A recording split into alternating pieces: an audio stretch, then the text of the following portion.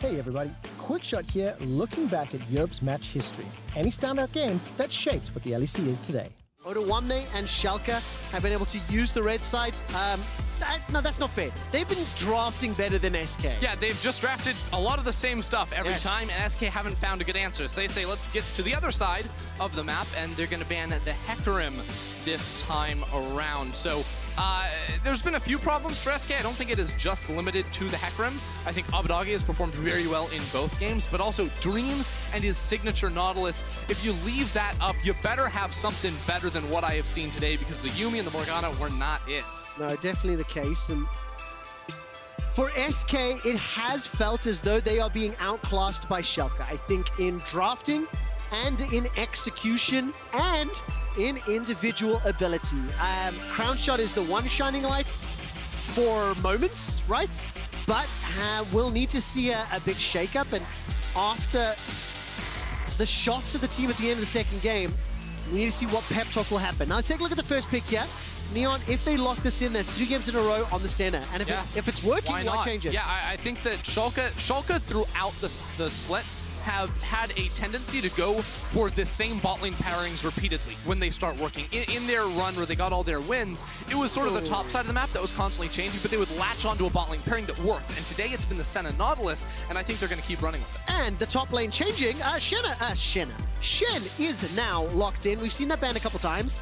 Expecting that to land into Genak's hands. And the Cogmore locked in. Now, when we've seen the Cogmore, it has been into Azir's during the regular season. That would be for the mid lane Kog'Maw, yes. Depending whether or not... I don't feel like you would blind pick the mid lane Kog'Maw, but Schalke are welcoming it. They're like, yes, Zazie, play the AP Kog'Maw. We don't think you have it in your wheelhouse. But I think with the order in which it was picked, I would be more inclined to believe that goes to Crown Shot.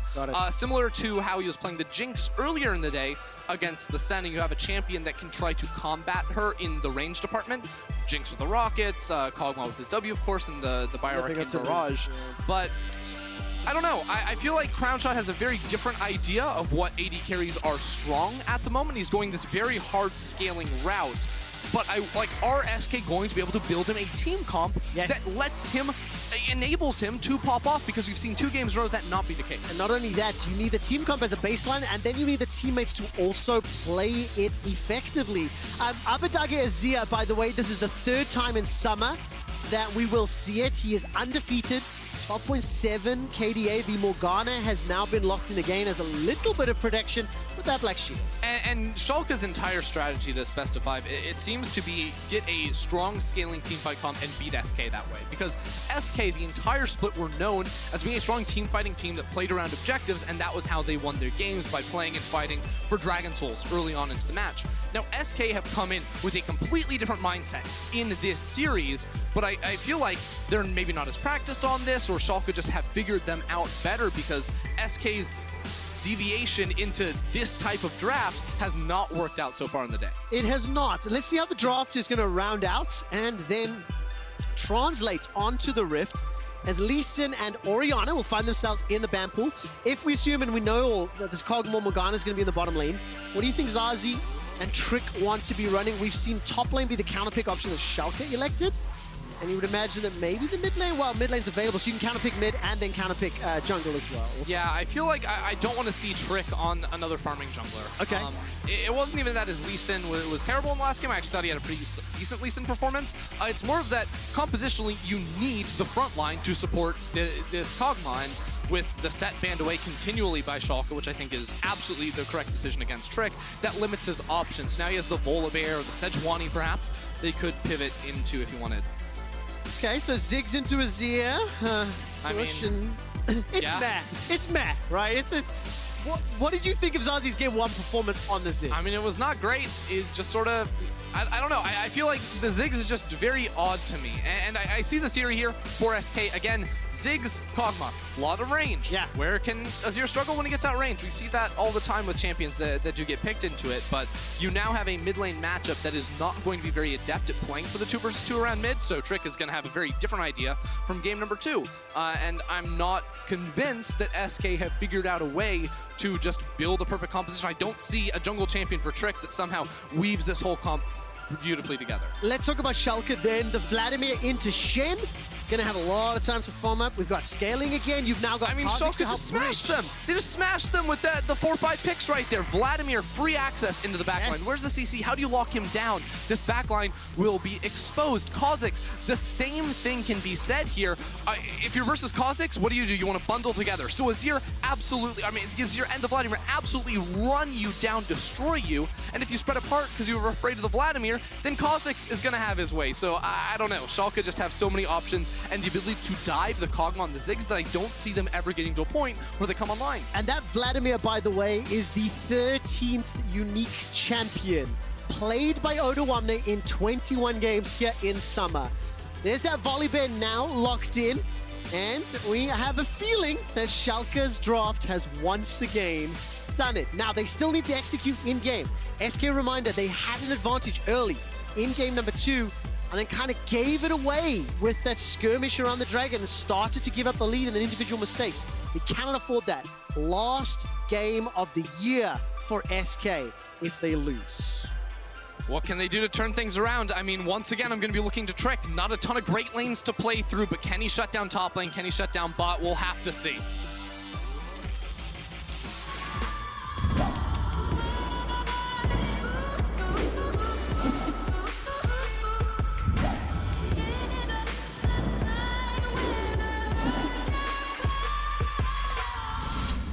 Welcome back to Summoner's Rift. And my eyes will be on Crown Shot, and if he can be enabled, he has never played Kog'Maw in the LEC. And he did play it 3 times in the Spanish ERL. 1 win, 2 losses. So the stats are not in his favor. And just as a little update, Neon is undefeated on Senna this split. 5-0. Now, admittedly, they've been undefeated for 9 games. I mean, so his set has been good. This is exactly what I was talking about this a little bit in draft, where they latch onto a bot lane pairing that works for them, and then they run away with it. And I think for like 3 games in a row or something, it was the Senna plus the Tahm Kench. Now, of course, today, 3 games in a row, it's the Senna plus the Nautilus, and it doesn't really seem stoppable. In last game, Neon got punished a lot, but it still didn't matter at the end of the day. And I think in this match, with the comp SK has drafted, it's going to be even harder for them to punish this Senna. Yeah, it definitely will be. Now, you mentioned in draft, the Trick's not going to have a lot of lanes to play around, and honestly, you were jumping for joy at this Kha'Zix pick. I mean, you were even hyped for the possibility earlier in the series as well. What opportunities are we going to see here for Gillies? I mean, again, I don't feel like this is a doesn't game. have to. Like, honestly, like the beauty of Schalke's draft is that they have a lot of strong lanes, and they're also just going to outscale, it seems like. And you might be like, but what? There's a Kog'Maw and a Ziggs on the other team. But I'm just not convinced of Volibear's value later into the game when he doesn't have a lot of targets to hit, because it's going to be very hard to have meaningful impact against pretty much anyone besides the Nautilus here for Trick in terms of like targets he can stun realistically within a fight. Really good damage there connecting after the dredge line. And let's see now where Odo goes. Exactly what you said. I mean, Vlad into Shen is such an old pick. You get so much time. Fairly easy laning phase, and I think something that really stood out to me during the draft, and as you mentioned, how do you prevent him getting to the backline? And you've got a Ziggs and a Kog'Maw. Yeah, there's a satchel charge that Ziggs can bounce off of, but good luck. That's not going to give you enough distance. So I'll be tracking Odo and how easily he's going to be able to get through, because if he does, and when he does, it'll be a lot of damage. Yeah, and especially, you know, with the TP buffs that happened much earlier in the year, we get all that movement speed coming off of those. You just put down 1 good flank ward, and it is not going to be possible to lock him up and shut him down. So when I was looking at the early lanes for where Trick can play around, it was like, well, top lane you can actually, you know, potentially get a kill up there. You know, if Shen uses his taunt to burn the pool coming through from Odo, but it's going to be really hard because even after that stun, like Odo still has flash and he has a phase rush, so that's going to be hard. Mid lane, Trick's playing around there right now, but I don't really know what he hopes to accomplish other than get some vision control before securing the bot side Scuttle Crab. We'll see how deep the vision goes. I think Schalke have had superior vision throughout the previous games, especially on objectives. If every time a dragon fight was coming up, at least in memory right now, it felt as though Schalke played around vision well. And they played around SK's tendencies. You know, we've covered this whole dragon preference a lot, and Schalke kind of know it. We all do. So they bait it and said, well, don't rush it. Wait for SK to step forward. And frankly, they did. So I want to see now adjustments on the SK side. Make sure they don't run into the darkness as and when those dragons become apparent. And one large adjustment is going to be the swap of Morgana into the bot lane instead of the Yuumi. Yuumi, we saw big problems with the last game for SK where they could never really have vision control over the bot side river because A, the laning phase was pretty miserable for them, and B, Yuumi can't really roam and set up those wards, so that was going to be tough. This is a really nice trade, though, from Gen X to set up for a trade, and now there's no phase rush on Odo, so this is actually the opportunity I was mentioning for Trick to look for a gank, but a good ward should stop it. It should indeed. There goes Odo. Easily escapes their Sanguine Pool. And that was really nicely done, because Odo pops the W very, very early because he's in such close proximity to the tower, because Trick had the option to flash stun. And if he lands the flash stun, that then applies, I believe he saws the red buff for a slow, and, you know, can land the E on top of that. Gen X could get in range, so very nicely done by Odo there. And he went boots 4 pots. We got in a time machine up in the top lane. I didn't even notice What year? We saw a lane swap earlier today. Now we got the boot starts on the Vlad, so he's going to be able to sustain up no problem. I actually do like that, because with the break week between regular season and playoffs and some smaller pivots, you know, we saw Lilia first pick game 1 and completely disappear. We've got Ziggs mid, Kog'Maw AD, we've had Volley top. What I like about it is you seeing these teams trying to express some individuality, some interpretation. It's working better for some than others, right? And I will call that out. But I do like the fact that there is still some variance, and now we just need to see. Look at this! Dreams canceled his reset. Oh, Neon's not running a teleport in this game. Because in the last game Neon had the TP, but I think seeing the Morgana on the other side and potentially even like, you know, the Shen or the Volley jumping on later, it's going to be the cleanse, which I think is a really smart decision because he got picked on a lot in that last game. But for a second there, I was like, wow, this could actually be a fight setup with Crown Shot and Limit on no mana. Well, he did get picked on. Dreams was able to pick on SK. Hook after hook after hook all game long. Gilius has been lingering here for a while, and Trick has just arrived. Dream's still fairly low on HP. Gilius will spot Trick out. There's a TP from Abadagi. He's level 6 too. Level 6. The teleport's coming down from Gen X as well, I believe. First blood picked up by Crown Shot. Instantly killed is Limit by Abadagi. Abadagi anticipates it. Manages to set up 3 kills for Schalke. There's a reason people are saying the name FLICKR Dage, and it is because he is coming in clutch so many times. This is a player that I did not think, I thought we'd seen his skill ceiling, but game after game he proves he can make it happen. It starts with this play, this teleport down into the bottom lane. Schalke see Trick here. They don't care. Yeah, Dreams goes down at the start of it, but it's Abadagi who picks up the first kill, and then this flash to pick up Zazie. Or his Crown Shot and flashed right into it, could not escape over that wall and finds the triple with the turret shot on top. Oh, beautiful play by Abadagi. By the way, 3 kills to Azir in 6 minutes is terrifying. We can pour one out for Odoame, who teleported in and got 0 kills or assists. I didn't even see him in the fight because I was only looking at Abadagi, who is a clear 1,000 gold above No, you do not everybody. have a stinger and a lost chapter at 7 minutes. Yes. That just, no. Now, good luck to Zazie in the mid lane, and good luck to the rest of SK. They got an Infernal Drake, okay? So, Ender, our storyline is still intact, okay? But the biggest thing, all jokes aside though, the lack of adaptation or like horizontal development is what's hurting SK. Check this out. So Trick has level 6, he can turn the turret off, but no summoners were burnt except for the Ignite. Level 6 not here for SK either, so this would be a very bold dive. No teleports available for Odo Abba. Oh, Gen X has ulti as well. It's a 4v2. All right, Dredgeline will get pulled backwards. Dream's able to interrupt so far. And if he's able to save Neon and only concede 1, that's the best I think you can hope for.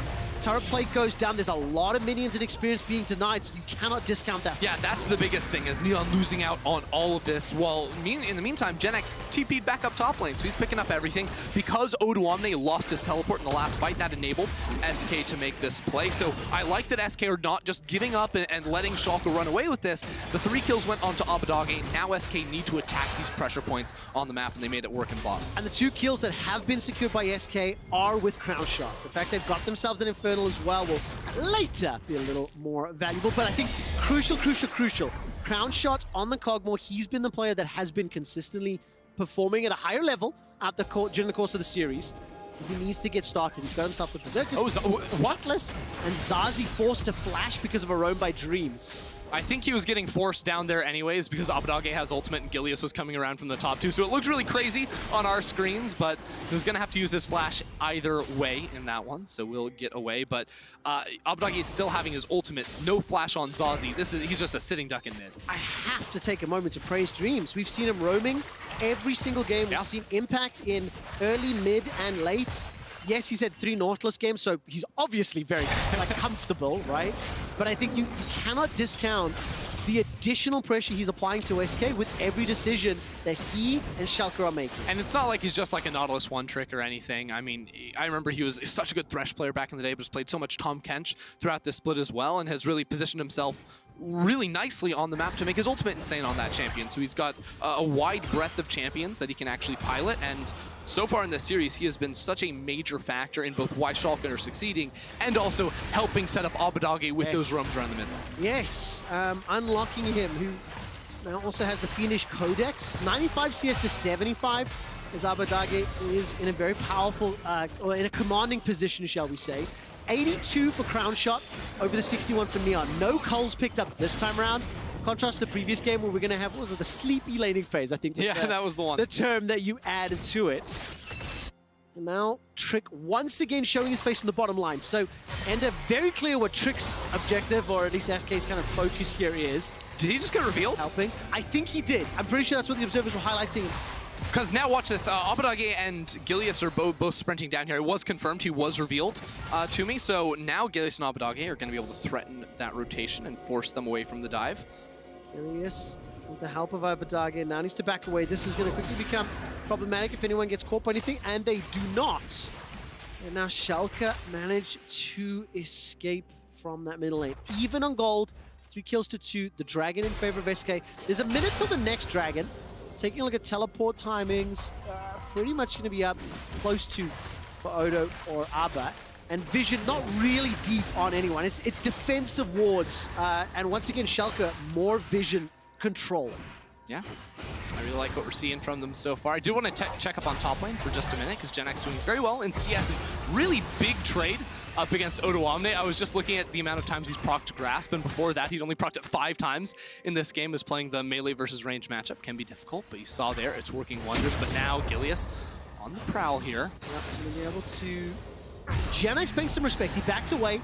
I think I saw a ping there that Abadage was missing in the mid lane. GenX instantly backed out. Gilius still has the Rift Herald to put down as well. About a third of the timer left. So he's going to leap in, manages to get at least one, and Human Play will come out. So they get the flash, that's a success. Yeah, this is really telling, though, of how FLICKR like to play the game, because Mountain Drake is spawning, Gilius spends 20 seconds in the top lane brush to go for the gank, set up a potential dive, but also he has the Rift Herald, so they can place that one down and look to knock out this tower. Abadage's teleport just about to be up. And there's the leap in once again, taking tower shots for Odo. Oh, that was almost really terrible. Stepping forward, GenX stays alive for a few seconds more. Tower aggro hasn't yet been picked up. Rift Herald will be summoned. Drop down. Meanwhile, SK will be able to pick up the dragon. Yeah, that was a little sloppy coming through from FLICKR. That ultimate could be big as well. Wow, saves them the tower. I'm not sure. I think with all the bonus resistances, FLICKR probably weren't going to be able to finish that off anyway. So SK at the end of the day, probably pretty content with how that panned out, especially because they see it's going to be an Ocean Soul coming through. So 2 Drakes already, potential 22.5 minutes on that Soul if they're really optimizing around these. SK, they get that. All of a sudden, game looking a little bit different. Oh, yes, especially when you consider that with Ziggs and Kog'Maw and the sustain that can give you, that is just going to be frustrating to deal with. Trick, by the way, again, showing his face in the bottom lane. We'll get rooted up. Limit looking for a binding through the wall. There was no real fishing options. It's really difficult to thread that through the minion wave as well. The Crown Shot will be able to take another plate, forced to flash. Honestly, I just love watching Dreams. Like, the man is just instantly going for it. Crown Shot greeds a little bit for that last turret play, but gets 160 gold. But now going to be out of a flash, and Abadage did teleport into mid lane, so won't be able to make a play with that one. But wow, SK are going. Coming straight back in. Limit's going to find the route there onto Dreams. Dreams throws out the ultimate. He will get taken down in just a moment. Crown Shot kills him. There goes the ultimate from Neon, and now the counter TP's from FLICKR. Gilius is down. Here comes Abadage. He's going to look for GenX first and finds him. Sand Soldiers as well as Emperor's Divide are available. when the Dark Binding doesn't find a target. Abba still has Flash, but it is a 4-on-3 with Schalke back away. I really like that setup from SK because you see Kog'Maw loses his flash, he goes back to base. Like, you're not expecting SK to force the fight, but Crownshot TP's back into the fight. Gen X used his ultimate to get onto Limit, who'd absolutely locked down Dreams, who had just lost his flash. That's the critical thing there. We thought Crownshot losing his flash was the big deal. No, it was actually Dreams who is now caught out of position, and SK, within just a half second there, make the decision and win a fight. Yeah, and it is good to see SK still have fights in them. It is even better to see 100% of the kills on Crownshot. He's got himself that Blade of the Rune King. He's picked himself up that Negatron Cloak as well. And if you are hoping for any more games this series, that man needs to be kept alive. Yeah. So, Gen X, you are on Stand United Crownshot duty. Step 1. There's a Black Shield there too. That can help too. Step 2. That's step 2. Step 3, Trick and Zazie do better than the previous games. That's going to help a lot. SK, 500 gold up, got 2 dragons. You already talked about that dragon win condition. And Ocean's up in 2.5. And now it looks like Schalke. There's going to be a Hex Flash. Oh, Limit. Oh, no. Full Limit and Crownshot did not listen to step 1 and 2, or did they? Stand Unite is not available. Crownshot will get that Black Shield step 2 accomplished. The Mega Bomb comes down. Crowny. Gilius easily takes him out as there's no support. Now, here comes Gen X. The dash will not find anyone, and Dagestan soldiers will get some damage onto the tanks, but SK are not done just yet. They find themselves some kills. It's still a 2 for 2.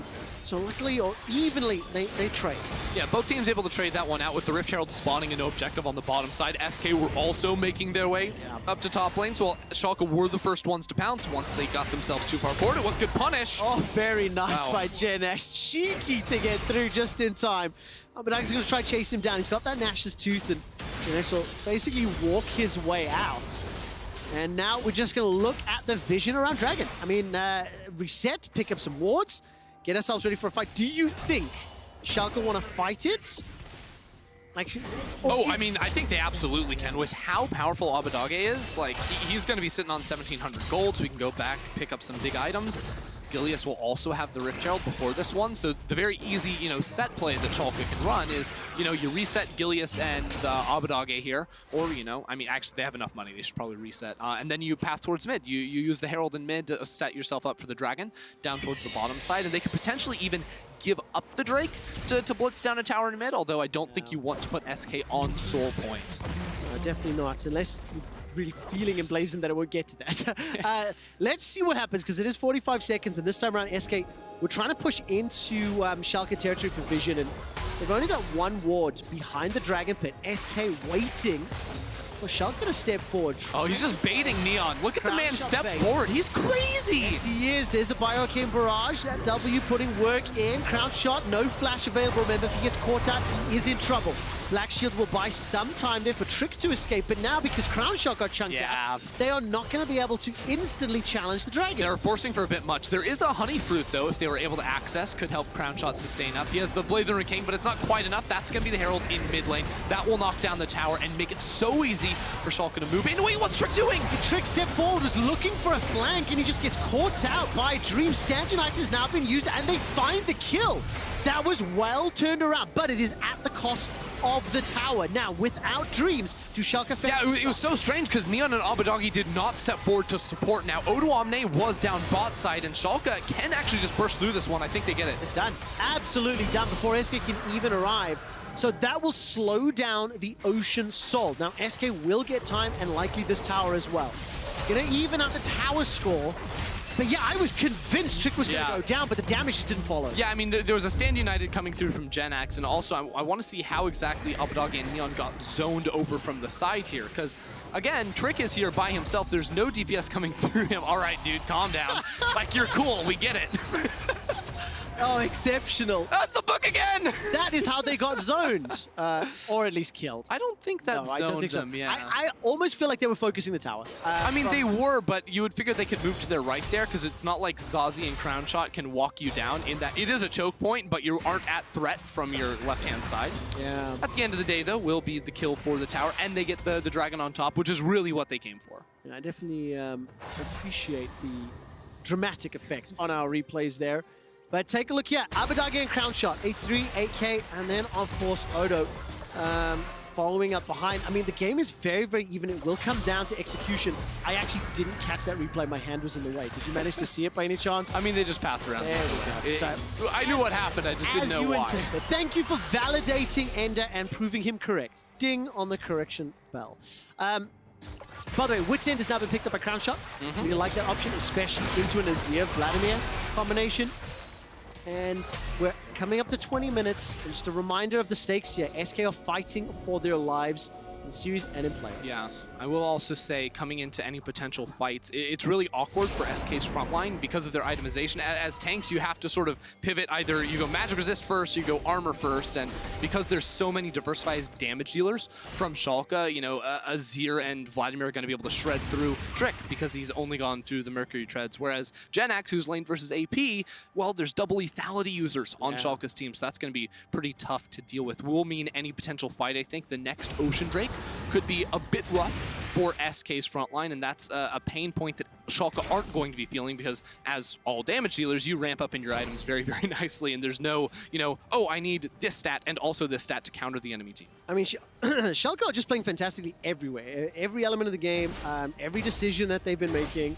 I know you've heard it a whole bunch, but you know, they're on the verge of a 10-game winning streak.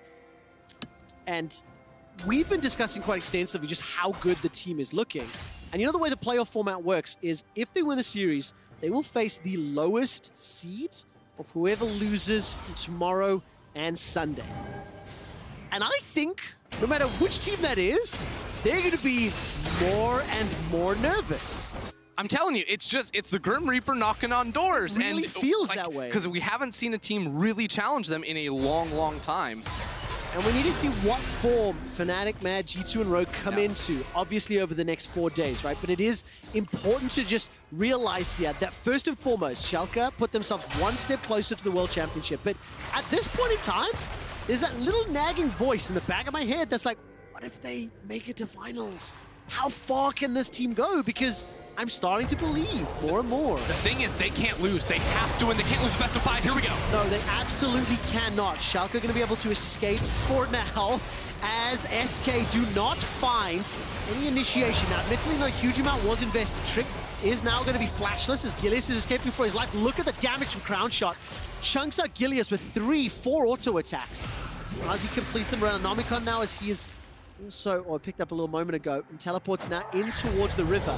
A minute until Ocean. You can bet your bottom dollar that SK have their eyes set on it. So what we're seeing right now, it's really interesting how these two compositions interact, because I actually think in a smaller fight, where there's not multiple threats that can get towards Crown Shot has free reign to pump out the damage. Anyone. Right? So unless Schalke are fully committing and Abadagi is looking for an ult or Odoamne is flanking in from the side, that's where Crown Shot is going to be able to post up and fire away.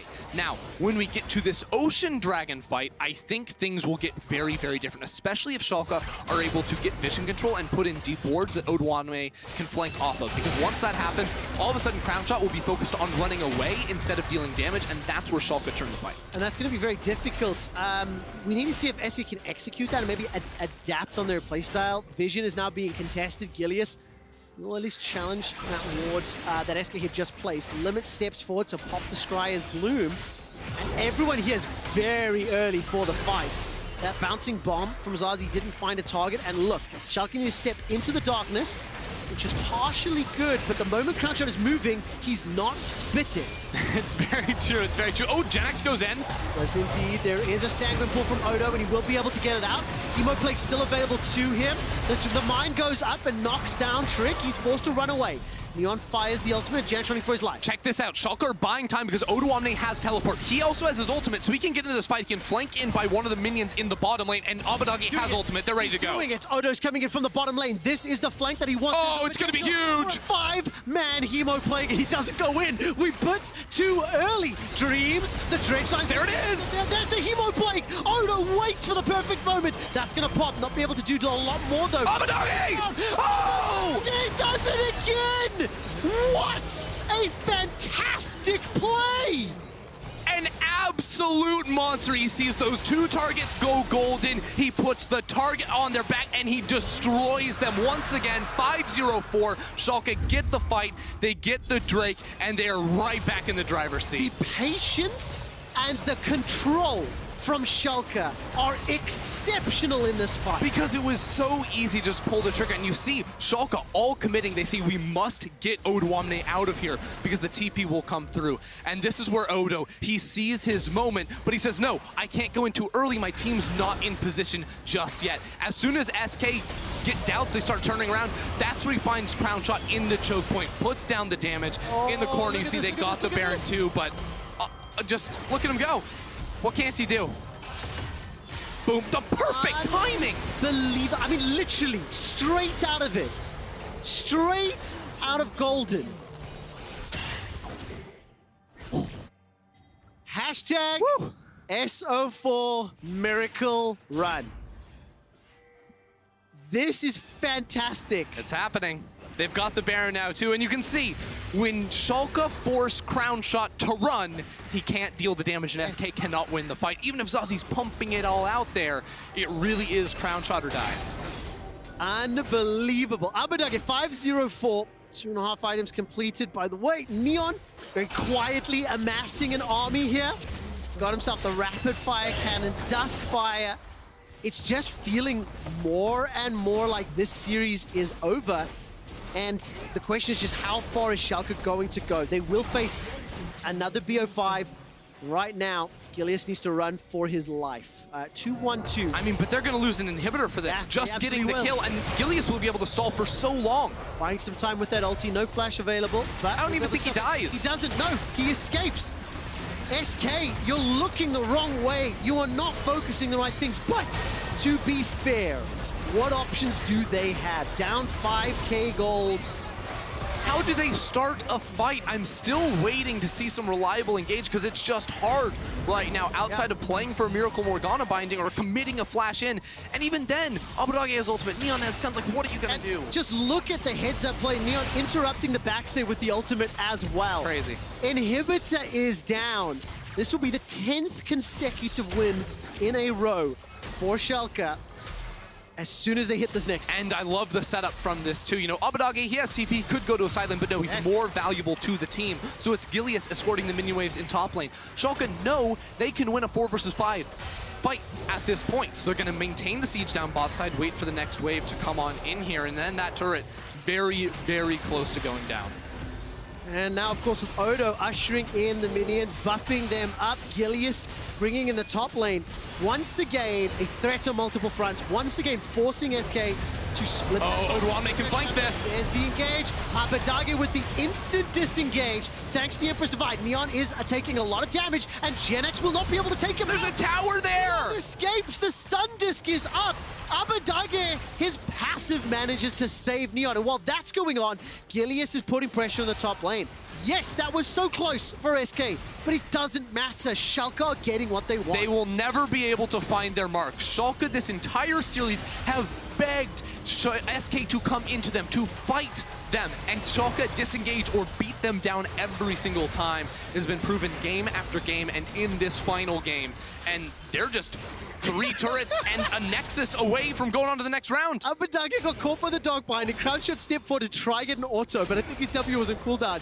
And the Sand Soldiers just wrecked him. Even while locked under CC, Abadage stood toe-to-toe. Man, there is a tower going down, but look at that gold lead.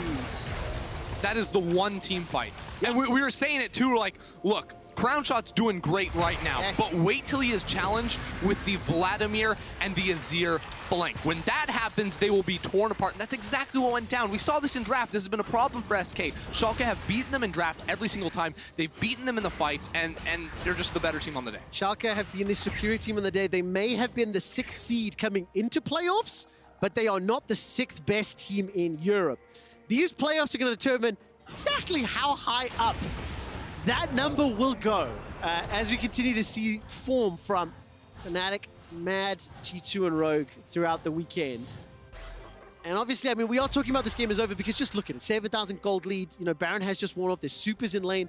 Compositionally, SK's strengths are countered by what Schalke can do. And it is just a matter of waiting for the opportune moment. And while Gilius may not have necessarily been the star this series, frankly, no one is needed to be. Every single member of Schalke has delivered. every single member of Schalke has operated together as a unit. When you see those team fights, you see how they're working, it's apparent. It's the beautiful thing about Schalke ever since they started winning, because for the first few weeks it was just Gilius. Like he was the star. Like even when he first came in and they were losing, he was still popping off. But then as I don't know, they got their confidence together, you know, the team environment improved. Like we have seen each player on this team just get better and better and better, and they've proven to be a flexible team that can carry through multiple different lanes. You know, yesterday it was Gilius, today it is Abadage, yes. And he's absolutely on a roll. And earlier, I think this game, you actually said you thought you'd seen Abadage's ceiling. I echo that sentiment so much. I really thought I did. But the last 3-4 weeks, well, there's no ceiling on this guy so far, right? But I want to see competition. Zazie has not been able to challenge him, nor have SK. And Schalke will be looking at seeing how far they can run on this playoff bracket. Reminder, of course, that both of these teams are in the lower portion of the bracket. Elimination means you are done. Whereas tomorrow's and Sunday's games, the loser gets another shot. So let's take a look at the map, because Schalke are setting up 8 seconds to Baron. And we need to do a quick check-in on SK on Crown Shot. His itemization, he has the Wit's End. He's also got some more resistances in that Aegis, and they have a Black Shield on top of it in his fight. So they have tools and the shielding to try and get him through. The question is, will it be possible? Because there is this potential flank that Abadage is setting up. Oh, 2 flanks as well. Odo from the right. That's a hook. Another hook. This time, look at Odo. Odo jumps in. The Hemo play catches onto 4. Zazie's running away from him. It's done. It's done. Schalke proved that miracles can be made real. They are pushing into the base. SK Gaming have been obliterated, destroyed, deconstructed, and frankly embarrassed by Schalke today. This is a 3-0, 10 games in a row. And the question I ask everybody is, how good are Schalke? How far will this miracle run go? Schalke beat SK at every stage of the way. Through draft, through playmaking, through team fighting, and through Abba-freaking-Dage. This team is legit. Thank you all for tuning in, and let us know if you enjoyed the game or have a specific match that you want to see by tweeting at LEC. Match History, we'll see you next time.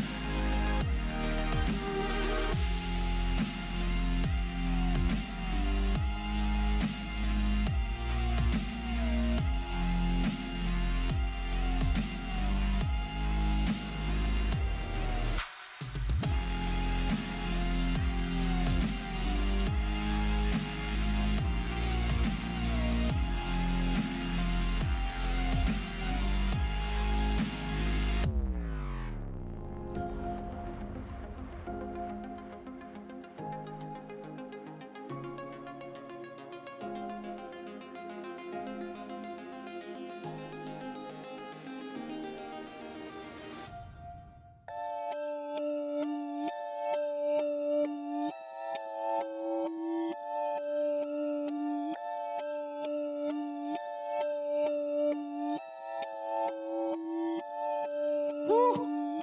Finally, another rap battle, and your old boys, Fnatic, are finally in it.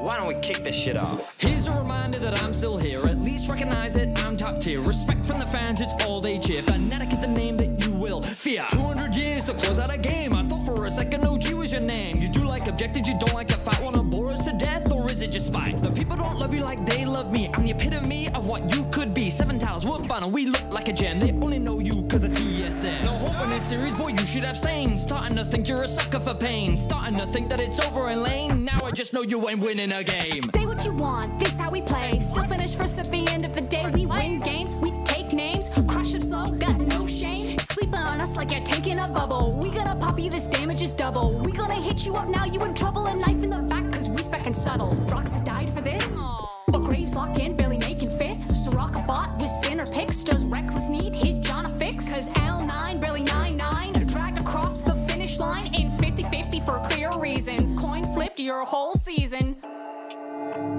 We're the Mad Lions and we're coming for the top. You're an old has-been, why don't you stop? We're original, invisible, a goddamn miracle. You're cynical, you're pitiful, your play is criminal. You belong in an institution, or at least a fine for caps boosting. Cause Perkovich, he ain't doing shit. Even Mickey was better with a broken wrist. Top, AD, support, whatever. Doesn't really matter cause we're just better. Can't come close to the man named Kaiser. Leave you defeated and none the wiser. You're an ocelot and we're the real deal. When we're done with you, all you'll do is squeal. Hakuna Matata, you're not going far. Mad Lions make you feel like Scar.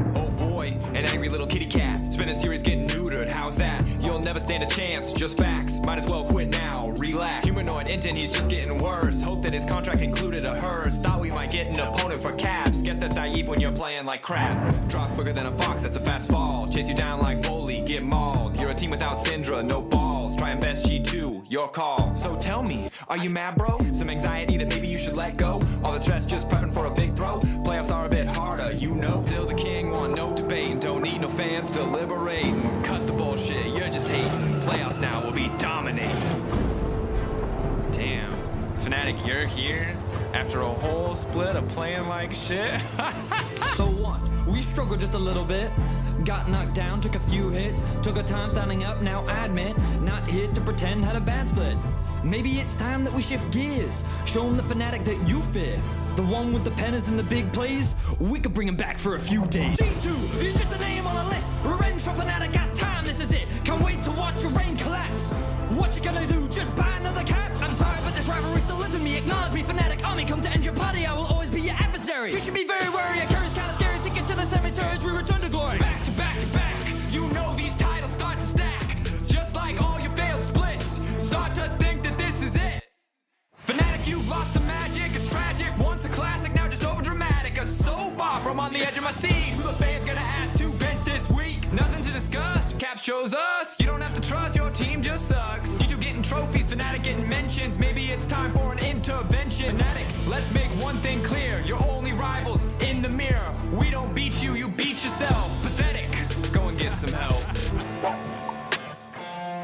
Wait, so when did this become a G2 Fnatic party? Oh, isn't that the team you knocked off in round 1 playoffs last split? I think I've seen them before. Supposed to be the best, press X to doubt. Maybe 03 finals just chasing clout. These silly Twitter games that you're all about. Catch me on the rift and I'll knock you out. So please don't question us, say what's best for us. World's already, this is just a test for us. Okay, boomers, you wanna see more? We'll hit our ceiling while you hit the floor. Yeah, Fnatic like to spit hot shit from their lips, but they seem to forget their roster slips. Reckless chances looking gloomy. Can't win a title that caps are horny. This is an assassination. No more G2 domination. No more kings, no legacy. Just a bit of you toe to toe with me. Your rivalry is so outdated. Your history now looking faded.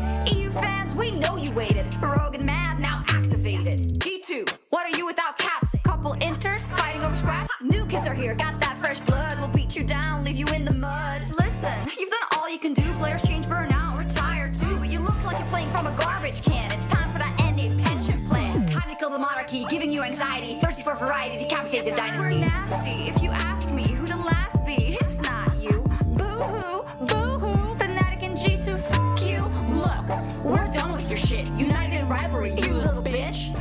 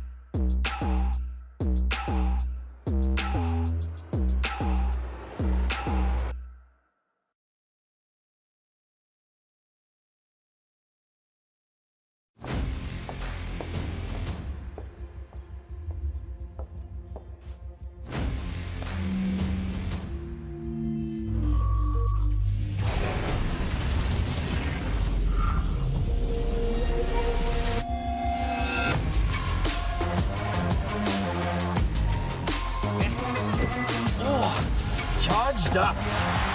Hello, everybody. Let the game begin.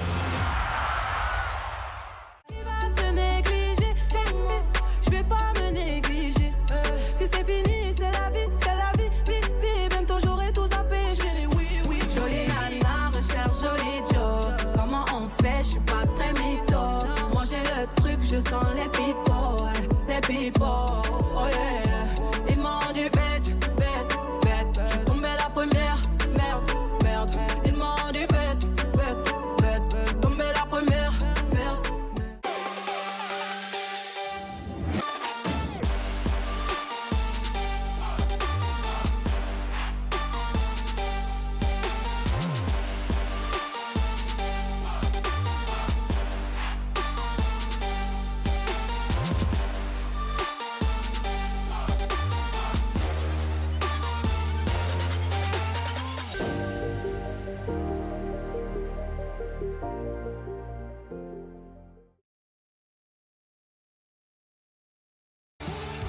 Orange, thank you. Our teams are so good this year. I can't believe they actually made it.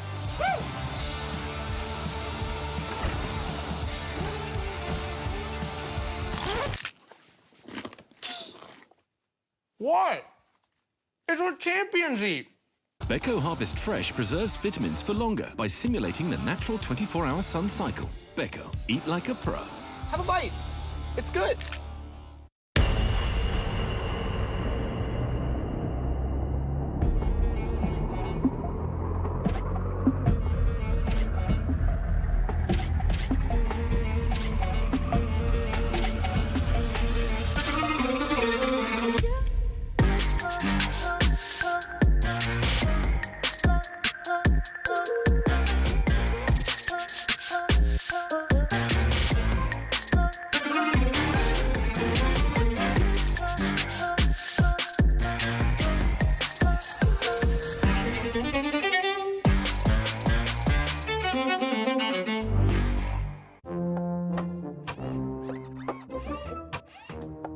You don't have a chance against me. I can calculate 90 trillion moves in advance. Not fair. Not fair. Red Bull gives you wings. Honor, duty, glory. These are the principles that define us. Top, jungle, mid, bot, or support. Together, we are all summoners. Cut! Summoners don't even exist anymore. Dynasties of the Cut! in the LEC, the kings of... Dude, what's going on with you today? Have a break. Have a Kit Kat. We are EU, and this is the LEC.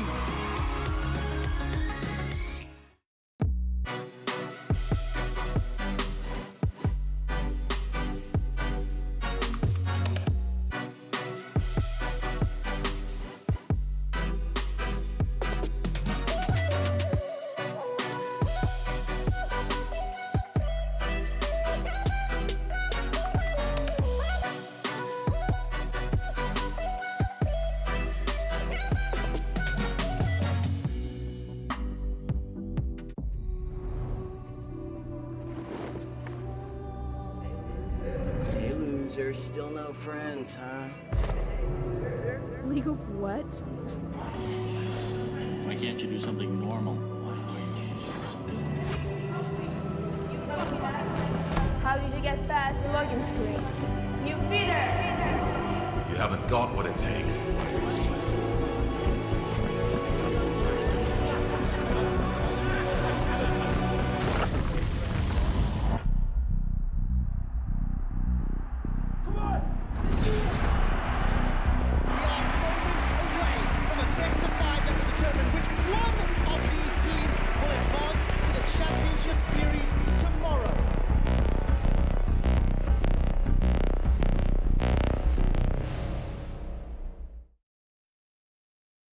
Jolie nana, recherche joli Joe. Comment on fait? Je suis pas très mytho.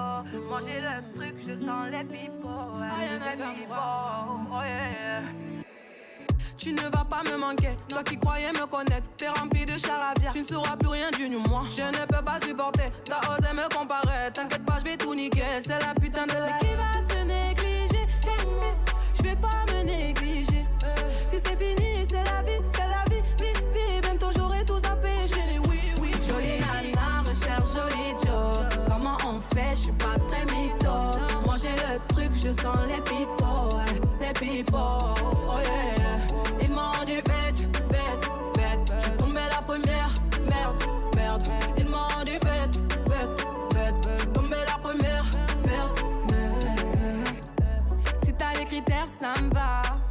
Je suis pas dans les délires de vice. Si tu penses assurer, c'est bon. Tu peux déposer ton CV par mail. Mais qui va se négliger? Je vais pas me négliger.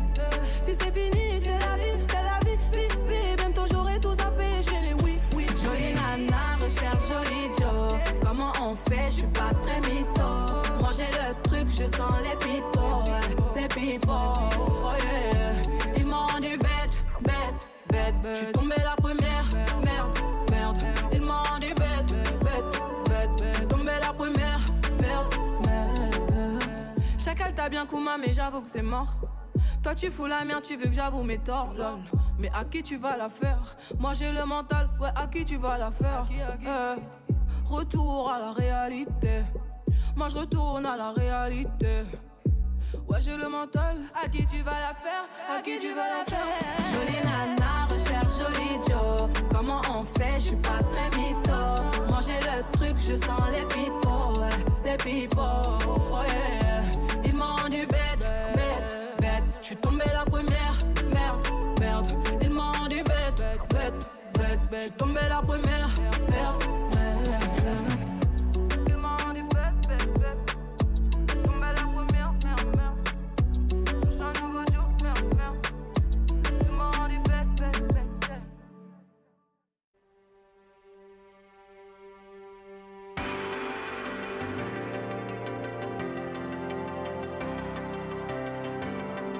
If you had it all, would you look the fall in the eye? Or would you walk away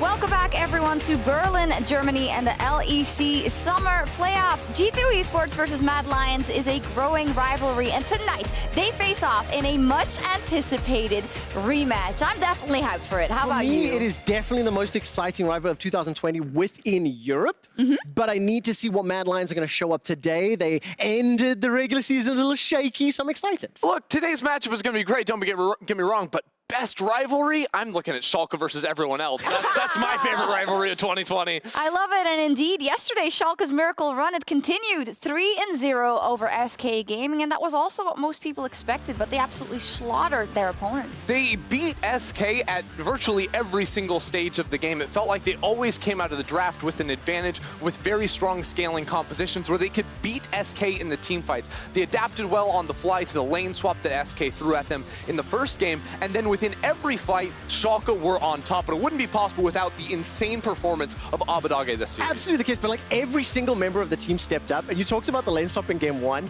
Please, please, please go read Oda Wamner's tweet reply to the fact that they attempted the lane swap, and Gilius even credited the shot calling and the decision making during his winners interview, saying that Odo just said exactly what to do, told everyone where they needed to be.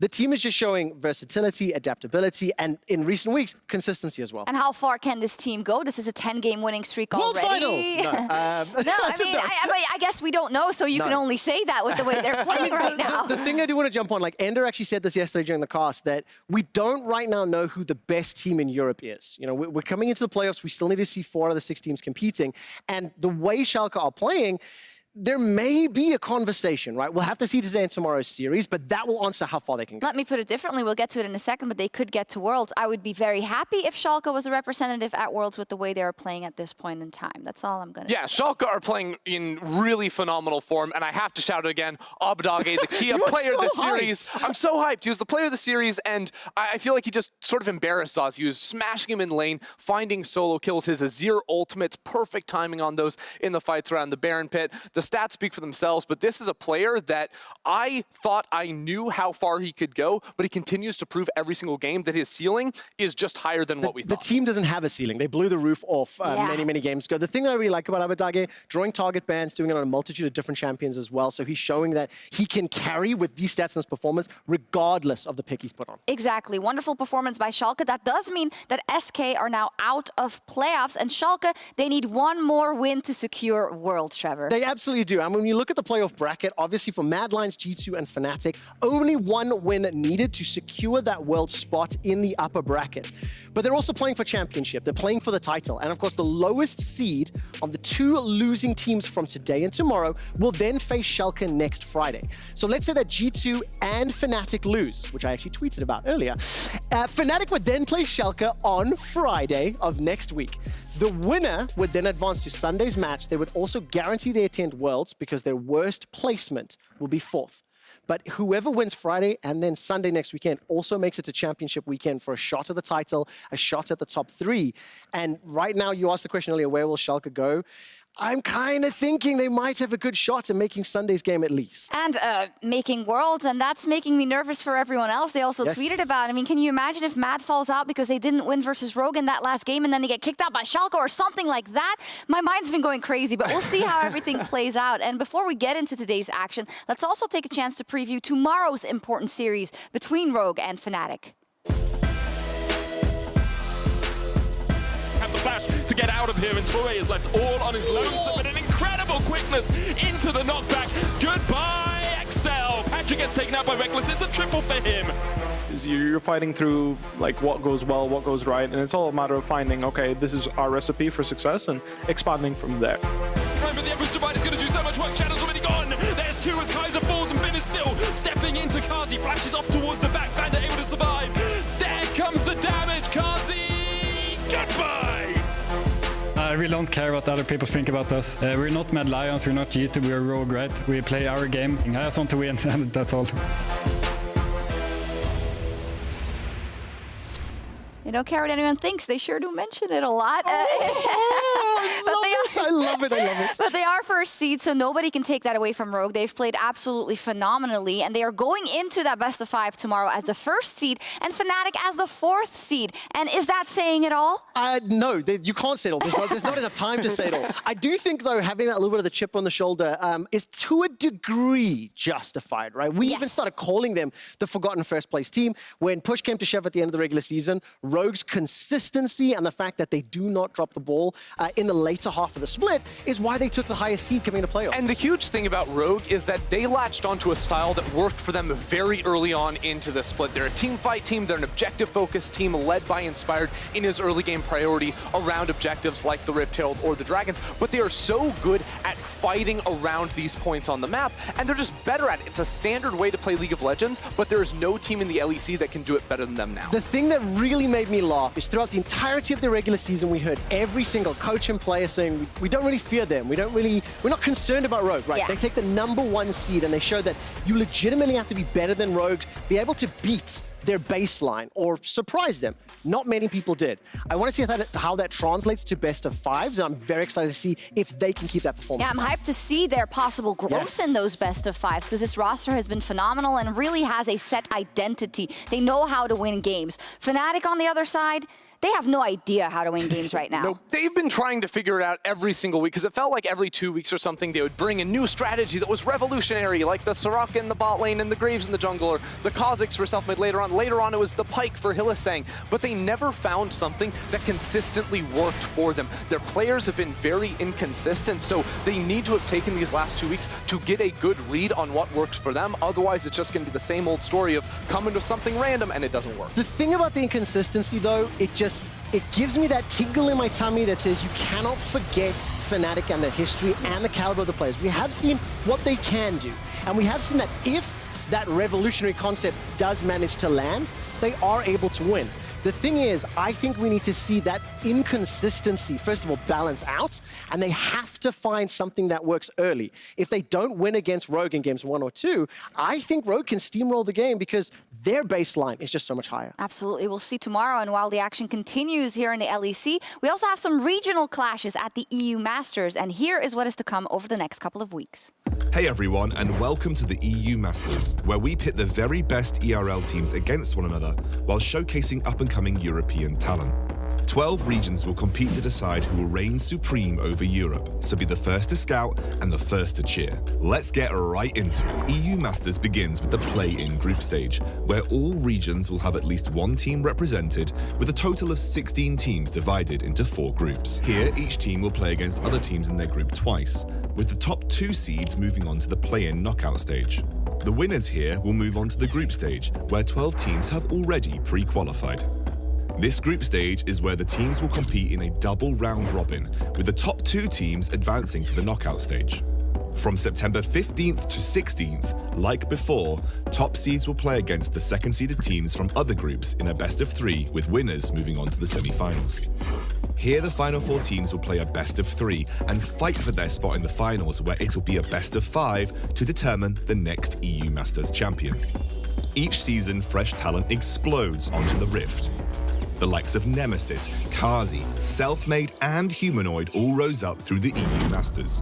But who will be this year's champion? Who will be the next breakout player to make it into the LEC? Join the ride, tag along, and witness history in the making. Bye for now. And hello for now. That was a fantastic video. Thank you for the voiceover, X-Scoundrel. You asked the question, who will be the champion? Who is the next superstar? Well, the play-in stage has finished, and the groups are now decided for the summer edition of EU Masters. LDLC are the returning defending champions. And get this, they're in the same group as Kick Esports. So raise your Polskie Górums. They are back. The rematch of the finals is kicking things off straight from the group stage. There are a bunch of returning names, Misfits Premier, Giants Gaming, Origin, Fnatic, Gamers Origin, and all of these teams will be competing on the group stage starting on Monday, which we're going to be broadcasting right from here in Berlin. The games will be played out online, and the English version of the broadcast will be from the studio here in Berlin, as I've already mentioned. If you want to watch every single game, head over to twitch.tv/EU Masters. They run Monday through Thursday. There'll be a small break until after the LEC finals, where Group Stage 2 will then lead into the quarterfinals and the finals. Bringing us back to LEC, though, let's head to the analyst desk and take a deeper look at some of the jungle picks impacting the first rounds of playoffs. Thank you very much, Trevor. And a lot of the talent that has risen up through the regional leagues will be playing today, which is super interesting. I also want to welcome Kadril to the desk, XL's jungler, but also a formidable analyst. Thanks for having me. No problem at all. And we have a bit of a jungle duo going on between Ender and Kadril, so hopefully we'll get a lot of deep insight. And let's dive straight into it. Junglers on patch 10.16. We saw a couple of interesting things yesterday already, Kadril. What caught your eye? Hecarim. It has to be Hecarim. This champion got buffed on 10.16. He's got so much healing with his W. He has really good gank setup. His clear is one of the fastest in the games, and in teamfights, he's a monster. If you watch Gilius in these teamfights, it's crazy how you can just hold the Hecarim ult and you can use it as an escape when they're escaping, or you can use it as an engage. Yeah, and it can be so powerful too. He's one of the stronger scaling junglers. His itemization really helps him out in that way. His ultimate can wreak havoc on the backline. I feel like compared to a lot of other junglers, a Lee Sin, for example, a Volibear, the way he scales into the team fights is going to be much, much stronger because of that. Yeah, his scaling is so good. He can just sit on the talisman. He gets the Triforce, the Death Dance, items like these. It just makes him so strong. And when it comes to running around or setting up ganks, he always has the Ghost to help him out on his E. Makes his passive super strong. And I just think this champion, I don't know, there's no counters to it. Yeah, I mean, and the exact buff to that Hecarim was the E movement speed, which also then converts into attack damage thanks to his passive. You were also talking about earlier today, you found out, what was that about the phase rush? It gives you more AD than Conqueror? Yeah, so I think when you proc phase rush just based on Hecarim's passive, I think you get more attack damage than when you have a fully stacked Conqueror, which is crazy to me. You can just kind of sit on the talisman all game. You don't have to build your jungle item. You have Death Stance, Triforce. Nah, you have so much damage. Yeah, indeed. It was definitely very destructive yesterday versus SK Gaming from the side of Gilius. Someone else, that's not the right way to say it, I think, to talk about is Lilia. She was played once yesterday and she lost. So not OP, or do we just suck at her? I think we suck at her for now. I don't know. Trick's run on it was hard. He was also playing against the Hecarim, which isn't going to be easy. Lilia, in theory, has a really strong early clear. She's super fast using her passive to get around the jungle as well. And as an AP jungler, is going to scale up really nicely later on. And there's a lot of cool things you can do in the early game because of the AoE on her camp. Yeah, this is just a game from Piosik, who played Lilia. You can see he starts Raptors. He knows Olaf's starting on the bot side because he has a ward on his blue area. So he just takes Raptors, runs to the enemy Raptors, takes it in his face, and then after the Raptors, he goes to the Krugs. He has such fast clear. You can see Olaf's on his third camp. He's just taken the second camp after running halfway across the map. Then he knows he skips red buff because Lilia's single target damage not that great. Takes his Krugs, and now by the time Olaf walks to the top side, he knows he's out of it. Yeah, and I think from yesterday, what we saw was Trick wasn't really able to use this fully. I think he had a Ziggs around him in the middle lane. He didn't have a lot of priority from his lanes to be able to continually go for those invades, and that's something that we want to see more of for the Lilia, is sort of like in Italy, as you were saying, is you want to actually not gank the lanes as much as take camps from the enemy jungler. That's the whole idea when it comes to AB junglers. You need AD solo laners. You need something like a Renekton, something like a Set, something with CC, something with damage, and that's where I like Lilia. I didn't really like it in the drafts yesterday with SK. They had a Ziggs, Volibear. It's not much setup, mixed damage, lots of AP.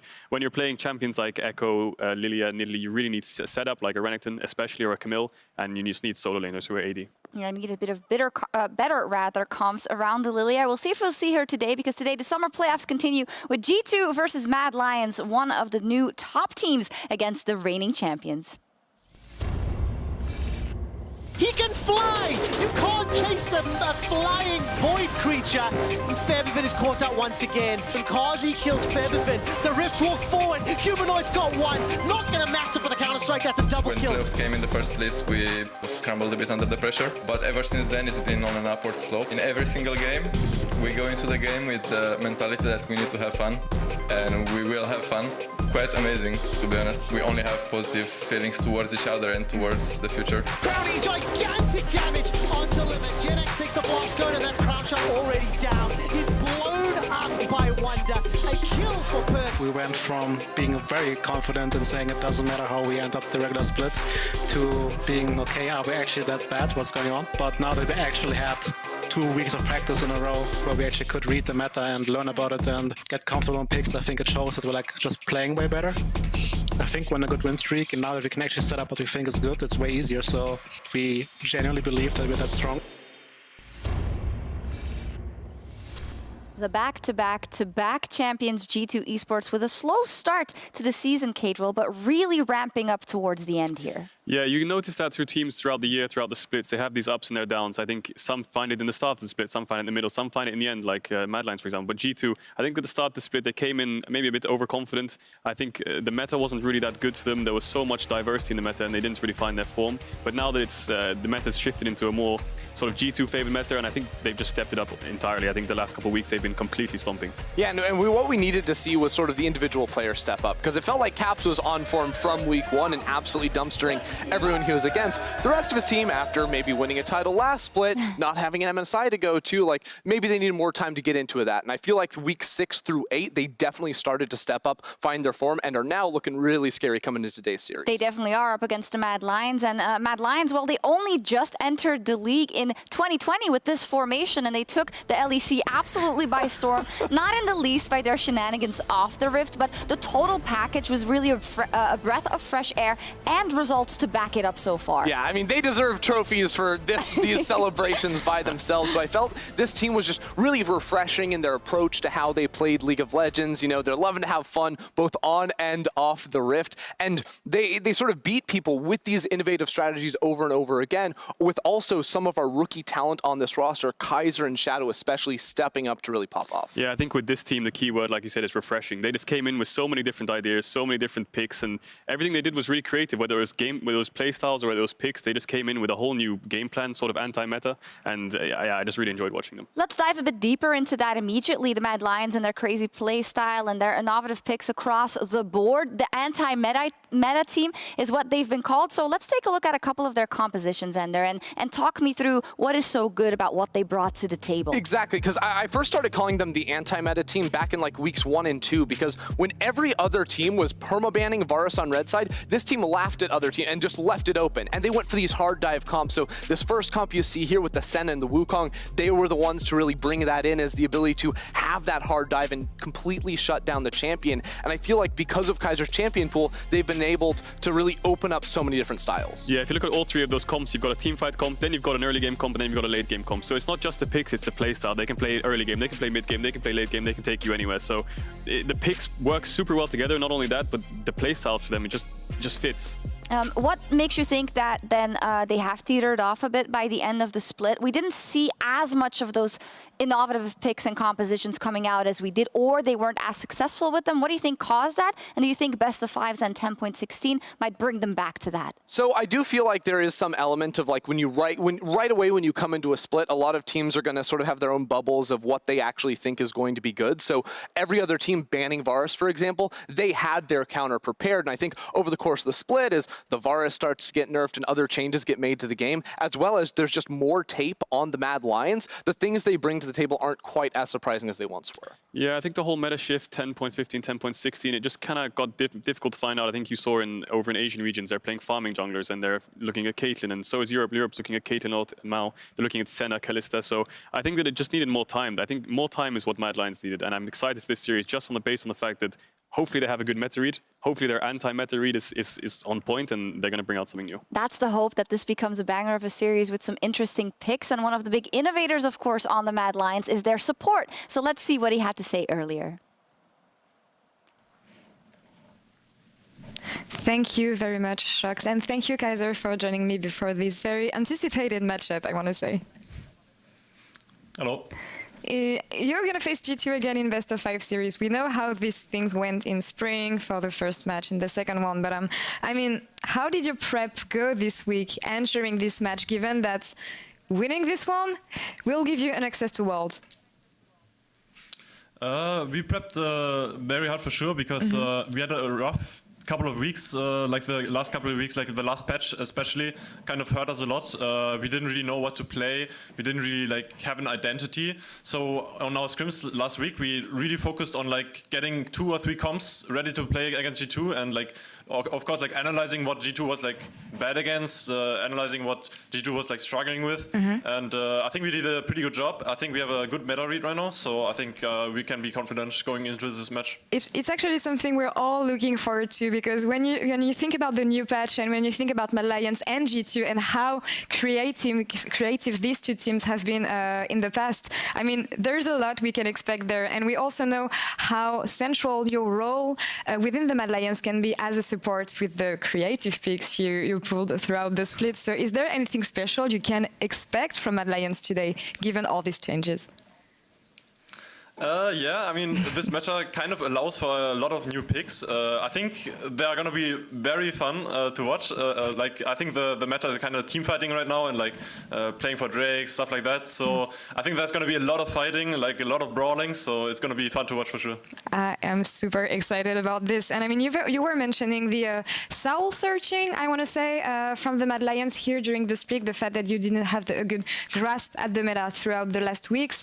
How will this impact and shape Mad Lions here coming to playoff? Because you've been trying a lot of stuff.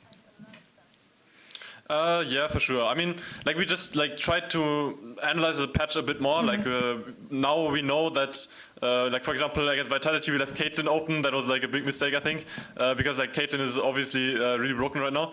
Yeah. So like we just try to like look for strong stuff and like we try to look for counters for that and like. I think we did a pretty good job at like analyzing what is strong, finding new counters to like meta champions right now. Like maybe we can leave something open that we thought was unplayable before because like the meta changed, like team comps changed. So yeah, I think we're like just trying to look for new strategies. It's gonna be super interesting. I mean, with this, especially with you and G2, with the way they've been playing throughout the split. I mean, there's so much we can expect here. But how do you expect things to go here against G2? Like, where would you strike to take them down today? I mean, I think G2 in the last couple of weeks have just been like the Caps show because like he's playing really well right now. He's just roaming everywhere around the map. Like he's playing team fights extremely well. I think the rest of the team is kind of struggling a bit more. I think especially the bot lane or like Perks especially and sometimes Jankos as well. They're not playing as well as they used to. I think maybe in playoffs. I mean, of course they're always like playoffs beasts. So I'm still wary of them, that's for sure. But I think especially like judging from the last few weeks, I think we can attack them on those two fronts. All right, bot lane then. It is noted. Thank you very much, Kaiser, for the interview and good luck for the series against G2 today. Thank you. And back to you, Shox. Can't come close to the man named Kaiser, leaves you defeated and none the wiser. There's a reason that line is in the rap battle. It's because he's been an absolute monster. And we talked a lot about the picks already, but it seems that his talents would be squandered if he isn't on a playmaker. Is that something they really have to prioritize today, Kadril? Yeah, I think if you watch Kaiser in teamfights, just looking at the Alistar, which I was about to mention here, just look at his engages. He always sees when someone's out of position. And not only does he get the perfect engages, he plays it so well. Like, he holds his combos for the perfect times, whether it's Alistar, Leona, Nautilus. He saves his spells so well, and even on champions like Thresh and stuff like this, I mean, you'll see in this Dragon fight here, he just plays the fight so well. He holds his spells for the perfect moments, and even on Wukong, the man can do it on support, he can do it on AD character. Yeah, it's just crazy. And I mean, you heard him talking in the interview. It is a team fight focused meta. I think it's so important to have super skilled initiators on your team, knowing which fights you can take, the angles you can approach from, when to actually pull the trigger, and your team can follow up on. And that is something that Kaiser is just so on point with and a huge factor into Mad Lions' success. Absolutely. Been fantastic for the Mad Lions, and he said it in his interview already. What is the key to shutting down G2? Well, it's shutting down Caps in the mid lane. And yeah, there's no two ways about it. Caps has just been playing out of his mind. The thing is, I'm not even sure you can shut down Caps in the mid lane. Like, that's just how good he's been playing, because like this entire split long, the craziest thing to me is that for so long it's been, yeah, we know Caps is the best mid laner in Europe for the last 2, 3, however many years, but he always had an insane team around him. This split, he did not have an insane team around him. They were not performing at the level they needed to, and yet he still had these 1v9 montage performances almost every game. Once Caps is unlocked, he just takes over side lanes. Whether it's he's solo killing your mid, taking plates, he goes to sides, he forces you to lose waves, he dives you, he does whatever he can, and it all comes down to just Jankos and Mickey playing so well in early game and just making sure Caps is able to do what he wants. Yeah, I think that's always important to mention because Caps has been playing out of his mind. But in later weeks, the team has also stepped up around him. What do we make about this mid lane if we try and isolate it, which I know that's not how it goes in the game? What do you think of Humanoid in this point in time in this matchup versus Caps? See, this is where I feel like this matchup is the most favored for G2. And it's not to say that Humanoid isn't a bad player. He's a top 3, top 4 mid laner in our league. But I feel like he's a really cocky player. When he goes against someone, he's going to disrespect them. And he crushes most mid laners in our league. But I don't think that would work against a Caps. And I think that's something that can be exploited because we've seen in a lot of games throughout the split even, when his team helps him get a lead, he would then still get picked off, go for some really hypey plays, and that's something G2 won't let him do. Yeah, I feel like the key word is reliability here. I mean, if you look at Caps and Humanoid, they're both really strong in lane. They're both good at roaming. They both play the same champions, whether it's TF Galio or just a mage and scaling. And they both play teamfights pretty well. But Caps, when it comes to pushing sides, grouping up, being at the right place at the right time, he's just nailing it. I think that when it comes to Humanoid, maybe he missteps too much or he gets a bit cocky and throws his lead. But you know, when Caps is ahead, he's just going to take over. Yeah, he's going to take over the game. Nothing to do about it. A lot of information coming your way, but we also want to hear from everyone at home. Who will secure a spot at Worlds and make it to the next round in playoffs? G2 or Mad? Spam G2 or Mad in chat whilst I get the predictions from my analysts. Ender, do you want to go first? Who's going to win and why? I'll take this first. I'm going hard. I'm going confident. G2 3-0 today. Oof. If we're looking at the trajectories of these two teams, I feel like Mad Lions have stagnated through the split and G2 have only gotten better. With the confidence that Jankos and, Mickey have given me to step up around Caps, I feel like G2 have the ability to beat down Mad Lions mainly through that middle lane. I have to agree with Ender, although I do think Mad Lions might take one game just based on pure innovation. I feel like they might bust something out that G2 wouldn't expect, so I feel like it's going to be 3-1 to G2. I think that G2's just found most of their form from last year. I think that they've really stepped it up, and I think the last couple of weeks have just showed, and I really think G2 is going to show up in this series. As we check in with the vote, 77% for G2, so it isn't just us, and I think it's easy to fall into that, but that's what people said before they played in playoffs the first time in spring. True. But the situation was just so different, Matt had none of their cards on the table. They were truly the underdogs. And look, that series went 5 games. It came down to an auto attack on the Nexus. That's true. So today is going to be fun. Don't take anything away from Matt. They won that fair. No. I was saying it was hype. It was hype as hell. Yeah. Give us more of that. And that's what we want. And exactly. Yeah, there we go. I think the G2 faithful have turned on because in the last weeks, G2 has been that strong. But I think Matt has something prepared for us. G2 and Matt have given us some epic battles so far in 2020. So let's see what this series will bring. This is the closest Europe has ever been in the history of 1 in 10. Why would anyone really believe in this team? Why am I still trying? Odoamne is going to get taken down. I want the miracle run to happen. I don't think that it will. It wouldn't be a miracle run if it was easy. Abadage, who was jumped on first. That's a triple! When we were 0-8, people called me crazy in the team. Gilius, stop all of this. Impossible odds, and they do it. Schalke take down Fnatic and keep the dream alive. Wins in a row. I can't believe it. Holy moly, what a ride. You just looked at Trick on Lee Sin, you're like, please, no, just stay. From the resonating strike and the ultimate comes down. But this team was placed 9th in spring. Trick with the perfect face breaker. Wombo combo.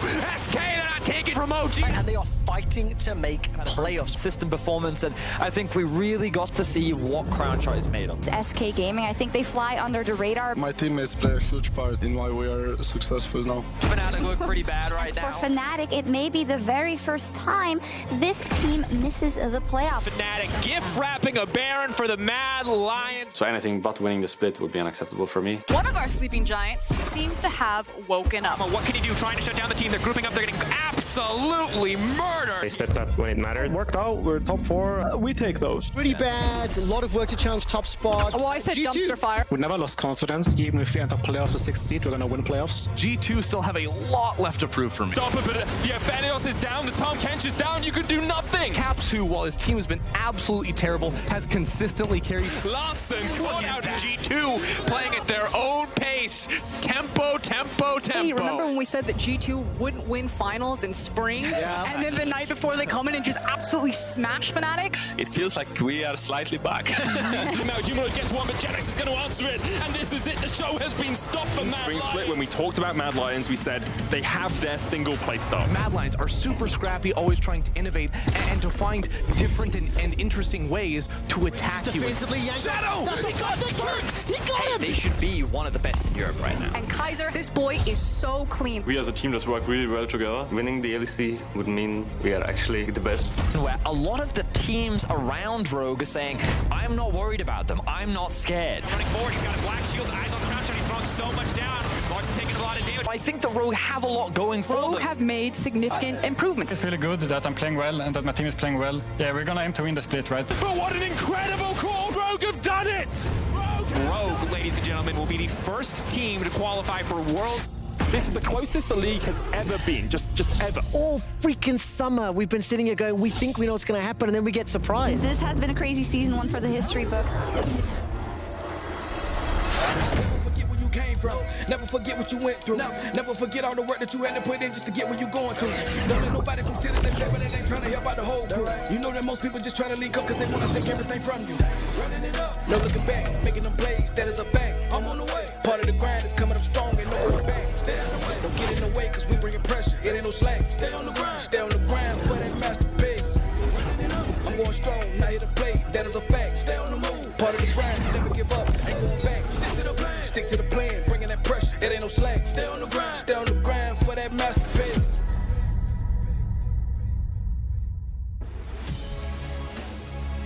Hello and welcome to G2 versus Mad. My distinct pleasure to bring you this series alongside FLICKR and Vedius. I, of course, am Dracos. And I just want to get into it, honestly. I just feel like we've been waiting for best of fives for so long. Yesterday, a 3-0, a bit anticlimactic.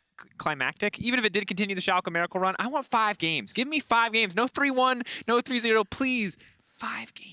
Well, I would love to have 5 games. I would love to see what we saw similar to last year, ideally with slightly higher quality League of Legends earlier in the split. But it's going to be an exciting game regardless. I think that when we look at both these teams, they are very similar in their approach to the game. We've had a lot of conversations amongst ourselves about what we expect in the draft, and I definitely know that we're in for a very good game today. I feel like the conversation has to start with returning to form for both of these squads. You've already heard Kadril and Ender on the desk talking about G2 ramping up and how it feels like they're returning to their final boss status.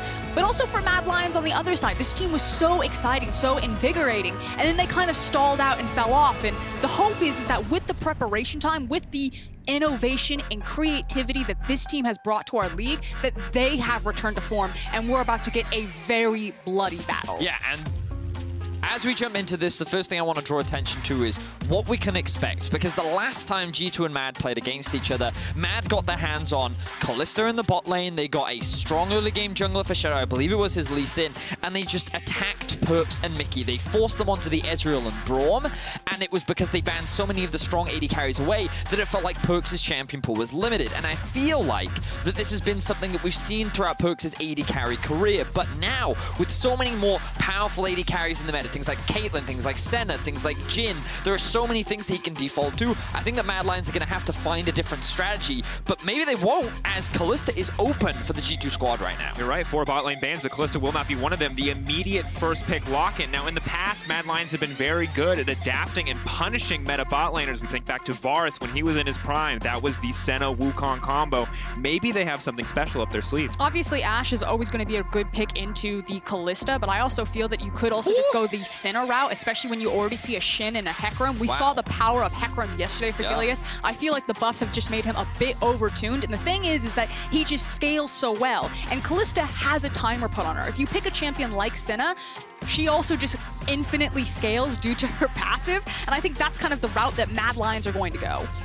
See what the option is going to be here. Final pick in the first phase before we get to enter the second phase of bans. On the G2 Esports side, we've got the Set, a potential flex pick, as well as the Nautilus for Mickey on the bottom side. So a ton of engage options for G2 Esports, but no real clear identity yet coming in from the top or mid lane. And there's the Senna that we were talking about. You see Nautilus and Kalista, you're probably going to go very defensive. So G2, I expect that they'll ban away the Tahm Kench. That is such an obnoxious lane to play against. And right now, Carzzy and Kaiser are just looking for something that can survive and outlast Mickey and Perks down there. I think Mad Lions need to throw a ban towards Gangplank. It seems that that is one of the go-to answers when you see the Shen locked in, and with the Mordekaiser already taken away, showcasing that respects towards Wonder as well. Interesting Leona ban coming out from G2. We know that Leona is a pretty solid matchup into the Nautilus, and we also know that Kaiser is more than happy to play this champion, and it would only further add on to the already strong dive that Mad Lions have drafted for themselves. Yeah, I think it's about finding that, as well as the fact that Leona is exploding in the LPL right now. That champion is everywhere, and Kaiser is one of our few supports that will still gravitate towards that Leona pick.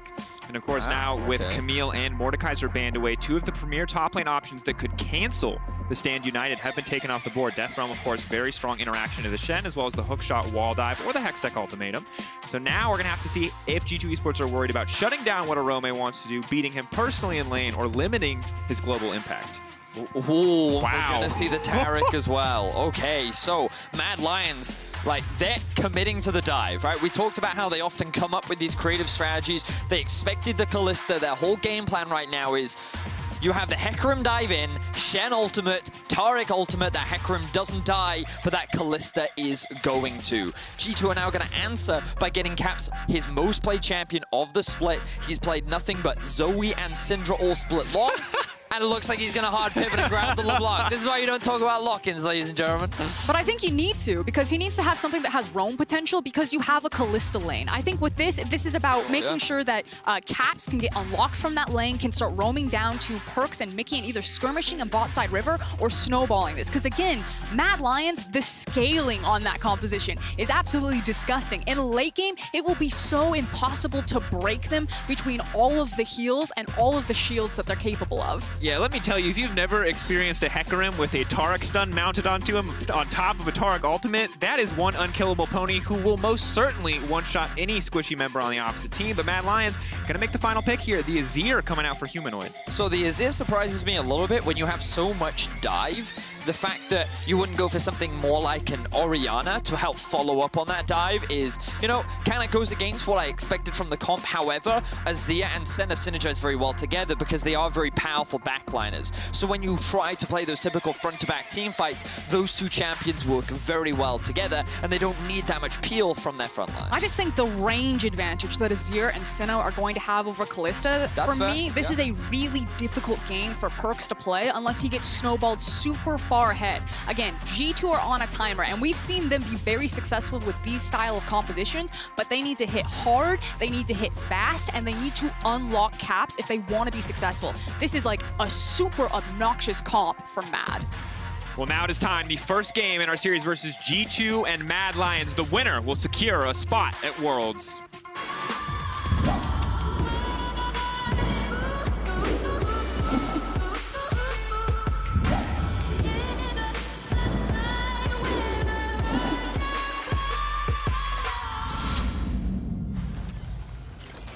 Here we are on to the Rift.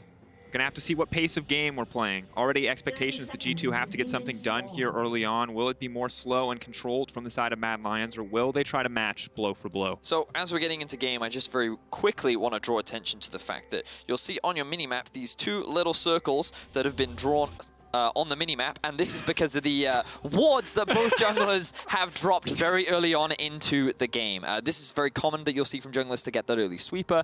Both junglers have done it, and it's just to give you that bit of early vision clear, but also to get that bit of information very early on to the game to see any potential delayed invades or any shenanigans that either team may be looking to set up. Speaking of junglers, da-da-da-da. Something else you might see on your screen is the fact that it's 100 LEC playoff games for Jankos. He's now tied with Hylissang, also at 100, of course, till he plays his series. And additionally, Reckless still #1, but Jankos and Hylissang tied for second. So obviously, shout out to Jankos. Congrats to him for making it this far. Maybe his 100th game will be a win, maybe not. We're going to get to find out. He's old now. He's an old man. We had him on EU4. He was he's talking playing about set, guys. He's officially, his hands have officially gone bad. That's how you know when the set has to come out.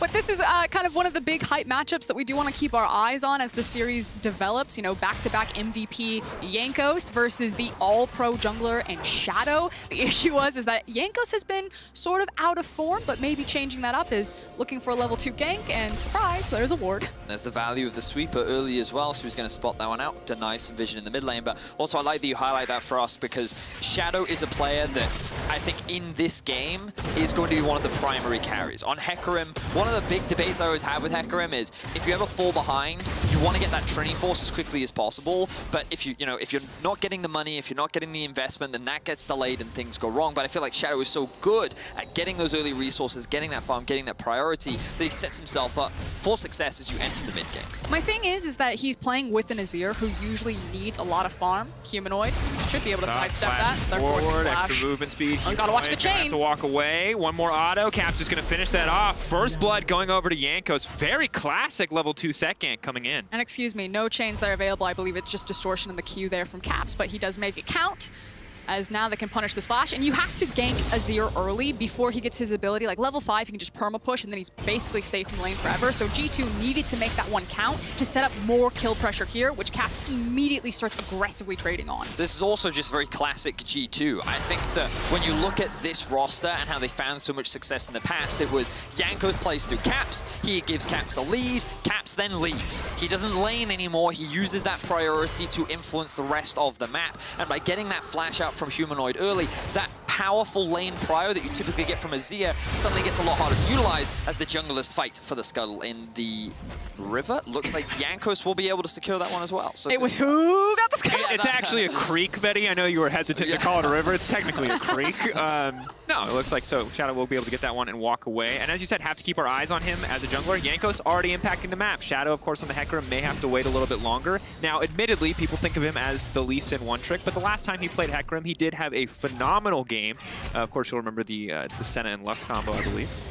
But there's the priority that you were talking about there, Vedius. Without flash, Humanoid has to have the big wave crash into him, and immediately Caps and Jankos start bleeding over into Shadow's jungle, kicking him off the Raptor camp. So losing that flash on Azir is now already impacting FLICKR. Yeah, and this is exactly what Kadra was talking about on the analyst desk, where the moment Caps gets some kind of lead, he's just very much about, okay, I don't need to play mid lane anymore. I'm just going to be as obnoxious as possible and ruin the enemy jungler's game. And when we talked about Shadow earlier, we talked about how he is going to be one of the big carries of this game. Putting this FLICKR in behind is so valuable for G2 because it gets them to their item spikes earlier, and it will put them in a better position for these early to mid game team fights. And also, there's a lot of champions that need resources on Mad because it's Azir and FLICKR. Both these champions need to farm a ton, and usually you give your Raptor camp to Azir, but because it is a FLICKR who is rushing towards that Trinity Force, he's going to want to have his Raptor camp. So I think that's a big reason why Humanoid, it's not super uncommon to see a teleport on Azir, but I suspect that when we start moving around our bot lanes, that Azir is going to be playing out into a side lane instead of the normal mid lane position. So you're competing with Senna, who's not going to take the Raptor camp, giving it to FLICKR and hopefully snowballing Shadow. But we do need to make sure where Humanoid is lining up on the map for the lane phase to make sure that Shadow isn't sharing his jungle camps with Azir. Resource allocation is going to be a big question as we move later and later in the game. Maybe Carsey takes more of a backseat. We'll have to see. Of course, on the top side of the map, Wonder starting Cole, clearly very comfortable in this lane, pulling very far ahead in terms of individual CS. Shen ulti, something that we always talk about. The first one or two very much have to be impactful here, potentially in the mid lane, potentially on the bottom side. Paired with Shadow, it is a very strong ability, but if he falls too far behind, the gangplank will outvalue as we now see a bit of aggressive trading in the bottom lane. But it's one of the nice things about Taric, especially into Nautilus. Like Rakan, like Nautilus, when they just kind of go in a straight line at you, Taric can counter them in lane because it's very easy to set up the stun like there, which is exactly how Kaiser traded on Mickey, and always something to watch for and practice in your solo queue games. Of course, now Dragon is going to fall down. G2 just continue to get these small advantages in the early game. It's only 6 minutes in, and that's almost 1.5K in their favor. Humanoid, sadly, now out of mana. No blue buff in the area for him to grab either. So very difficult laning phase is only going to get worse as Caps doesn't look like he has any interest in pushing this wave out and doing Humanoid a favor, but seems very keen on making sure that Humanoid can never back comfortably. And I like that you highlighted that, Dracos, because you can see, based on how Caps is freezing the wave, why not having your flash is really horrible as an Azir in this matchup, because Caps is doing a very deliberate job of keeping the wave basically around, like, when you think about the lane, I don't know, in terms of 100, I always see this as like the 25 mark versus the 75 mark. And by keeping it at 25, basically allows, look at Jankos and Perks right now. They're basically saying, if you come anywhere near my line, you are going to die. Oh no, they brought Mickey too! The Humanoid dies meme was last split. You can't bring it back this split. It's outdated. Oh, it's not outdated. Oh no, Humanoid, not like this. Perks now on the chase down, flashing through, waiting to pull the spears out. One more, boom, gets him on the fadeaway. That's just brutal. So the plan, I thought, was that Caps would roam.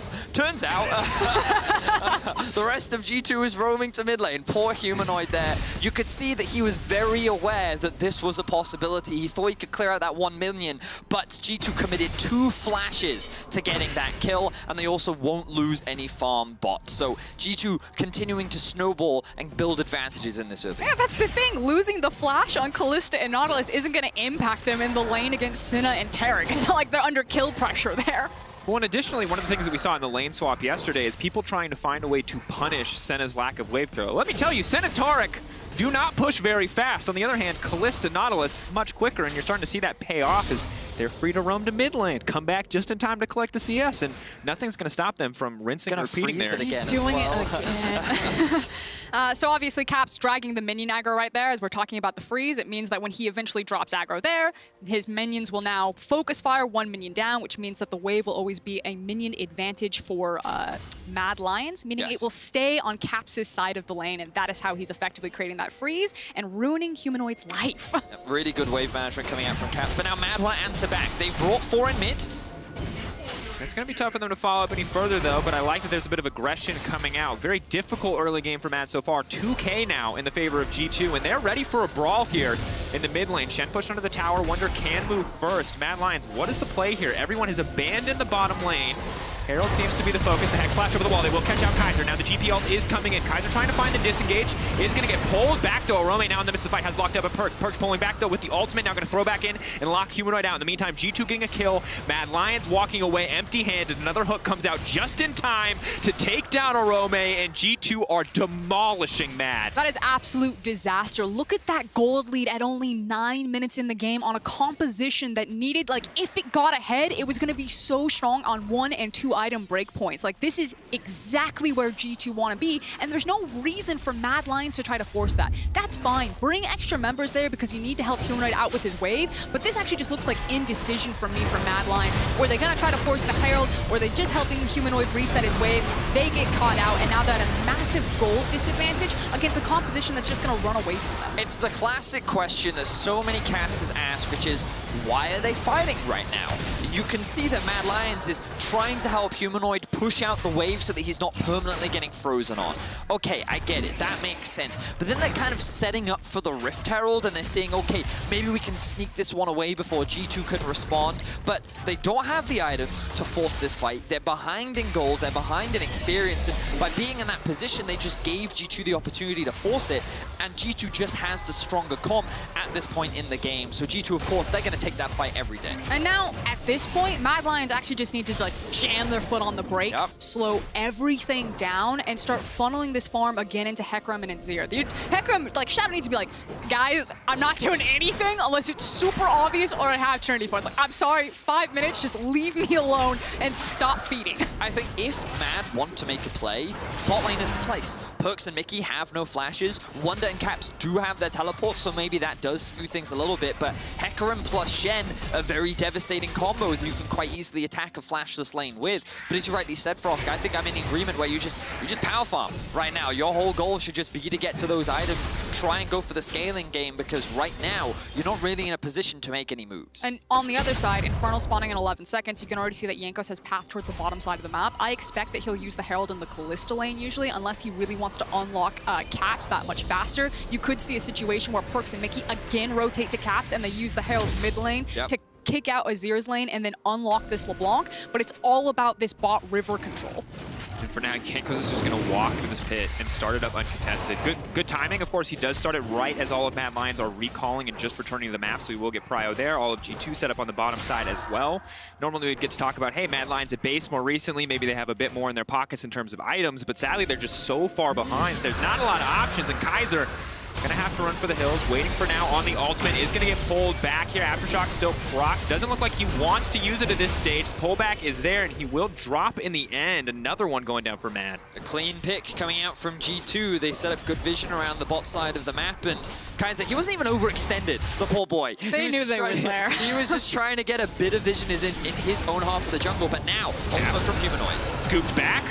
Ooh, the E will not connect. Big ulti coming in. Caps with the sidestep, though, will walk away, and that has to hurt. I mean, I'll compliment Caps on surviving that, but that was way too aggressive to try to walk that direction into the lane phase, and he was rightfully punished for it. There's the Herald that we were talking about earlier, and Hecarim is looking for a deep flank here, so perhaps they catch Perks out. Here comes Shen. Gonna get dunked back down now. The TP's coming in. Jankos is gonna be able to buy so much time. Arome now has to run for his life. They're instead gonna try to turn on Mickey. Mickey can spider not his way out. He's waiting. The delayed route will connect there, and now another TP coming in on top of the GPL. But Mad Lions, they're here, but there's nothing for them to grab. That was a safety TP coming in from Humanoid. They expended so much there. They used multiple teleports, multiple ultimates, and all they really got was Mickey's flash, I believe. So I could understand the logic for Mad, you know, no flash, no TP on Caps, we have a numbers advantage, but they just couldn't lock anyone down. They didn't even commit to Perks because all his summoner spells had come back up, and I think maybe the TP from Humanoid was a little late, so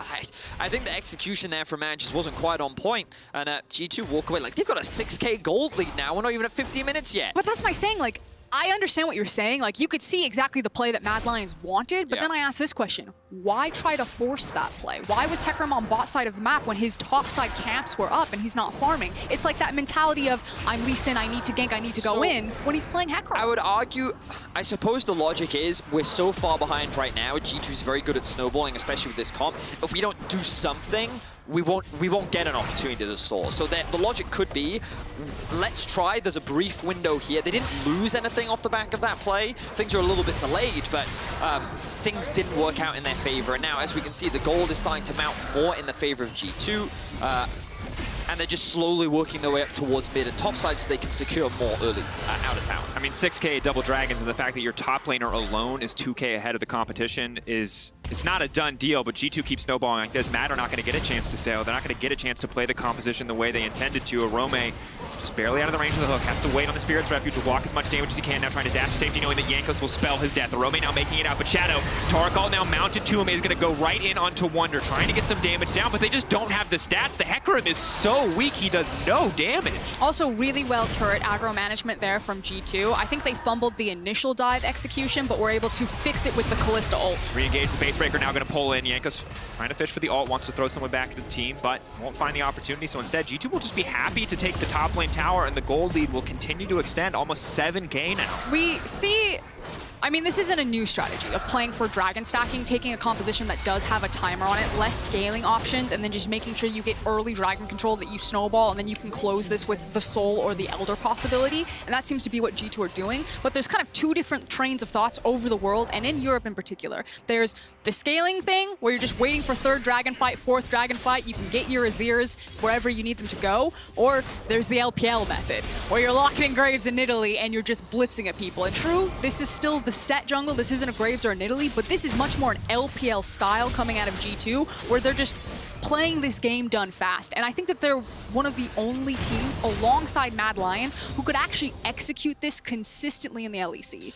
And I think that we're now in a position for Mad where it's looking obviously very scary. Like, being at this gold deficit is one thing, but typically, if they were like close, if they were a 2 or a 3k gold deficit at this point, I'd say that's somewhat expected. With the comps that you're playing against, with the matchups, like, that's pretty normal. As long as they can maintain that, then they have a chance. But Shadow doesn't even have his training force yet. He's level 9.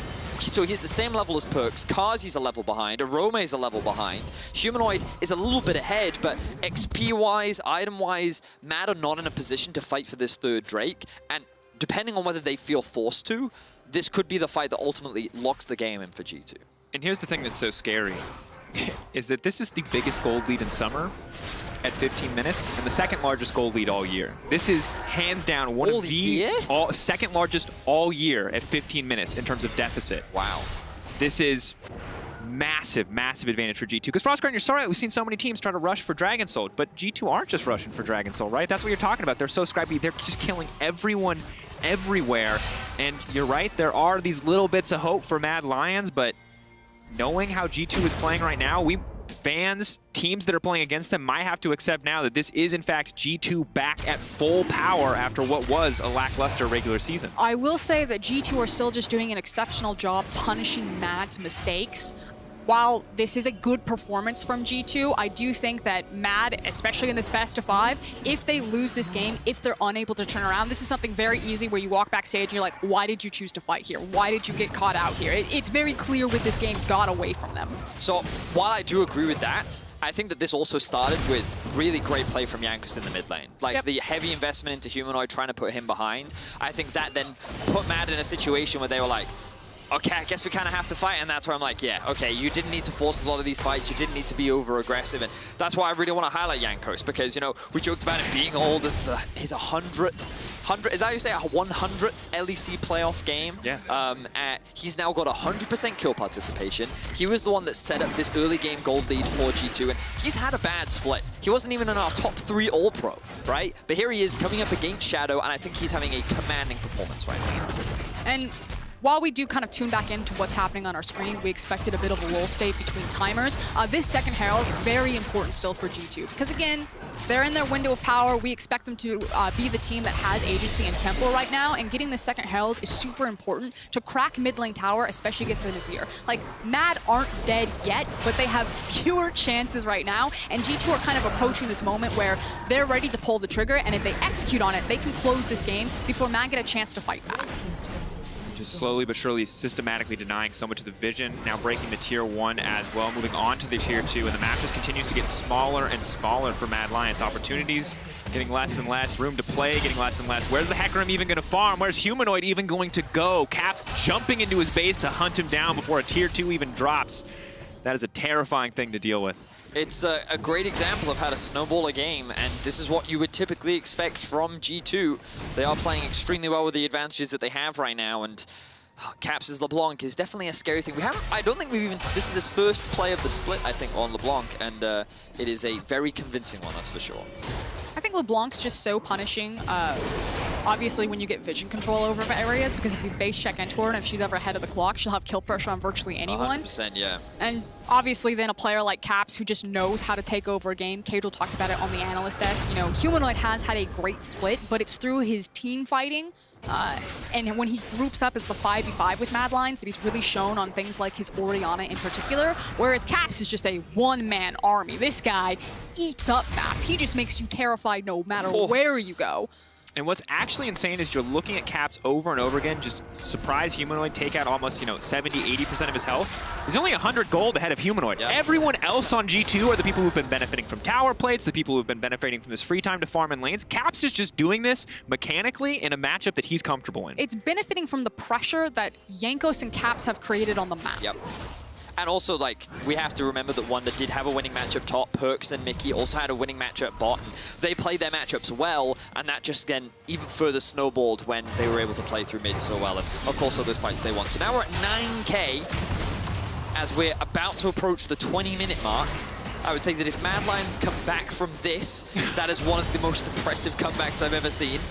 And obviously, the issue that we've been waiting on is the potential for G2 to also play around a pressure point of Baron. Not necessarily to secure it, although I think that they are a bit more reliant on it because they are against an Azir. Can we go to the pit full screen just for a second here? Because Caps just, by the way, while we're talking, just in the little picture on the corner of your screen, just got a flash out from Arome. Never mind, we have to fight in 2 places at the same time. It is a G2 game, why not? Targon now coming in, Suplex dunking down, but the damage is going to connect, however, not nearly enough.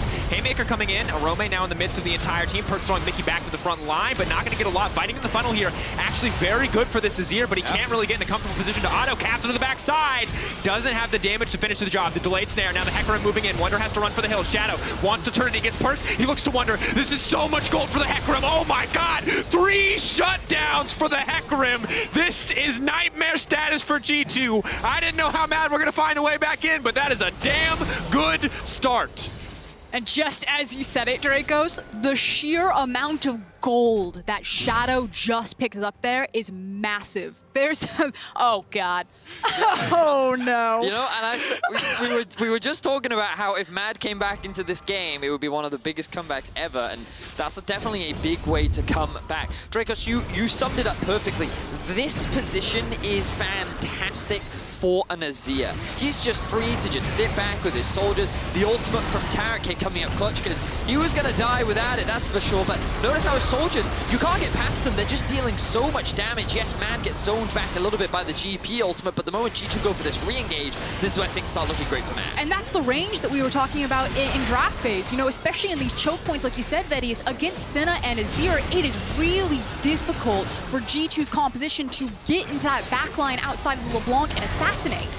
But now Caps continuing to dive forward. The teams are not done yet. They're ready to fight. Ocean Soul for G2. Would feel like game over even after everything that went so well for Mad in the previous fight. That said, G2 now painfully aware of what they have to throw away after the previous fight. Arome, no flash after Caps' play previously in the side lane. Shadow on the backside, ulting over the wall, but not immediately hitting someone. Perks is just going to get dunked down, though. Clean coordination coming in from Mad Lion. Jango's trying to buy a bit more space for Wonder and Caps. What can they get done? Mickey in the midst of everything, but no, the GP and the LeBlanc just running down Mad Lion. Shadow wants to get something back. Jango's with the pullback, and it's 3 members still standing for G2. Are you kidding me? And this was a fight that initially looked promising for Mad. After they one-shot Perks, you think, okay, this could be it, but Caps and Wonder pick up the slap. Jankos just, he tanked everything in that fight, soaking up so much damage. Mad didn't have the damage to match, and now G2 will secure themselves an Ocean Soul. I also think that it was Mad Lions approaching the fight wrong for the composition that they had.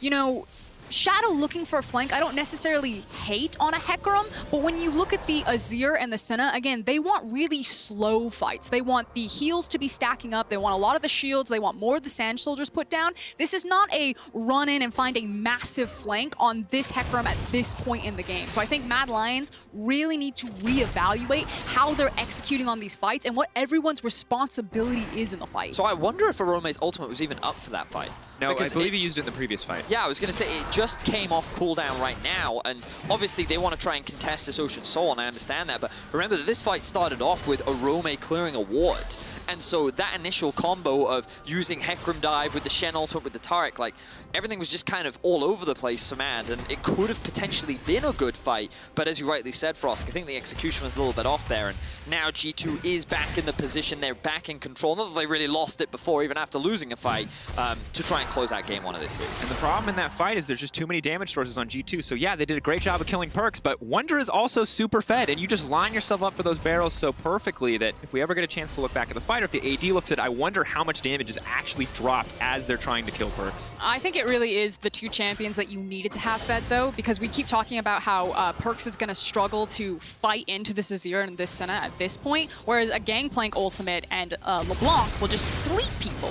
And now Arome's running once again. They really want to punish this man for not having a flash for the second fight in a row. Redemption now coming in, though, trying to focus their damage onto Wonder. Big ult coming in from the Senna, going to do a good amount back, but now Wonder running for the hill. Shadow going to be in trouble. Shen coming back in with the ultimate. Shadow too little, too late on the Tarek ultimate. The rest of the team now collapsing. Karzi does not have a lot of damage, however. Humero trying to throw down as much as he can off to the side, but Caps too mobile. Remember, 19 stacks on the Magi. Potentially more on the back of that last play, but Perks sticking around for too long. Currently outranged. Mickey in the midst of everything. Caps waiting for the double distortion in. Doesn't have the cooldown quite yet. Will get snared on the backside, but they're just chasing them down. Slowly but surely, G2 are pulling ahead in the fight. The Ocean Soul healing them so much across this exchange. Can't hit a target quite yet, but can hit a hook. Caps jumping in. Kaiser certainly next on the list. Karzi going to follow. There is nothing left to be done. G2 are dissecting Mad Lions. I feel like this is the book versus the horse right now. That is 25 stacks on the Magi's. Caps is doing a ton of damage on this LeBlanc, playing out these fights in extended iterations really beautifully. Shadow, however, got another shutdown off of the Gangplank. So I think all 5 of his kills have all been shut down gold. Yeah, I mean, it's true, but he's still only level 12. Even Perks is a higher level than him right now. They're going to secure that bot inhibitor, and as you rightly said, Frosk, I think that fight was just very patient, very well played from G2, and the player I want to draw attention to in this fight is actually Perks when he joins it later. So G2 think they found a good pick here. Hecarim, thanks to the mobility, is able to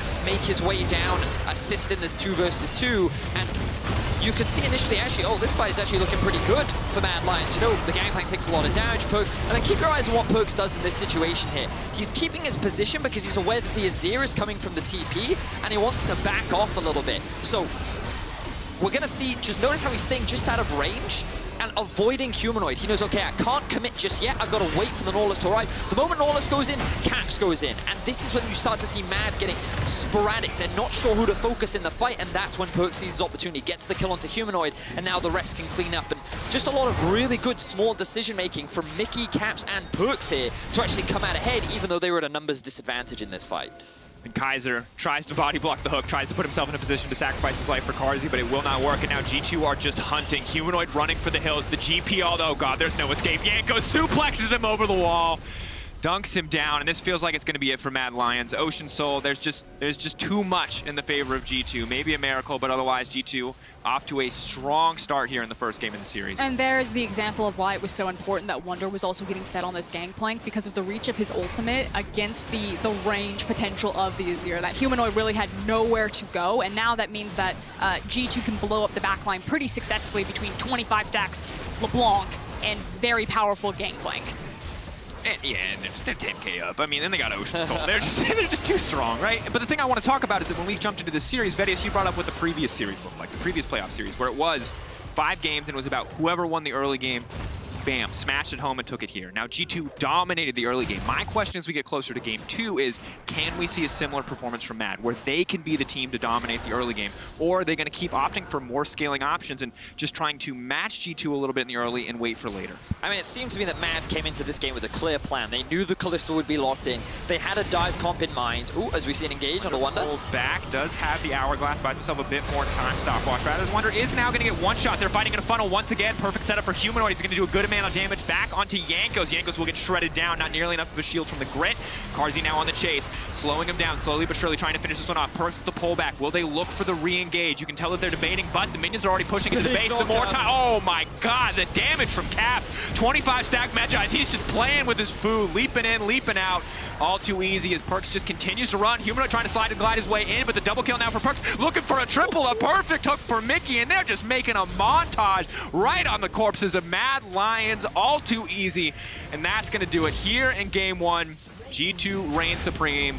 Unless the minions, no, they'll be there in time. And the 3-man squad of Perks, Mickey, and Caps once again showcasing great patience, great positioning to come out on top. A convincing game 1 from G2 Esports. And the question we had is who was going to return to form, and G2 have certainly returned to form.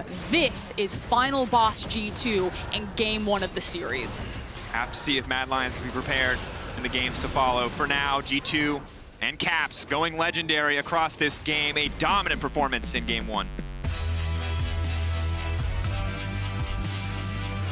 Now back to your question, Dracos. Before all of the chaos took hold, do Mad Lions try to contest in the early game?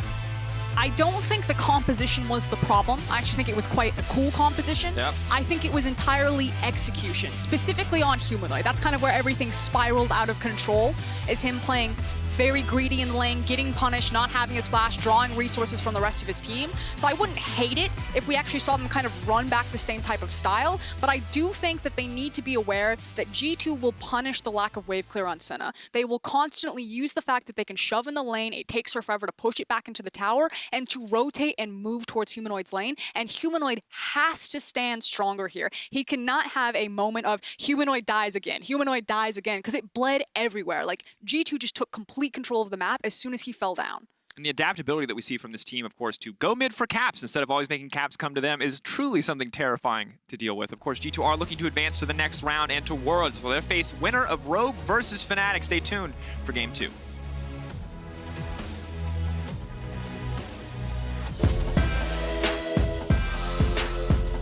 Have the flash to get out of here, and Torre is left all on his lonesome, but an incredible quickness into the knockback. Goodbye, Excel. Patrick gets taken out by Reckless. It's a triple for him. You're fighting through like what goes well, what goes right, and it's all a matter of finding, okay, this is our recipe for success and expanding from there. Remember, the Emperor's Divide is going to do so much work. Shadow's already gone. There's 2 as Kaiser falls, and Finn is still stepping into Carzzy. Flashes off towards the back. Bandit able to survive. There comes the damage. Carzzy, goodbye. I really don't care what other people think about us. We're not Mad Lions, we're not G2, we're Rogue, right? We play our game. I just want to win, and that's all.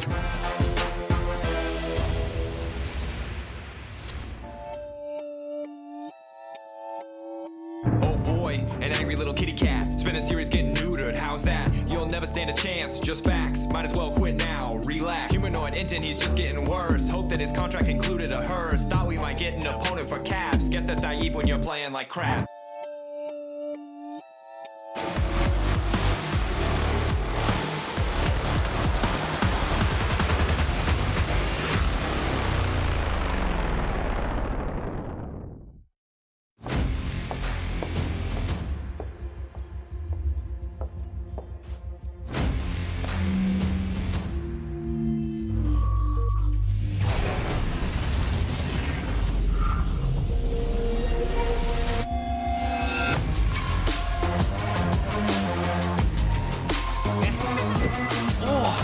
Charged up.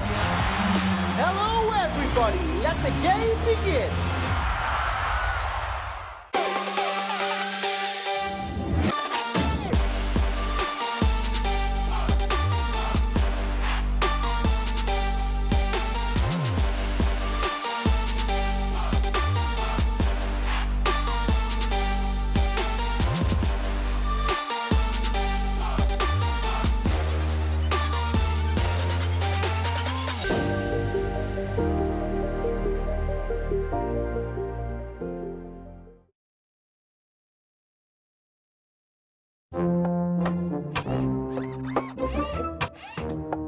You don't have a chance against me. I can calculate 90 trillion moves in advance. Not fair. Not fair. Red Bull gives you wings.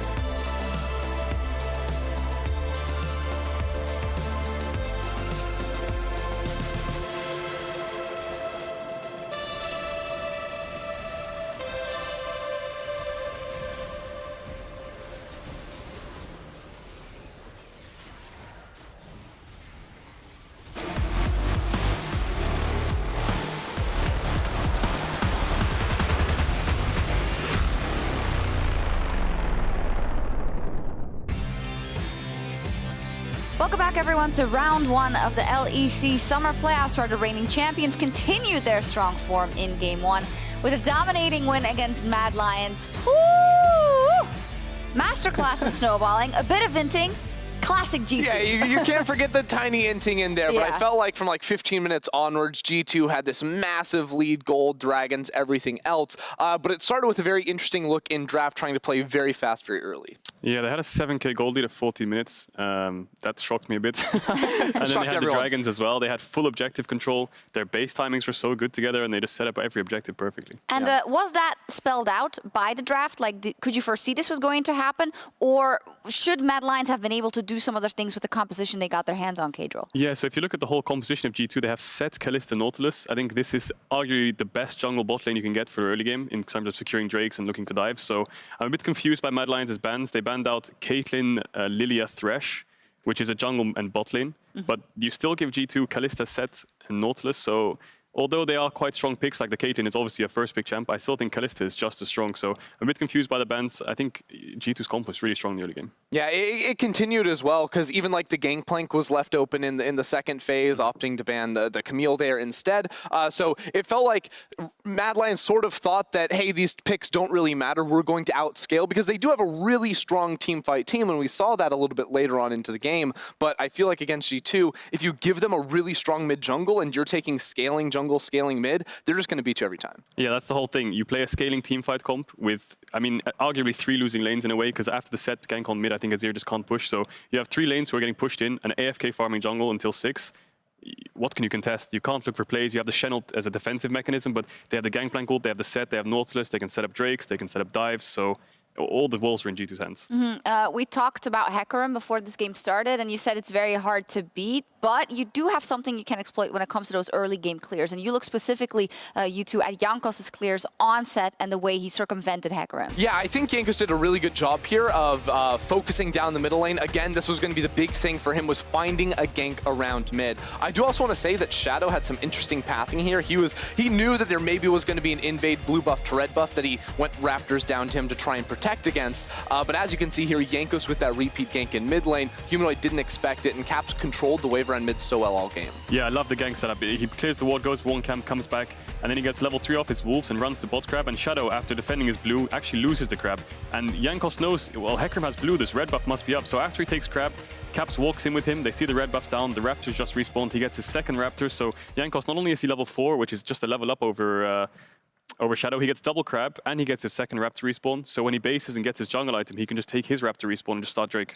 Yeah, and it's that jungle mid 2v2, the buddy system. You gank him, then he helps you invade. It's all sort of like a favor system. Yeah, it's just unfair to deal with, because compositionally, Mad Lions really couldn't contest that in the 2v2. No, and we talked so much about the mid lane matchup at the beginning, and it seems that was also on the minds of G2. Let's take a look at this camp, which went on for, I think, 20 seconds. It happened over and over and over, just with a target on Humanoid's head. Yeah, and just before this, I think Jankos and Mickey were sitting there. Jankos essentially just ran from base back to bot side mid. They just took Drake a minute ago as well, so Humanoid, he has no flash. They have got the Channel, but I think Oroma is catching a pretty big wave on top, but I think the Channel investing there was pretty good. But Perkz picks up a kill. Yeah, and it goes back to this thing. It's how well Caps works with the rest of his team, because much like that first gank with when Jankos came around, Caps was holding the wave right in front of his tower. So if Humanoid steps up to CS, he's way too far away from his tower and he's going to get punished. The same thing happened right there, and he was constantly trying to freeze the wave so that this poor Azir, this poor flashless Azir, was always going to be vulnerable. Yeah, G2 just with a masterclass, as said, of pushing their advantage, Kadril. I mean, we're going to take a look at a team fight right now too in just a second, but it just went incredibly fast. If you're on the side of Mad, is there anything you identified that you think they could have done, or was it just a snowball executed too perfectly? Well, you could argue that they could play safer, use the Channel to try and cut losses as much as they can. I mean, if you look at the team fights here, you have a level 6 Kalista, you have a level 6 Set, and Mad Lions, Senna's not level 6, Tarek's not level 6, so when it comes to just straight up team fights, if G2 just engage on you, you have nothing to stop them. Yeah, the really hard thing too for Mad Lions was that G2 were taking the early Drake, so in this position, Mad Lions wanted to contest for the Rift Herald because they were already down, I think, 2,500 gold. You give more over that Snowball team, it's going to be really tough, but they were already behind with the scaling comp, so they weren't ever going to win that 5v5, I feel, and they needed to trade for, you know, turret plates on the bottom side of the map, but either way, you're going to be losing. It's just how much. I just think G2 unlocked the early game comp so well. They got the early kills in mid, they got the early Drake, they pushed out bot, they swapped for the Herald, they had an XP advantage on their bot lane, they forced the Herald, and if you force a Herald when Shen's top, the Shenald's not as valuable, and you could see Karsi was level 5, Kai'Sa was level 5, they just didn't have the tools to fight, but Mad Lions knew if they gave up that Herald, they'd fall so far behind, and they fell behind 7,000 gold in 14 minutes. So. I mean, Kaiser said we need to shut down Caps. That did not happen. Quite the opposite, actually, in this one. The man was on fire, Ender. You've not stopped singing his praises, and look, 9-0 and 11. Okay, look, he's not that good. He's just a Mejai's abuser. No, the man's insane. Like, he's never dying, and I just want to know how many games this split he's gotten 25 stacks on his Mejai's. Yeah, because honestly, like, he knows how to play those fights later on in the game, how he balances it on an edge. So well done on that. All right, then. Didn't work. I think it will still be on the homework for the Mad Lions. Let's try and shut down Caps. But we talked about the compositions and the fact that they shouldn't necessarily bank on the possibilities for mid to late game if they're just going to run over them, Kadril. So with Mad now on blue side for game 2, what are the priorities you want to see coming out of them for draft? Well, I wonder if Mad Lions can just do the same thing as G2. First pick Kalista, go for early game, but I doubt they'll look for that. I think obviously looking for a Caitlyn first pick is really important. Trying to get a playmaking support. I mean, arguably Taric is sort of a playmaking support, but when you're against a LeBlanc, a Kalista with Cleanse, a GP, it's so hard to engage. They all have escape. Even a Set can just ult you forwards instead of just getting stunned and making a pick. So just trying to get some playmaking on Kai'Sa. Try and stop this scaling, stop this farming. Just try, because if you're going to just farm against G2, you're going to get rolled. I think the great thing about going to blue side is it opens up some bans. You don't have to ban the Caitlyn yourself. Maybe that means G2 drop a Lee Sin ban. Because for me, I want to see some playmaking around jungle, around mid lane. I don't like, if Shadow is just playing a scaling champion again, it's not going to go well for Mad Lions. They need him to be at the front making plays. Yeah, I just love the G2 bans. Ban Lee Sin, force him onto Hecarim, force him in his own jungle, bring Caps, buddy system, and just shut him down. All right, well, G2 looking in full control in that first game, and they are looking to go 2-0 when we return.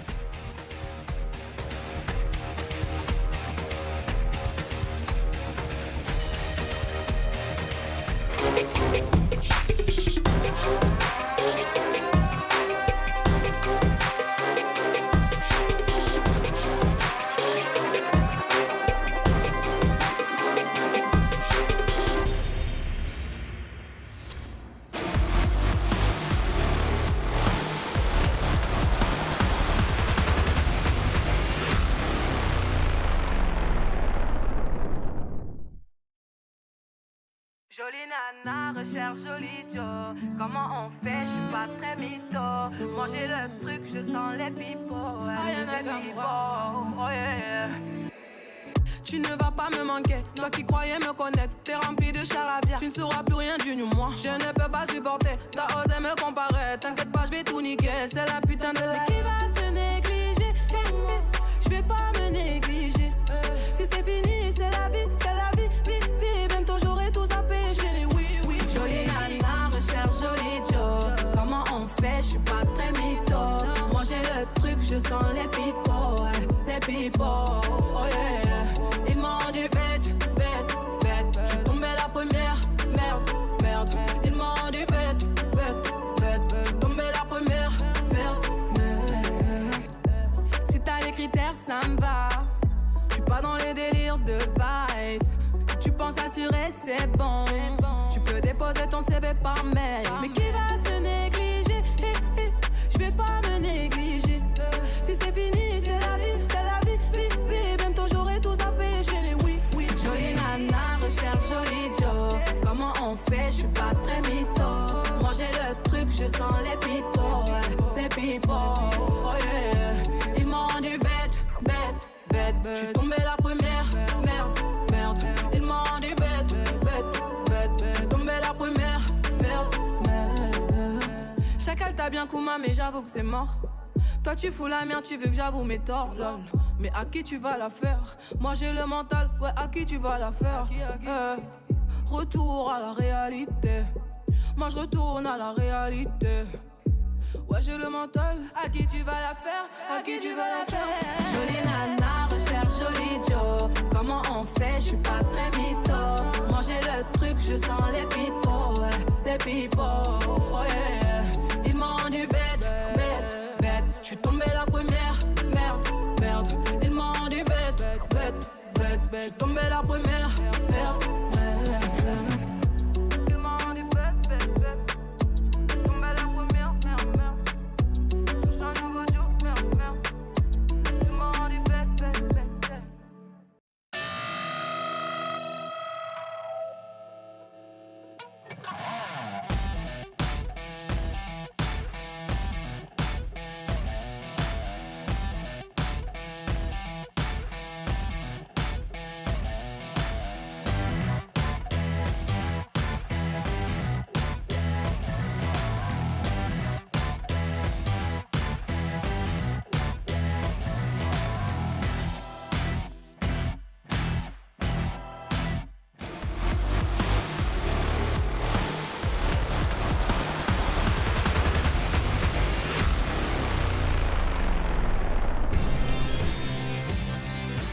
Hello and welcome back to the LEC. You see our mini bear friends, one of which might have just been knocked over by the jib. He's okay. Just a casual act of bear slaughter, I guess is what we would call it. Welcome back to Game 2. Game 1, very, very one-sided. Adaptation is going to be the name of the game for Mad Lions heading into Game 2. What the adaptation will be, we're going to have to find out. I think what's really important is that this time around, Mad Lions going to be on blue side. Blue side has been historically the strongest side. Maybe don't tell Schalke that though, because they keep managing to win from red side. And this is the important thing. Obviously, with all of these big power picks, you heard it on the analyst desk, talking about the fact that you free up a lot of bans. If G2 can win on red side and then also take us to match point, that's a huge show of confidence from them. This is going to be the big power play for Mad Lions. What priority pick do they get here on blue? Well, as the music becomes a little funkier, I'm expecting the draft to get a little funkier. So typically when G2 are on red side, they put a pretty heavy priority on the Senna ban. They'll also look to ban away the Kalista. Guys, just roll there. I'm flowing, I'm moving, right? So we'll see what they choose to take off the board. The fact that Zed has been banned away from Mad Lions, a little surprising to me. G2 also going to remove the Lux. Now, we are playing on patch on the 1016A. B. No, it's A. Yeah, no, we got the B in. The Lux fix. No, it's 1016A with the Lux fix. With the Lux fix. That's not 1016B. Caitlyn has not been nerfed, so it's A, but the Lux, I guess, bugs has been fixed. I see. Thank you. When you say it, he just is like, oh, yes, that's correct. But when I say it... I misunderstood you, Frost. I apologize. Just gotta say it 4 times. It's the 4th time that he gets it. 4 times the charm. Anyway, speaking of funky, TF is gonna get banned. Ash is also gonna get banned, so actually not that funky yet. We'll see if the first pick shows us more. A really big priority on Kalista by banning Ash. Oh, so... Yeah, so, okay, G2 are like, you are not getting the priority pick of the Kalista, especially with the Ash ban. So Senna is typically the priority here. That was what you would conventionally see anyway. Lilia was banned last game on red side. How much do Mad Lions value the Lilia is the question. And do they play it jungle or top lane? Because we heard from the analyst that want to hear Shadow, or want to see Shadow rather, on a playmaker. Lilia, not the biggest playmaker in the early game. If you guys are new to Lilia or haven't seen her or don't have that much experience with her, she is a hard farming champion, typically seen in the jungle. Obviously, she was played, I believe, in the solo lane last night in LCS. She was also played yesterday by Trick in the jungle as well.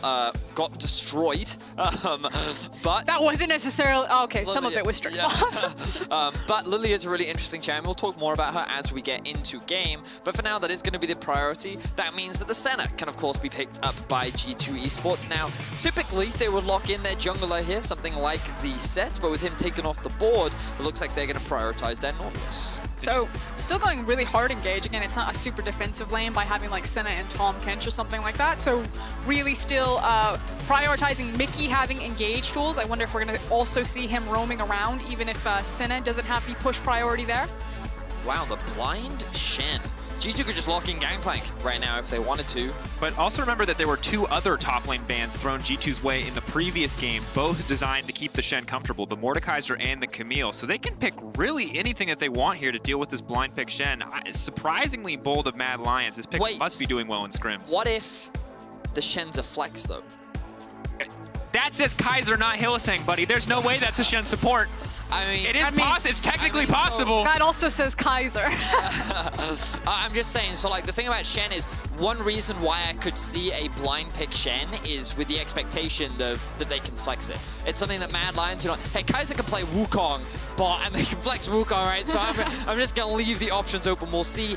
Nico is going to be the response from G2. We have not seen this from Wonder for a while. Back to the Shin support, though. Also, the fact that you see Nautilus so early does lend credibility that it could be a support Shen because he does well into the matchup.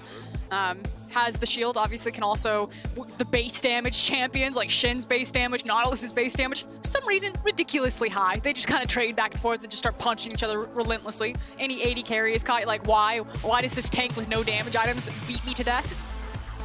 It's like Ornn, you know? Ornn's no longer here one-shotting carries and making them raid. It has to be the Nautilus. It has to be the Shin. Someone has to take the role of one-shotting 80 carries, so they have to be something, or there's something to be mad about. But on the subject of Nico, as we do see the Azir and Akali bands locked in, Nico, of course, did get a buff on 10-16, 10 damage on the base damage of her Q. Blooming Burst is an additional 5 damage on each of the secondary procs. So there's a reason that maybe we're seeing it now. I didn't think the buff was that big, but maybe it was just enough to put her over the edge. I'm really excited. Wonder's always been a very talented Nico player in the top lane, and he plays it both on hit and a full AP, depending on the context of the matchup, so we'll see what direction he does go. We're getting to our final bans right now. Mad Lions taking away some of the safe blind picks. They're also going to remove Hecarim. Alright, so they consider Hecarim a pretty good matchup into the Lilia, so they don't want to give the that counter matchup options. We'll see what direction G2 now take. I mean, you kind of saw that yesterday with Trick versus Gilius. Not to say that Hecarim just beats Lilia, but they're both kind of power farming junglers that have team fight emphasis in there. Both their Qs are spinny things. Oh, That's no. True. It's a theme for horses and also boars. All right, there you go. Now we got the Jankos Sejuani. Someone check on him. Oh, we heard from Jankos. All Grabs has to do is say, "Hey, buddy, we need to win Worlds," and he'll lock in the Sejuani. So maybe Grabs watched the episode and found out the magic words, but there it is. Sometimes you got to swallow your pride, folks, and just play what's good for the composition. So far, out of the 4 picks that we see from G2, that is a ton of engage. Yep. You have Sejuani engage, Nico ultimate, Mickey as well. And speaking of engage, the Cannonball comp. The Camille. So this does suggest that we're going to see a Shen in the bot lane. Mad Lions flexing their flex pick muscles.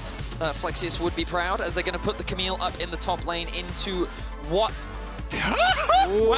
Wait, but who's getting it? But who's getting it? That's the spicy question. Aurelia, I like this. So the Aurelia did receive some small buffs. It was either this patch or the last patch. It was one of the last 2 patches. But that's going to be caps on Aurelia into the Galio mid lane, it's looking like right now. But I think it's when you take it into context that it's Sejuani and Aurelia together. Oh, that's true. Yeah. That's a great point for us. It feels like G2's strategy, at least for these first 2 games, is super strong mid-jungle synergy. We saw how disastrous that was for Humanoid, how brilliant Jankos' pathing was to make sure that Caps was punishing there, and Mickey's still on the same champion that can roam there as well. That's what I think the game plan is between this Aurelia and this Sejuani, and Humanoid needs to know that there's going to be a huge target on his back. Also, I've got a big question mark here because Mad, with their comp, lot dive ball, but into a Nico?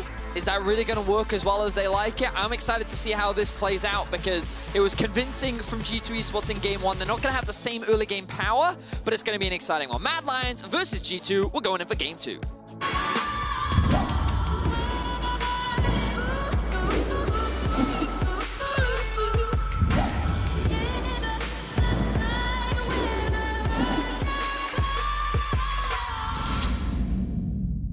Welcome to my favorite draft of 2020. I am so ready because there are so many things that I have not prepared for because they did not exist until this series. Wow, Shen support is back. Aurelia mid is back. Nico top is back. You might think it's 2019. It's so exciting.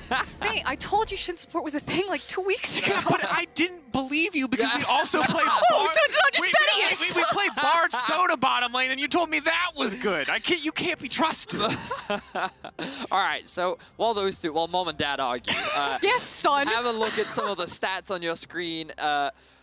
Both put. Wait. Can you read? It said It's 4-0. I got confused. It said perks. Caps. Caps' Aurelia is undefeated here in the LEC. Wonder's Nico is undefeated.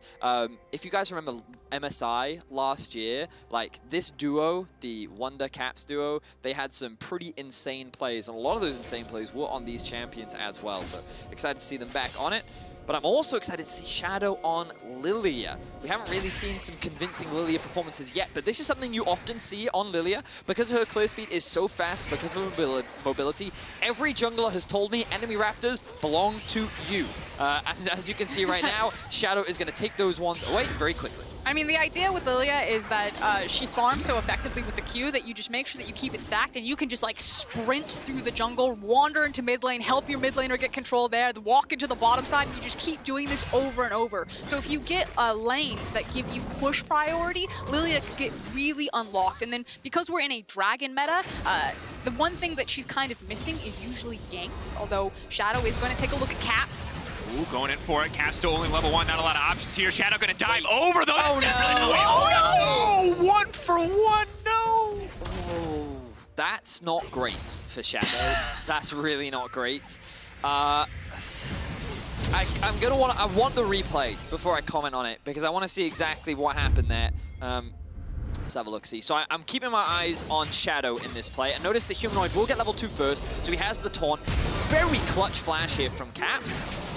And then, of course, sidesteps the Q from Shadow. Say it, Betty. So Say it, Betty. Say it, Betty. In. Oh my god, but he misses everything. What did he miss, Betty? Oh, he missed the watch out! Eep! And yeah, that was an Eep play for sure, my friend. Definitely not the start that they wanted, especially after taking away the Raptors. When Jankos was going to try to start there, that's a rough one. So as I was saying, the one thing that Lilia really lacks is gank tools, so she usually needs setup. Now, Galio had some decent setup for her, but unfortunately, we pulled a bit of a trick and we kind of missed some key abilities there. She's still going to be very fast, but you can see the idea that Shadow had.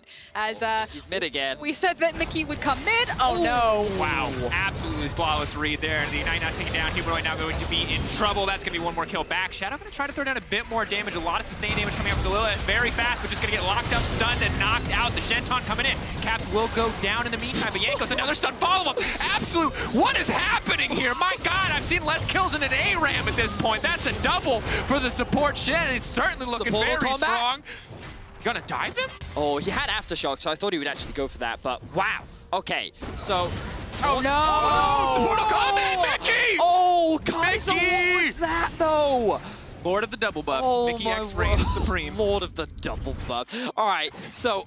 Two supports enter, one leaves. All right, so this is where the action kicks off. Good hook from Mickey, and then the combined might of Aurelia plus Nautilus is very strong. So they get that initial kill. Then the TP comes through from Arome, and this was just a really good turnaround from G2 onto Shadow. So squishy in the early game is this Lilia. But look, so many melee champions. The Sejuani just keeps getting applied. The Sejuani and the Nautilus chain CC is just hell on earth.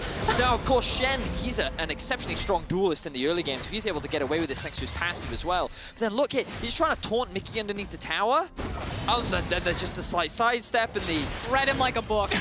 Just and the ludicrous Nautilus hook hitbox, of course. Mickey's sitting here being like, who's the All-Pro? Tell me who the All-Pro is! Oh my God. Living rent-free in Kaiser's mind right now, just... Well played by both supports to get 2 kills in that exchange, but I guarantee everyone else on their team is furious right now. Like, what was that last play? Just go back to your lanes and support. And now Mickey has double buff. And now Mickey has double buff. It's 2-0-2. Well, they're just going to keep running into Wait, Caps just going to all in him. Well, go again. There's level 4 here, but 3 members of Mad Lions in the area. Humanoid, once he gets cooldowns back up, should make this pretty easy. The stun connects, but now Mickey's here too. Again, one more time. 3v3 mid lane. What is this ARAM? I don't... It's Nexus Blitz. It's Nexus Blitz. It is Nexus Blitz. Battle for the double buffs. We have to keep them going as long as possible. Wow, you know what? I don't really think anything right now. I think that G2 have a gold advantage. That's what I've surmised from this series of events. Can we bring up the lower third thing again? And let's have a look at the top and bot lane difference. So right now, Wanda has a slight advantage because Arome did TP down into that mid lane fight. They're diving Karzi. Perks also is slightly behind, even though he has a CS advantage, but Karzi doesn't realize that the good squad is coming.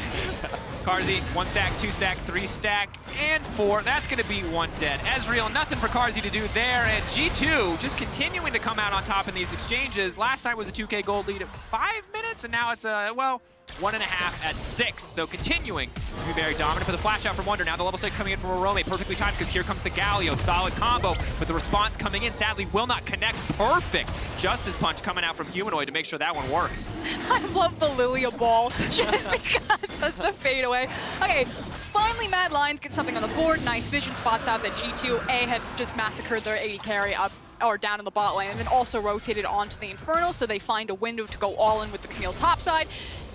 And now maybe things stabilize, although I doubt it. This game has been LPL-esque, I'll say.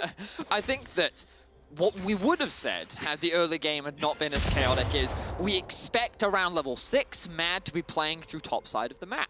You have Shen ultimate, you have Galio ultimate, and Camille is going to be your primary carry.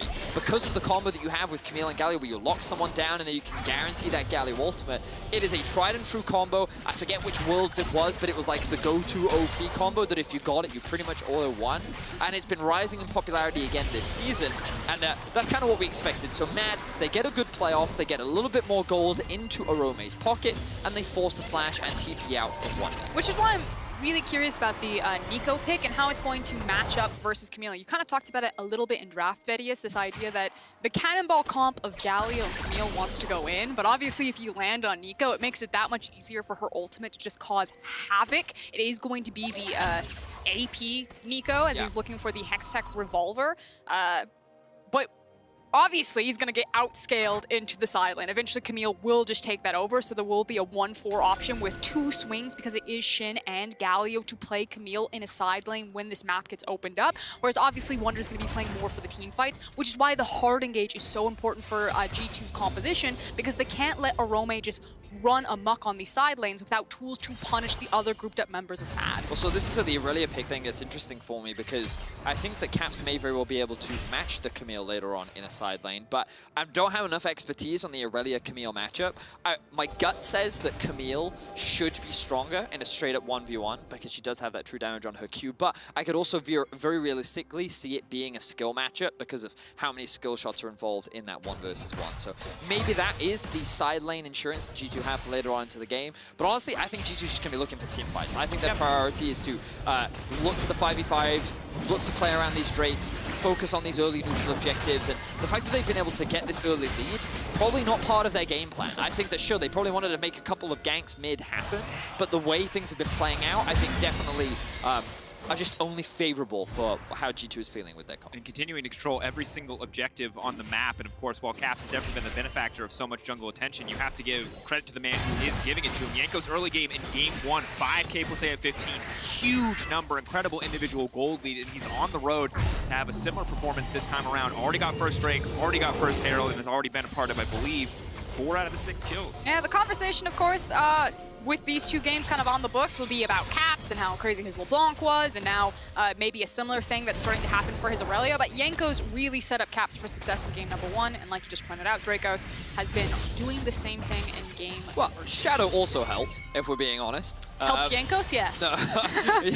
No. What's really interesting here is Caps prioritizing the Wit's End as opposed to the Trinity Force that we often see. Now, because he's going up against the double AP threat of the Galio and the Lilia, that's, I think, to be expected. The Galio now making his way up towards top once again. Rinse and repeat. Wonder will get locked up. The root will not connect with the Sentinel. Now coming in, Wonder will still get dropped. Here comes Caps. Goes on the way as well. Maybe they can get something else done here. The flawless duet. Find one quite yet. Will lock up Humanoid, force the flash out. Ulti connecting, max range, but really no follow-up. Maybe they can grab a few plates, however, in the meantime, because Arome is going to have a very tough time staying under this tower. Humanoid going to be forced to stay as well. One shot's the wave, and we'll be able to walk out, power that Galio early on. Yeah, rinse and repeat there from Humanoid and Arome, continuing to abuse Wonder up into the top lane. He's able to land the ultimate, but he's not able to get away, even with the Senna ultimate on the back end of that fight. And with Aurelia itemizing for the magic damage, obviously that's not going to help her against the Camille in this case.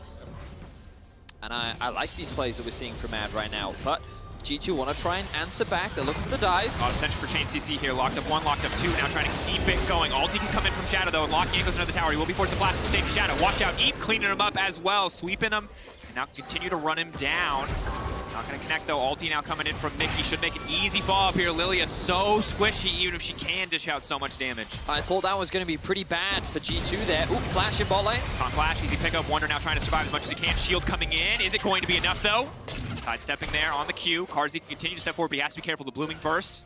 Tangle barbs as well. Potentially could make his life more difficult, but that's going to be it. Wonder will get... No. Clever escape. Should be dead here now. Trying to find a kill back onto Carzzy, but is not going to get the opportunity quite yet. Carzzy sidestep, taunt through. Kaiser should just finish that one off, but tries to give it to Carzzy, so maybe risks a little bit there. Yeah, I will say credit to Wonder right there for trying to deny the kill for as long as possible and making sure that it ended up in Kaiser's hands and not Carzzy as we take another look at that top lane dive. So we can see here, Arome does what he can. He grips to the wall just as the stun comes through, unfortunately, so he can't sidestep it and land that stun. Then Jankos gets slept, is forced to flash out for the attack. And so at this point, I'm like, oh, there's no way you're going to beat this Lilia in the 1v1 because she's so mobile, she can so easily chase you down. That is why Mickey chooses to flash ulti to guarantee that crowd control, lock Shadow down, and then give Caps the kill. So G2 end up coming out ahead on that play, but then Mad appropriately respond on the bot side of the map. So I like the fact that Mad are matching G2 blow for blow. Last game, they just kind of rolled over and died in every single play, but this time around, they're only at a slight deficit. They have kills. Well, they have a lot of kills on Shen, but they also have kills on Arome, and that's the most important thing. This training force is going to be completed soon for the Camille. Kaiser will get stunned over the wall, follow-up. Not going to be there. But I think it's a good thing to point out, Vedius, is that while Lilia can do a lot of damage and she is certainly very mobile, she doesn't actually have a dash. So against a Sejuani and a Nautilus, it's actually going to be very, very difficult for Shadow to do a lot in these fights unless he's got a very strong front line ahead of him. But for now, Kaiser is going to be in trouble. Good dash out will nullify the ultimate coming out from Caps, but does set up G2 with priority access to the Drake. Kaiser and Carzzy really no room to step up here because their team is not in the area, and that will be the second Drake for G2. We keep running into situations where the Shen ultimate isn't being used proactively by Mad Lions. You know, we keep seeing the Galio ultimate on top of the Camille ultimate, but I want to see Kaiser also getting involved with these plays and playing cross-map and making trades and not just finding themselves in situations where they're watching G2 take dragons away from them. Well, it looks like Mad is trying to be proactive now. They've taunted up Caps. The ulti now coming out so they can sleep the Aurelia, taking their time. Drowsy, but now not caught under the turret. They are going to finish him off. Quick shutdown, 800 gold into the pocket of Carzzy. That is massive. Definitely a big pick there for Mad Lions. I liked it. You can see Shadow came in through the lane. Camille has ult. They also threw down the ulti to guarantee that sleep. And then Mad is going to secure themselves their first tower of the game. So they're going to close that gold gap. Things are going to even up. The fact that Carzzy got that shut down is going to mitigate a lot of that deficit that he was put into.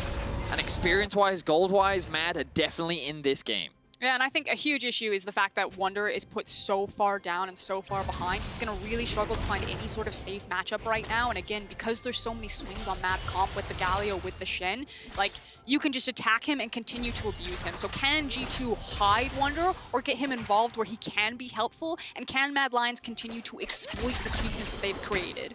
Will they continue to split up the map as well? Of course, we're getting closer and closer to third Drake, usually the time where teams start to try to contest, to force themselves from getting stuck between a rock and a hard place, dealing with a team at soul point. As you said, gold very much dead on even after a pretty solid advantage in the early game for G2. Rome and Humanoid making the difference to bring them back.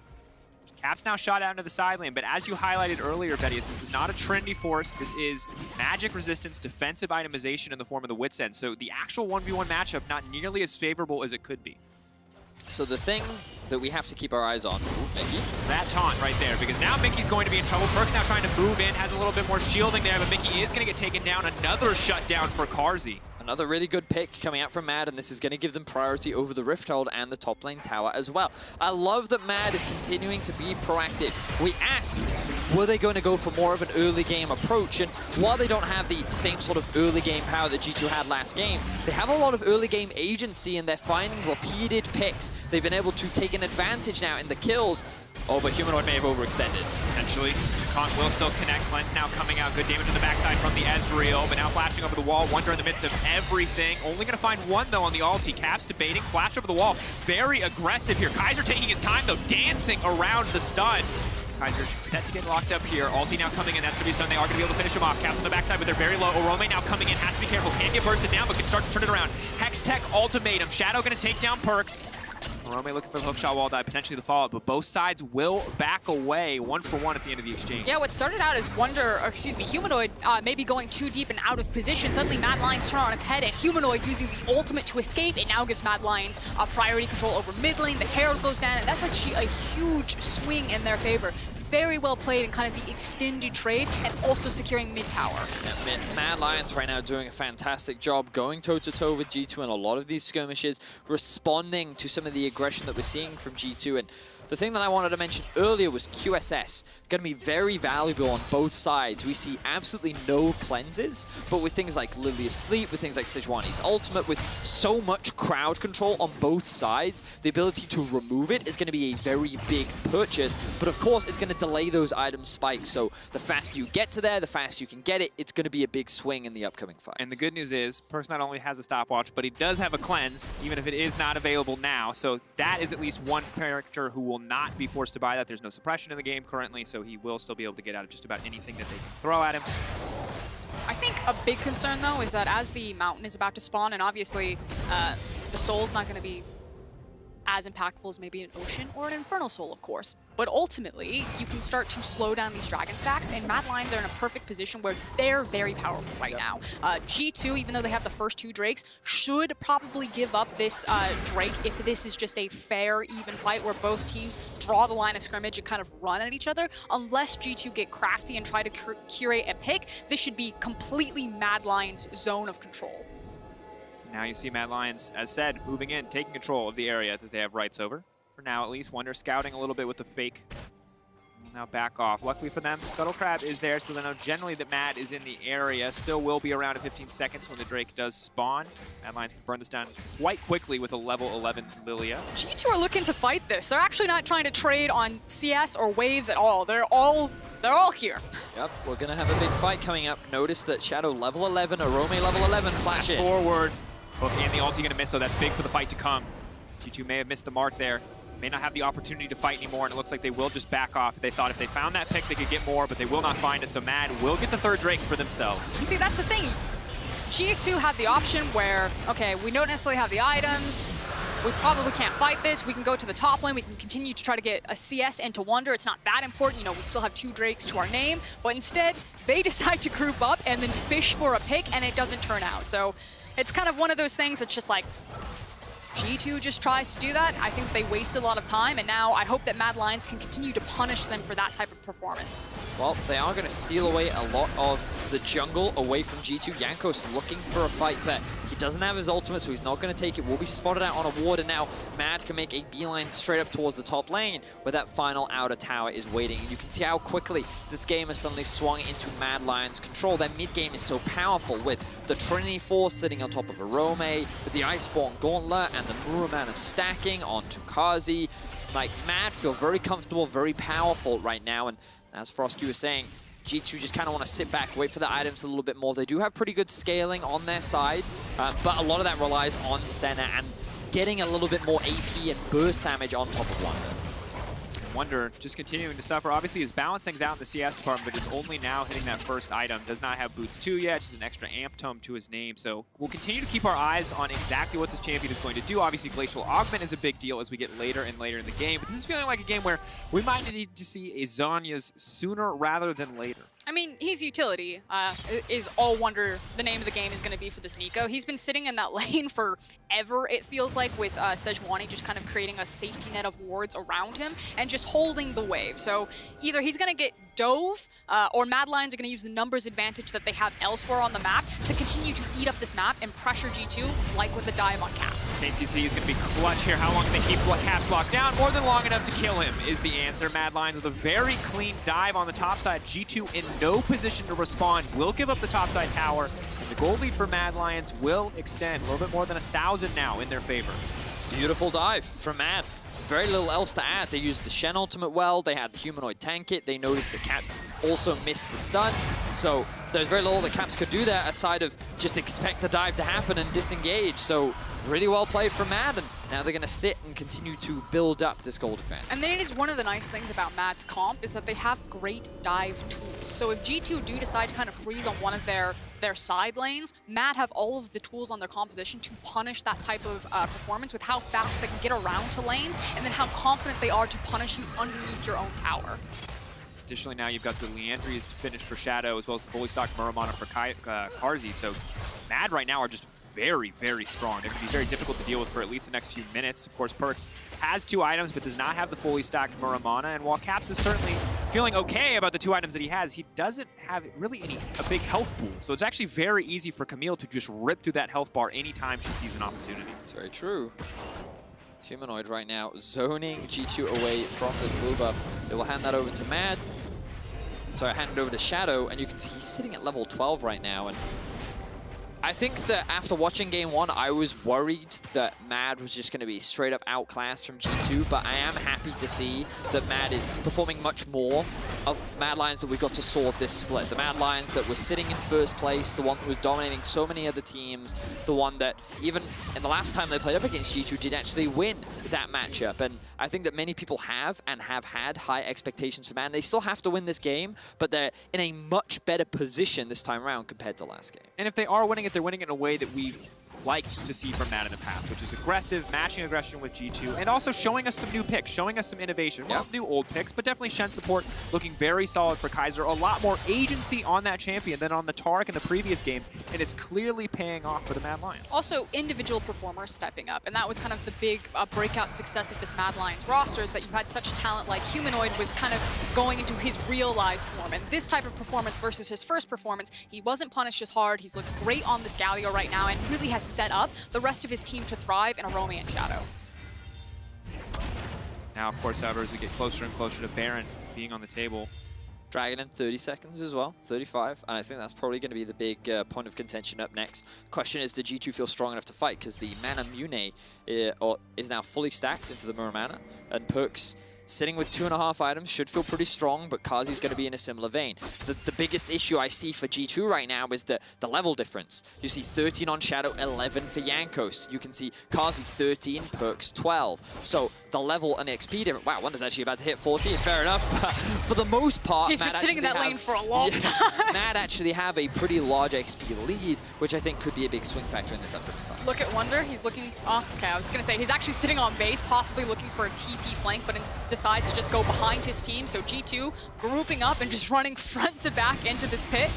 Right now, Mad are a little bit split. They're going to try to catch out Humanoid off on the side. Ultimate used. Follow-up CC will not be there. Humanoid with the Nimbus Cloak and the Flash will make it out to safety. Now Dragon the center of attention, but they've already burned Mickey's ultimate for Humanoid's Flash. Wonder in the meantime, stepping behind Dragon, trying to get double value out of the root there. The Tangle bars. Karzi, perfect input buffer, and now a Romaine in the middle of the entire team, combining with the Galio. Wombo, combo, all too easy, but G2 aren't dropping fast enough. Wonder on the backside trying to get something done. Perkz as well. In the meantime, Mad continuing to pull ahead. Ulti coming out. He's going to connect it on to 3. Wonder turning the fight right back in the favor of G2. And just like that, shutdowns coming through. Kaiser's still alive, but the Dragon will be given up to G2 Esports. Close fight, but it's G2 that comes out on top, and what a beautiful ultimate from Wonder. Such patient play showcased from the man that was put so far behind in the early laning phase. Let's take a look back at this one. So Humanoid's just waiting for a good opportunity to use his ultimate. After the engage, Rome goes in, they land onto Cat, but look at how quickly he dies. He just gets blown up by the squad of G2.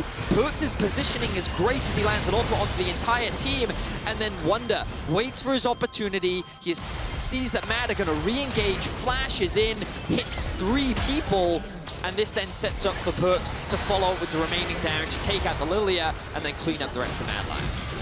Really a game of inches right there for G2. Like you said, Wonder coming up huge. But the thing there is that if you have a bad team fight and you just get destroyed, you immediately rotate into Baron. That was actually, I think, a very risky call from G2 to try to contest that one. And yeah, they didn't get the Drake, or excuse me, they did get the Drake, and yeah, they won the team fight, but that could have also ended their game right there. That's also G2 Esports in a nutshell. You know, they have a habit of taking these risks that You know, sometimes they just have to outplay and they end up coming out on top. But Mad Lion, like, I think one of the biggest things to me is realizing how much damage this Lilia can do. Like, it is crazy what she's actually capable of. She just has free reign in these fights. The Leandries very quickly stacks up. The fact that that Q is so spammable, like, Shadow, again, is going to be a big carry in these upcoming fights, I feel. And one of the things that's incredible about that champion is that for the most part, when you use her ulti, you're hitting 1 or 2 champions. But when you've got a Galio to set you up, when you've got a Camille to set you up, and a Shen, you can run into the midst of a chaotic team fight, 1 quick Q into the ult, you can be sleeping 3 or 4 people, which at best is a ton of CC, at worst is just a bunch of extra damage. So the value of the champion uncontested in a team fight is just insane. She's just so fast. It's so obnoxious, especially with the phase rush. This champion's moving like 500 miles an hour, just like zipping in there, throwing the Q. It's like if you took Evelyn and Darius and Hecarim and all just smashed them into one champion. Yeah, and now I'm looking at some of the itemization that's coming through as well. I'm still waiting for either a Mikhail's or a QSS to come through from either side. It looks like right now the priority is going to be some Death Dance. Maybe we get to see a lot of the Iron Solari on Jankos as well. But 3 items done for Perks, 3 items done for Kazi.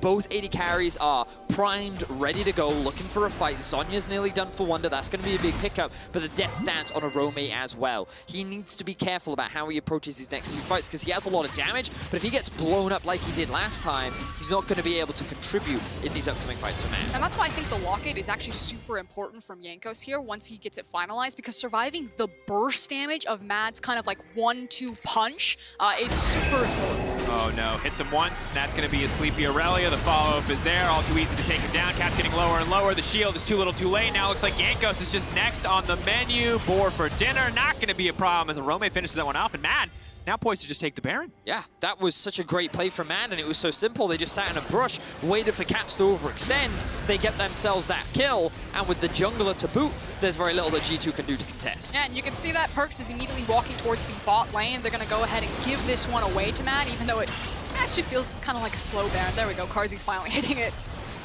Good sustained damage, but no traditional AD carry until Karzi arrives to start finishing it off. So Baron going over to Mad Lions. Finally having a pretty substantial gold lead, almost 2K in their favor. Of course, Soul is going to be the big deal for G2 in the next minute and 30 seconds. But because Mad are empowered by the Baron, hard to imagine G2 really having easy access to that objective. And now the question is going to be, if Mad Lions close out this game, what is the adjustment? What is going to define this series? Because then we'd be sitting 1-1, and blue side would have won both times. Now, Lilia was banned on red in game number 1, priority picked in game number 2. Is this the champion that suddenly has to become permaban? Do G2 decide that it's too obnoxious? I don't necessarily think that Lilia's the problem here. I think it's more so some of G2's decision-making.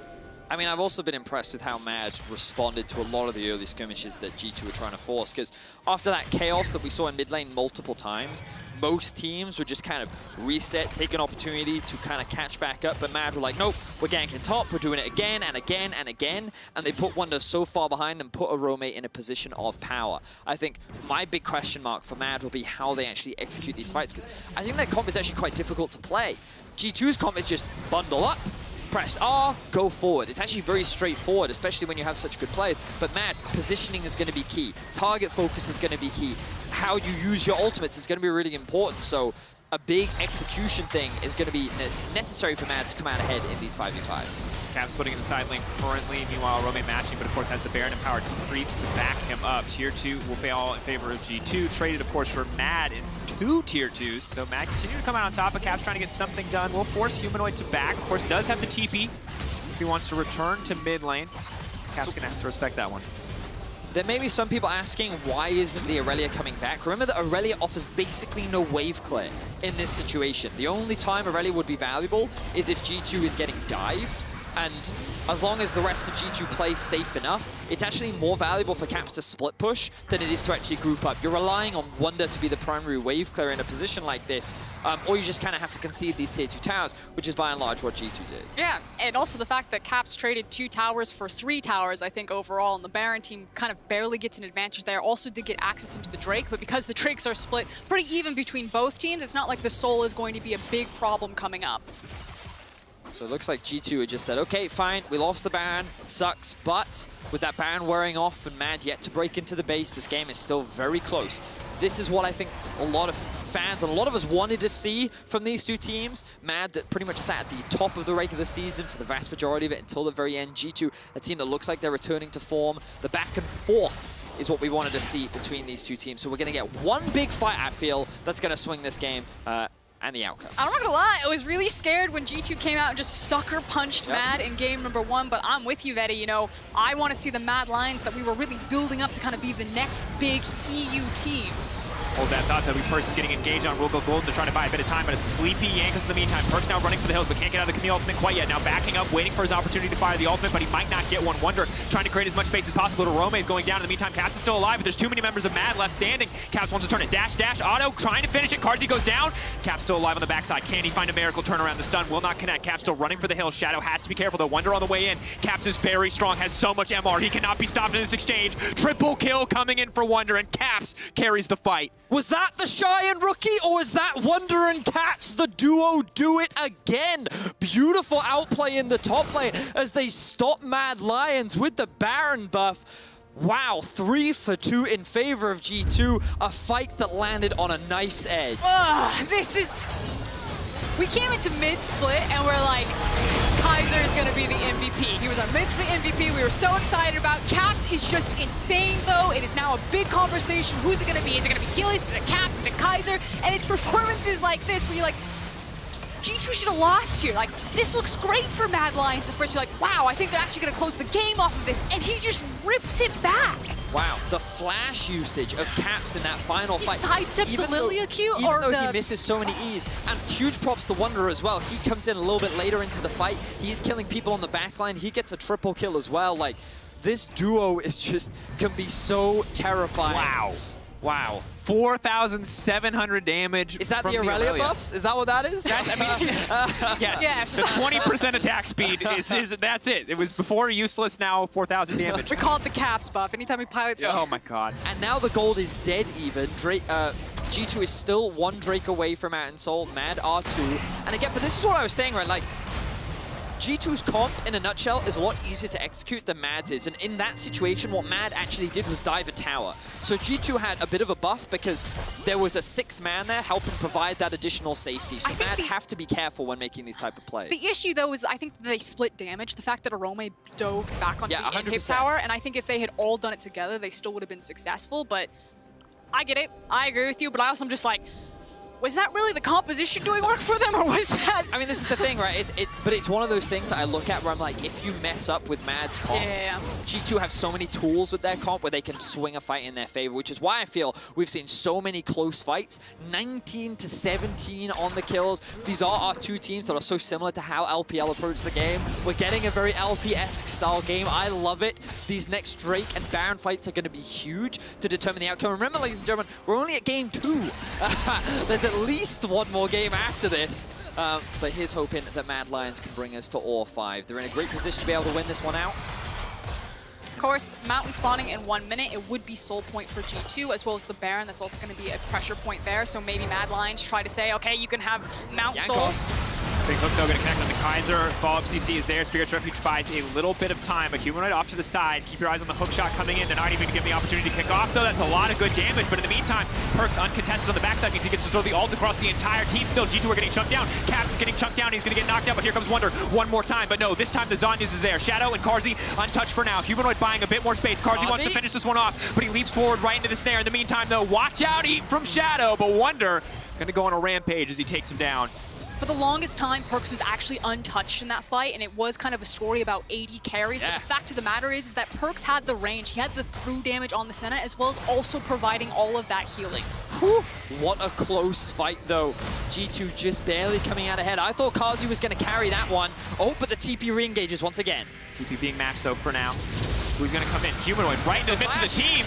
There's no backup. Humanoid, no. He wanted to stop this. He wanted to contest it, but there's no option. No. They were already guaranteed the Mountain Soul, and Humanoid throws his life away as well. Oof. That is a crucial death. Of course, as you rightly said, Dracos, the question is, why did he use the TP? His jungler is dead. G2 is already in a position to secure that dragon. Maybe he wanted to try and steal it away, but with that gone and with him dead, this should be an easy access for G2 to go and get the Baron as well. And this is a big deal because Mountain obviously isn't that important in the sense that there aren't very many true tanks on this team, but having a more upfront shielding on top of the lock of the Iron Solari to mitigate the combo of the Galio and the Camille together means it's that much harder for Mad to just blow up a member of G2 in any one of these fights. I actually think it is a big deal because it's also a Senna on a composition. You know, like you're saying, it's hard to blow them up and to burst them. It's actually just super hard to beat G2. In an extended, long fight, I think they just win that every single time, especially because of the itemization that you see from both teams. With the Baron on top of it, this is looking really ugly. This was like Mad's game all the way, and G2 find the picks, find the fights. So let's have a look. Kaiser gets chunked out a lot initially, but then the TP comes through for Camille, immediate ultimate, there's the Galio ult. So 3 people get knocked up, but again, Perks is positioning at the back. His ultimate comes through, and notice how Kazi and Perks are just sitting at the back of each team fight. They're like, I'm dealing damage as much as I can, and you can see again, at this point I'm thinking, ooh, Kazi can carry, but he gets rooted up here, and that slows his momentum.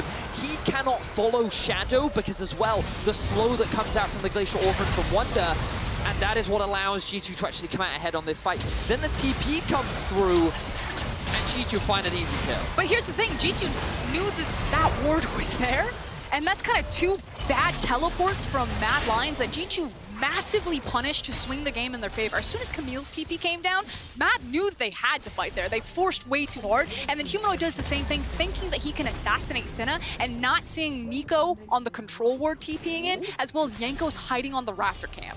Meanwhile, in top lane, Mad trying to set the bait though.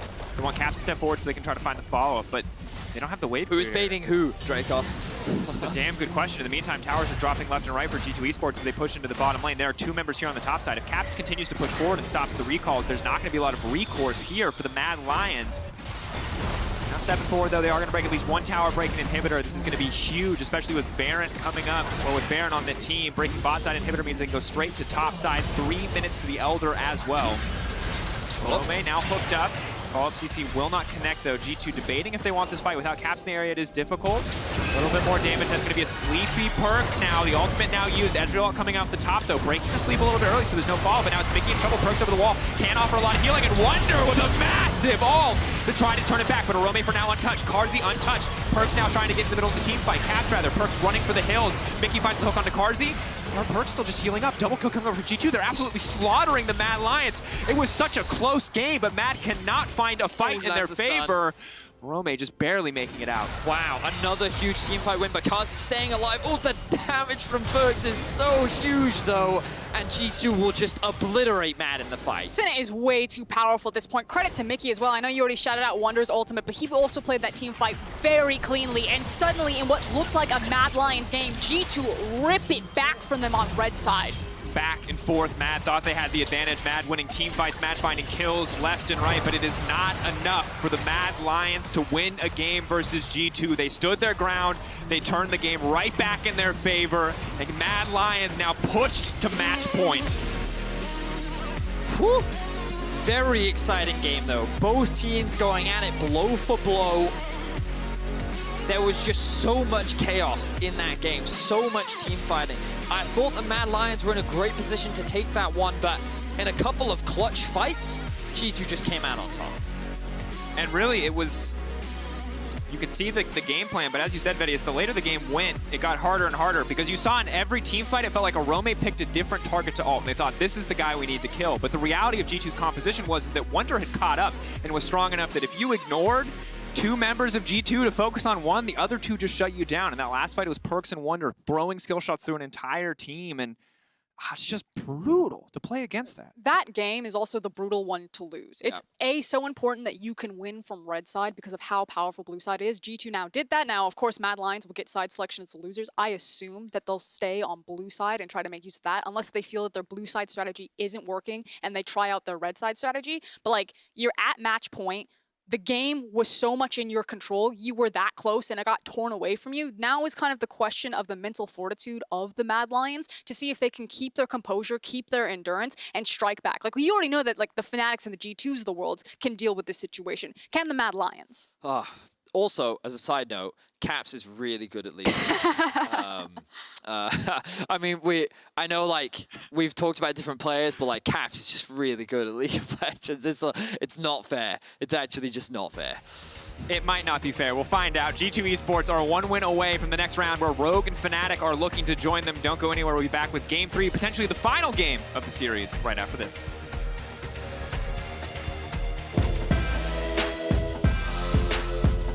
The flash to get out of here, and Torre is left all on his lonesome with an incredible quickness into the knockback. Goodbye, Excel. Patrick gets taken out by Reckless. It's a triple for him. You're fighting through like what goes well, what goes right, and it's all a matter of finding, okay, this is our recipe for success and expanding from there. Remember, the Everest Survivor is going to do so much work. Shadow's already gone. There's 2 as Kaiser falls and Finn is still stepping into Kazi. Flashes off towards the back. Vander able to survive. There comes the damage. Kazi, goodbye. I really don't care what other people think about us. We're not Mad Lions, we're not G2, we're Rogue, right? We play our game. I just want to win, and that's all.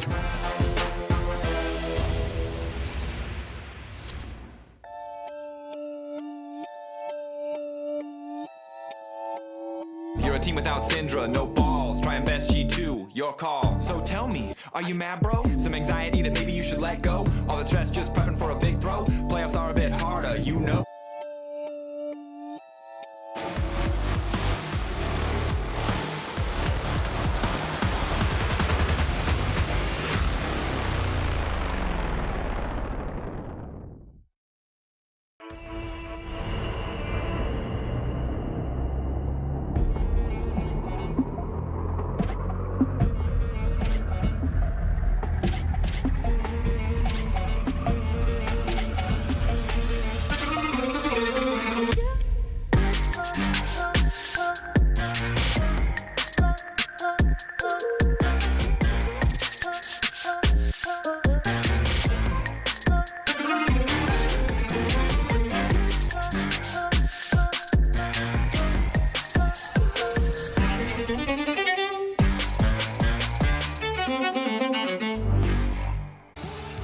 Orange, thank you.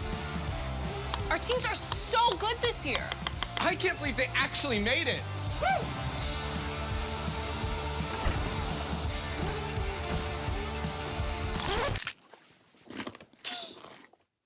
What? It's what champions eat. Beko Harvest Fresh preserves vitamins for longer by simulating the natural 24-hour sun cycle. Beko, eat like a pro. Have a bite. It's good. Je vais pas me négliger. Si c'est fini, c'est la vie, bientôt j'aurai tout zappé. J'ai les oui. Jolie nana, recherche joli Joe. Comment on fait, je suis pas très mytho. Moi j'ai le truc, je sens les people, oh yeah. Ils m'ont dit bête. Je suis tombé la première, merde. Ils m'ont dit bête. Je suis tombé la première, merde.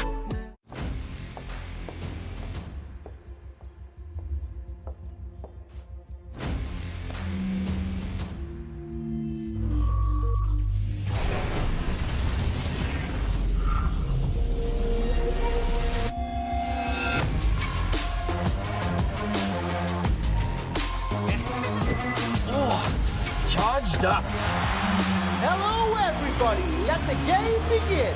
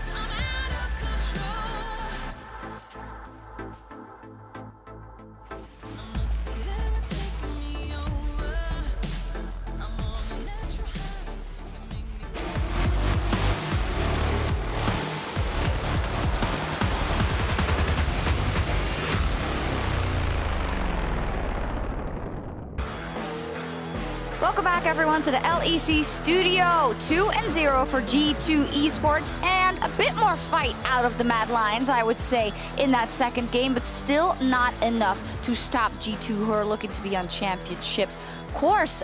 Yeah, I mean, at the beginning of the day, you definitely called the 3-0. I do think we saw some improvements out of the Mad Lions in that second game. Yeah, I think we definitely expect to see much more of a fight from Mad Lions after the first one, and they put that up in this game here. I think they had some cool answers like the Camille plus the Galio to try and hard slam on those side lanes, and ultimately it came down to two very teamfight focused comps that got super scrappy in the 5v5s. I just like that they adapted in draft and went for some early game themselves. You know, they actually downloaded G2's gameplay in a sense, and they actually matched them on the mid lane ganks. You saw there was so much fighting in mid, almost like an ARAM in the first sort of 5 to 10 minutes, but it's necessary. Mad Lion has to do that. If they don't do that, then Humanoid's just going to go 0-5. Can you call out specifically the adaptations that you liked the most out of Mad Lions that were necessary to withstand that early game power, Kadril? Well, they have a good winning jungle matchup. I like the Shen flex. That did get them a pretty good top matchup in the end. I think Camille, Galio, it has a lot of playmaking. They have the Shen ult as well, so they have essentially 2 globals with a split pusher. And on top of that, they have an early game tempo jungle, so they can actually impact the map. They have a good support champ like in Shen, where he can actually roam, he can be impactful, he can start engages. And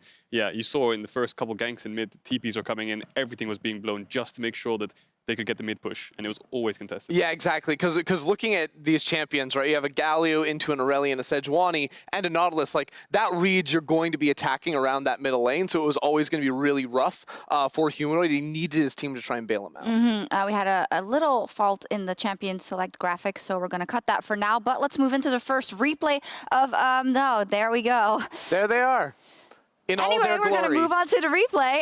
Humanoid top lane. So we see here that he has the Galio on his hands. And you guys were saying this is more fight out of him, the fact that he is willing to TP and he is willing to use that. Exactly, because before this, you know, Shadow sort of came to his lane at level 2, entered it a bit, and then he got killed by a gank around mid lane. But then he says no, even with falling behind early on, he uses that ultimate, pairs up super nicely with the Camille ulti. There's just nothing really that you can do to dodge out that game. And it feels like Mad Lions is adopting G2's playstyle. You saw that gank, they unlocked Humanoid, they got the push out on the caps, they got the kill, and then Humanoid instantly runs top, ignores the wave, and ults into top. So I just love the fact that they're matching G2 in what they're doing, and they're doing their own kind of take on it with the Camille Galio. Do you also think the addition of a lot of mobility, and that you had the global now in Shen to come in for the protection, you of course had the Galio, had Ezreal running TP for a bit, the fact that they had more tools to kind of match whatever G2 would throw at them, was that helpful for the Mad Lions? For sure. They had plays to, even more than just matching G2, it was just now you can go and make plays on your own, because before it was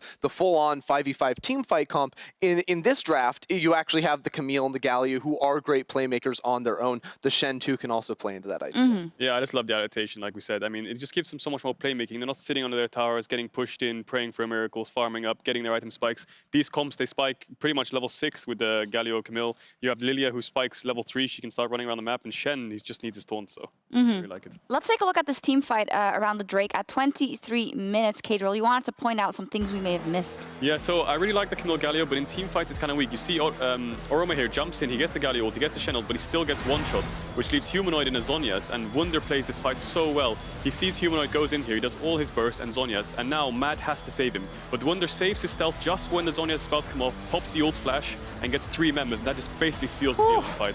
Yeah, I also want to say, like, one thing we're seeing consistently in these fights is actually the Senna, and I feel like she's flying under the radar just a little bit, but Mad Lions are playing comp with 4 melee champions. Senna gets insane range later on, so she's not really getting touched in the fights, and she also can output so much healing and shielding for all of her melee champions that I feel like she's a really powerful pick in the hands of Perks. Yeah, the fights get kind of clumped up. You've got Galio trying to get the taunt in, Camille ult, the Galio ult, you've got the Shen taunting in there, you've got Sejuani and Irelia in the mix, so everyone's stacked up. So the Senna Q's hitting them to do damage and heal, and the ult's doing that on top of it. So I think Senna had so much impact in these fights, it just kind of went under the radar. Glad that you called it out then. Mad Lions, great stuff. Okay, that team fight didn't go their way, but they were able to push. They were pushing in the top lane, and then somehow G2 takes over the game. What happens? Honestly, this is a position. So Mad Lions had been winning a couple of fights leading into this. I think they get a little too hypey here. There's a tower that's going to be hitting them repeatedly, but you watch, because of the tower, how split this fight becomes. comes. You have Mad Lions diving into the backside. Arome really tries to get the job done on Perks and does finish it off, but the rest of his team is sort of isolated on the backside, so he gets traded out. Kaiser takes so much damage off of the tower, and this is where Caps is able to turn it online here in the fight. Yeah, and I think if you look at the fight, there's 3 fights going on. Arome is trying to take out Perks. You've got Humanoid and Kaiser trying to take out Caps, and then you've got Shadow and Karsi trying to kite for their lives, trying to do as much damage as they can.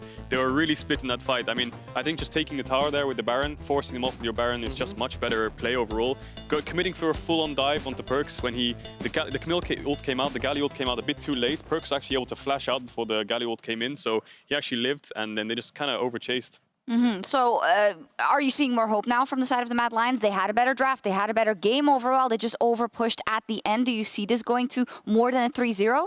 I still feel like G2 have what it takes. I think this is a much better look from the Mad Lions, and you can see a game can go Mad Lions' way, but I still feel like consistently G2 have been outplaying them. Yeah, I have to agree. I think G2, no matter what the playstyle is, whether Mad Lions wants to match them in the early game, match them in the mid ganks, match them in the team fights, I think G2 is just a better version. I think that Mad Lions has to pull something else out, try something different. Whether it's, I mean, they tried here globals with a split pusher. Maybe they want to go back to a team fight comp, which seems like their comfort, but drafting early game champs with it is kind of necessary. I like the draft adaptations, but yeah, I think G2 is probably looking strong here. Yeah, what I'm hearing from you also is the fact that G2 is just looking strong. All of their players are online, and that means it is do or die for the Mad Lions in Game 3. So let's see if they can bounce back after the break.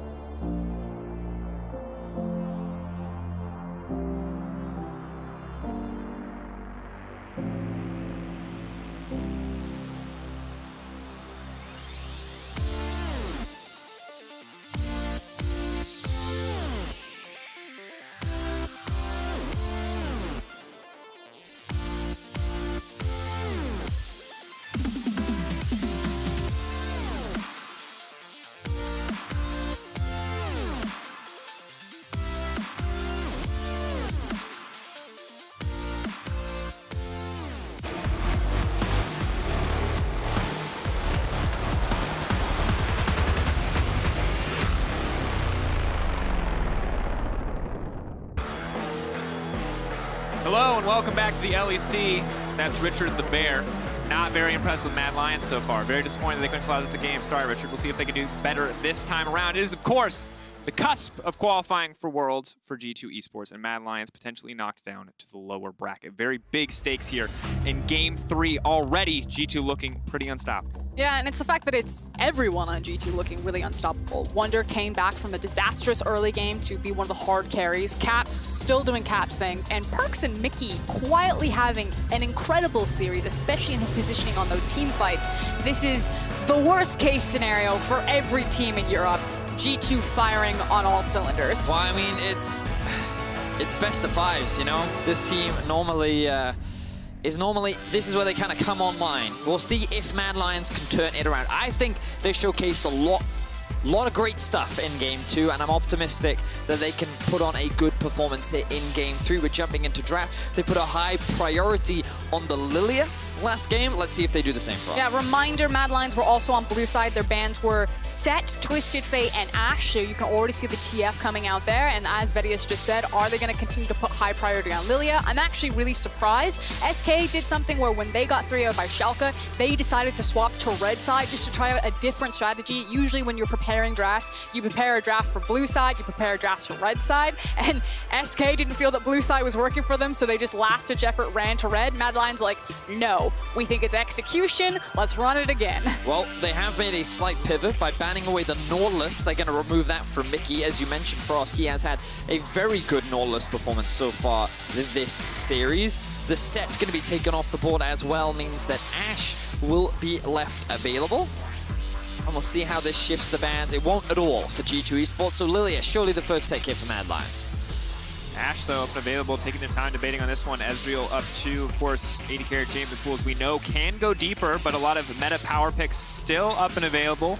Lilia going to be locked in again, most likely into the hands of Shadow. Could still be a flex, but I got to say, I already like that Mad Lions have taken the Nautilus off the table, removing some of the point-and-click CC that could shut that Lilia down. I don't necessarily think it's just the Lilia, though. It's the fact that Mickey was just terrorizing them into the mid lane, constantly roaming up there, and Nautilus just had so many tools to make his life such a pain, and this is a very different departure. Obviously, this is a complete 180. This man is not leaving the lane anytime soon. But now that, how does that change G2? Because Mickey was a big part of the blitzing that G2 were doing at Humanoid in that mid lane, and yeah, the game plan has still been to get a very strong mid-jungle duo for G2, but at least you're not also then bringing a support.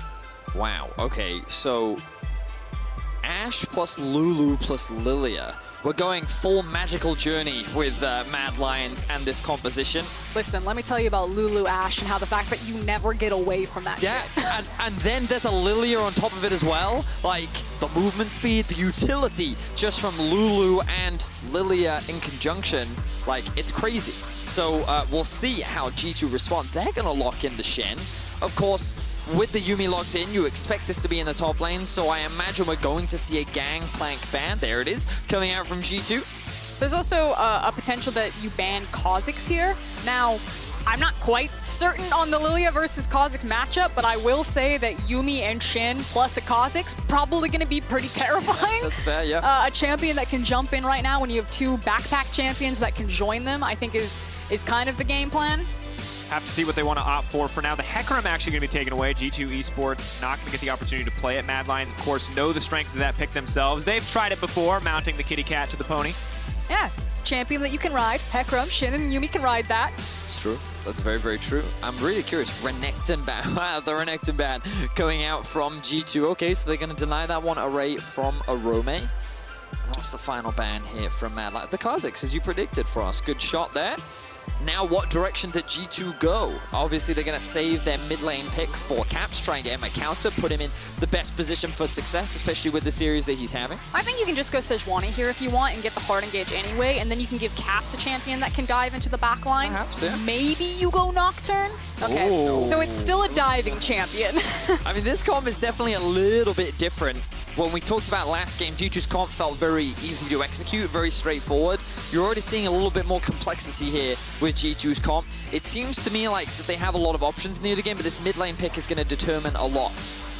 Camille coming out. Let's see the final pick for Mad Lions is going to be, they're going to run it back Of course, even more tools, arguably, with the Lulu here to make sure that this combo really connects. Ashe, the sustained damage they're looking for. But of course, Jankos on the Lee Sin, a big deal, taking it away from Shadow, who most likely was going to play the Lilia anyway. But now Jankos, a man who's been having absolutely flawless early game performances, is now set up to do so again on the Lee Sin. Here's the issue. If you go Aurelia again, you're missing a lot of magic damage, and I feel like that's why they're flashing between the Syndra and the Aurelia. Like, it would make sense because he wants to take the matchup again of the Aurelia and the Galio, but Syndra Lee Sin gets him the magic and physical damage profile that you need in mid-jungle, and it's also incredibly oppressive at level 6. Syndra Lee Sin, that duo still blitzing. That's level 2. QE, okay, I'm good to go. Like, that's all you need with the Syndra Lee Sin combo. I think it can be very powerful, but again, the thing that G2 have to be careful of is Mad Lions level 1. They're going to look to invade once again. We see it time and time again with the Lilia, and we expect Mad Lions to play through the top side of the map. They're going to want to try and shut this Shen down by utilizing the Galio ultimate to make those roams happen and try and attack these sidelines. And not just the level 1, but also in the mid lane, Caps has to be carried, because we saw how Wonder was picked off time and time again on the top side of the map. This time, he is the one with the target on his back, and it is time to see, can Mad Lions bring it back? Can they take us to a game 4, or will G2 complete the sweep?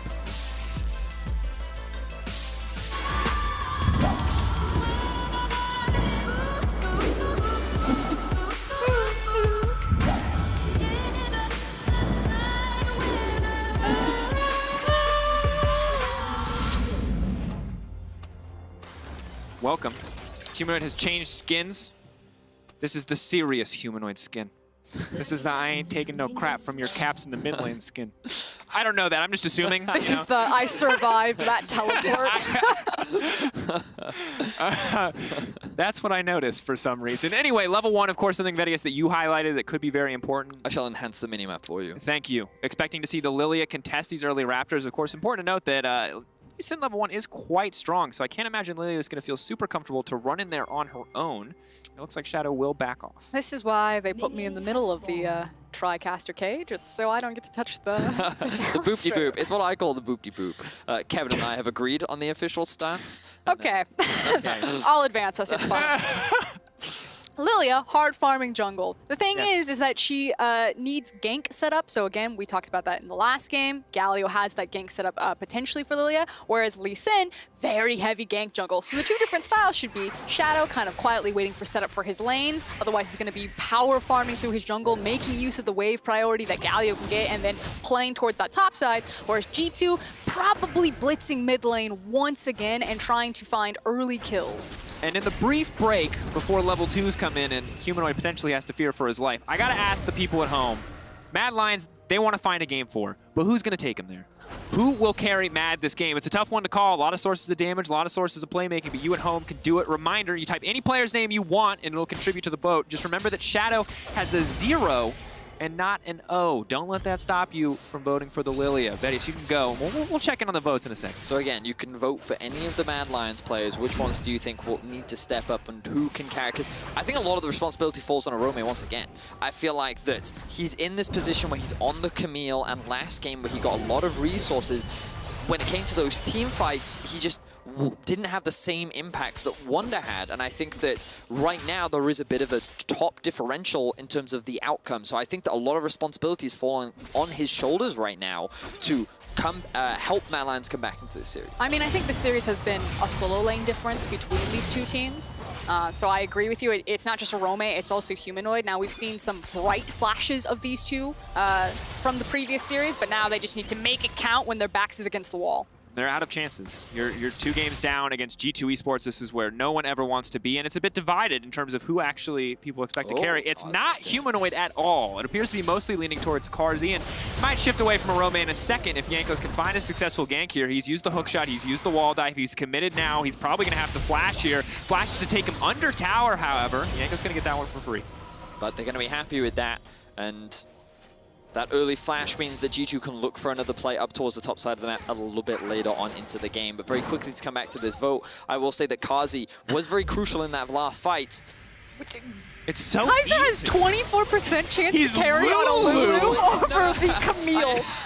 Okay, I didn't notice the Kaiser. I saw the Kazi 30%, and I was like, yeah, okay, we can talk a little bit about Kazi from last game. They're like, no, the Lulu is the carry. I'm like, all right, chat, we'll listen in, okay? They're like, this name's easy to spell. Like, this is why we don't invite you onto the broadcast, okay? All right, he's Okay, getting chat. more votes. Get rid of it. Kevin, get rid of this now. We don't want this anymore. Take it down, Kevin. The votes were only growing. Now Humanoid, though, going in. He might need some votes of his own because 1, 2, 3. Caps burning slowly but surely. The tick, not enough. First blood, the turn back. The white flag and the Nico emo. You can't do that to him. That is twice Shadow has missed crucial abilities in trying to dive Caps. Pain. TP now coming So much in. pain. Yankos maybe now in trouble. Humanoid wants to get this one down. They're going to have some follow-up CC. Yankos will get traded back. Hit that one. All right, nice. Okay, Humanoid needed that. That was, he really needed that one. You know, like you've had a bad day at the office and you find ice cream in the fridge and you're like, oh yeah, this is it. Are you needed 12? that kill back. Hey, ice cream makes me feel good. Oh, this is a good trade for Wonder right now. All right. Rome is going to walk his way out as a pull Was he update. stuck in the minions? He might have been. League of Legends is a great game like Ah, yes, the game working as intended. Yes. No, I don't know. I don't know about that one. But in any case, let's go back to that mid play. So, really clutch flash that came out from Caps to be able to avoid the taunt. But as you rightly said, Frost, like, Humanoid needed to land that. That was such a good Shadow. setup from... Wait, it wasn't Shadow. Humanoid missed the taunt, right? Or, no, I think it was Shadow that missed the Q. Oh. Unfortunately, we don't have a replay for this one. Yeah, that's the unfortunate thing. Yeah, so... I'm sure someone in chat. Yeah, you guys are going to have to help us. Something was missed there. There was an execution error on Mad Lion's Vote part. now in the chat. Don't do that. Is it Shadow or List of Humanoid? 5 skills. Don't Who do messed that. it up? I'm kidding. There's no vote. But the thing is that Caps got first blood and he didn't die. So there's Syndra now sitting on double Doran's ring. This is also, by the way, one of Caps' best ever champions. He has an insane win rate on this Syndra.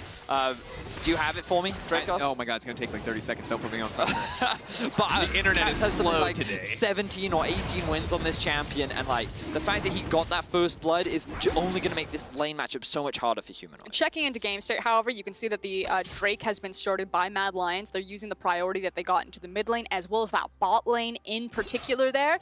Meanwhile, Yankos has decided to full piggyback behind Wonder, who had a freeze on his side of the lane. Now the wave has slowly grown and is slowly rotating back towards Arome. So Yankos is also here just to protect Wonder so he can crash this wave and get a reset. Notice the Humanoid's even moving up because he's like, they might dive Arome here. With that huge wave stacking up, there was a real risk that G2 is going to put him unbelievably far behind. But fortunately for Arome, nothing is going to come of that. Humanoid. Taunt coming out will connect with the Caps fall because they make Caps sleepy now, but the Shen ultimate is now coming in. They want to turn this one back. Shadow taking a lot of damage in response. Caps burning his ult though just to keep himself alive in that exchange. And we'll have to walk away. So I like the repeat gank from Mad Lions.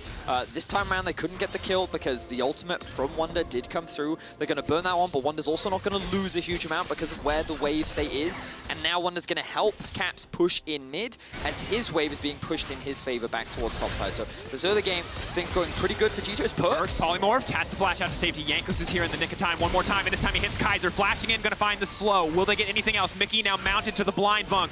He's his eyes. See for him, Mickey. Kaiser will get taken. No! You can't kill him! This is why the chat voted for him. Kaiser's still alive, and now the rest of the team has to run. There's no ultimate available for Shadow, but he's prancing in. He wants to finish this one. A little bit more damage. Ticking, ticking, ticking, but just enough health for Perks to make it out. Beautiful play there from the Mad Lions bot lane.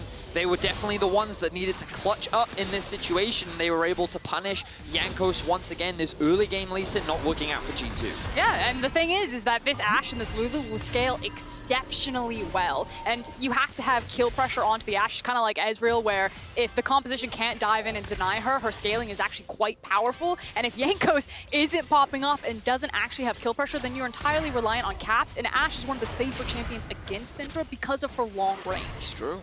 So Mad feeling pretty comfortable, even though some of these early game shenanigans have not looked great for Mad Lions. The fact that Arome is falling behind, the fact that Caps gets his first blood. Bot lane has been doing exceptionally well in the 2 versus 2. Lulu at the beginning of the split was considered a very strong answer into things like the Yuumi, and it's cool to see it come back in Kaiser's hands. Also a great answer into Syndra. Like, how is he going to burst anyone when you have the wild growth? Such a great point. And you have to remember, in a meta full of melee supports, it was G2 last spring in the playoffs who brought the Lulu back, paired it with the Kog'Maw, showed the power that this champion can have. Now paired with an Ashe, as you mentioned before, FLICKR, this champion's impossible to get away from. And once she gets a lead in this lane, you know, Perkz is just going to be out of options in terms of sitting here comfortably ever. The Yuumi's going to have to use all that movement speed just to ferry him out to safety. It's going to be very, very difficult for G2. All right, chat, so you were right with the first Kaiser play. We'll give you that one. Fun fact, the chat voted Kaiser so hard after we took the graphic down, he got up to 70%.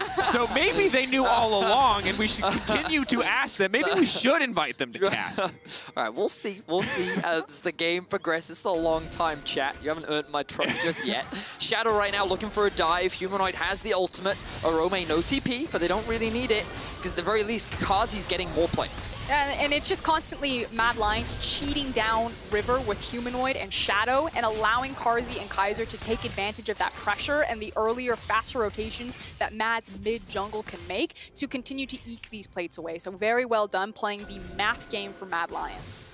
Very solid. And as we talked about in the second game, it felt like individuals stepping up as well, and we're continuing to see, outside of some hiccups in the early game, Kaiser continued to step up. So Mad Lions on the trajectory to find their first game win here in a series that will decide one team that is going to Worlds. You do not want to fall down to that lower bracket, or you could become the next meme to die at the hands of the Schalke Miracle Run. You could also beat them, but fans probably will not be in your favor. We see Jankos moving into the fog of war, looking for a play. No flash on Kazi, but Kaiser just hit level 6. He does have arrow. Coming in. Now the ultimate coming out as well. Ezreal ult, of course, going to mitigate through the stun. Now knockup coming in 2. Shadow warming over the wall. He's going to find 3, and he's immediately going to go for the sweep here. The follow-up. That's a drowsy Perkz. Perkz now immediately cleansing, trying to make it on safety, but there's no time. Shen now coming in. Watch out. Eve will connect, but not enough damage quite. Perkz is going to get ticked down in the end. Kaiser actually going to snipe the kill. Shadow now running forward. They don't have recourse here. All the team now coming down. Humanoid just going to use his ult to escape from Caps in the meantime, and Mad Lions are dominating again here in this early game. I'm going to say it. Twitch chat was right. Kaiser played that so ridiculously well to allow Mad Lions to turn that around, holding the wild growth until Lee Sin had procced the Q to come in and get the knock up there, also hitting amazing fadeaway Qs to pick up the kill when Shadow flashed away. That was beautiful cooldown management from Kaiser. Let's also appreciate that Jankos was only level 6 in that play. Shadow's level 9.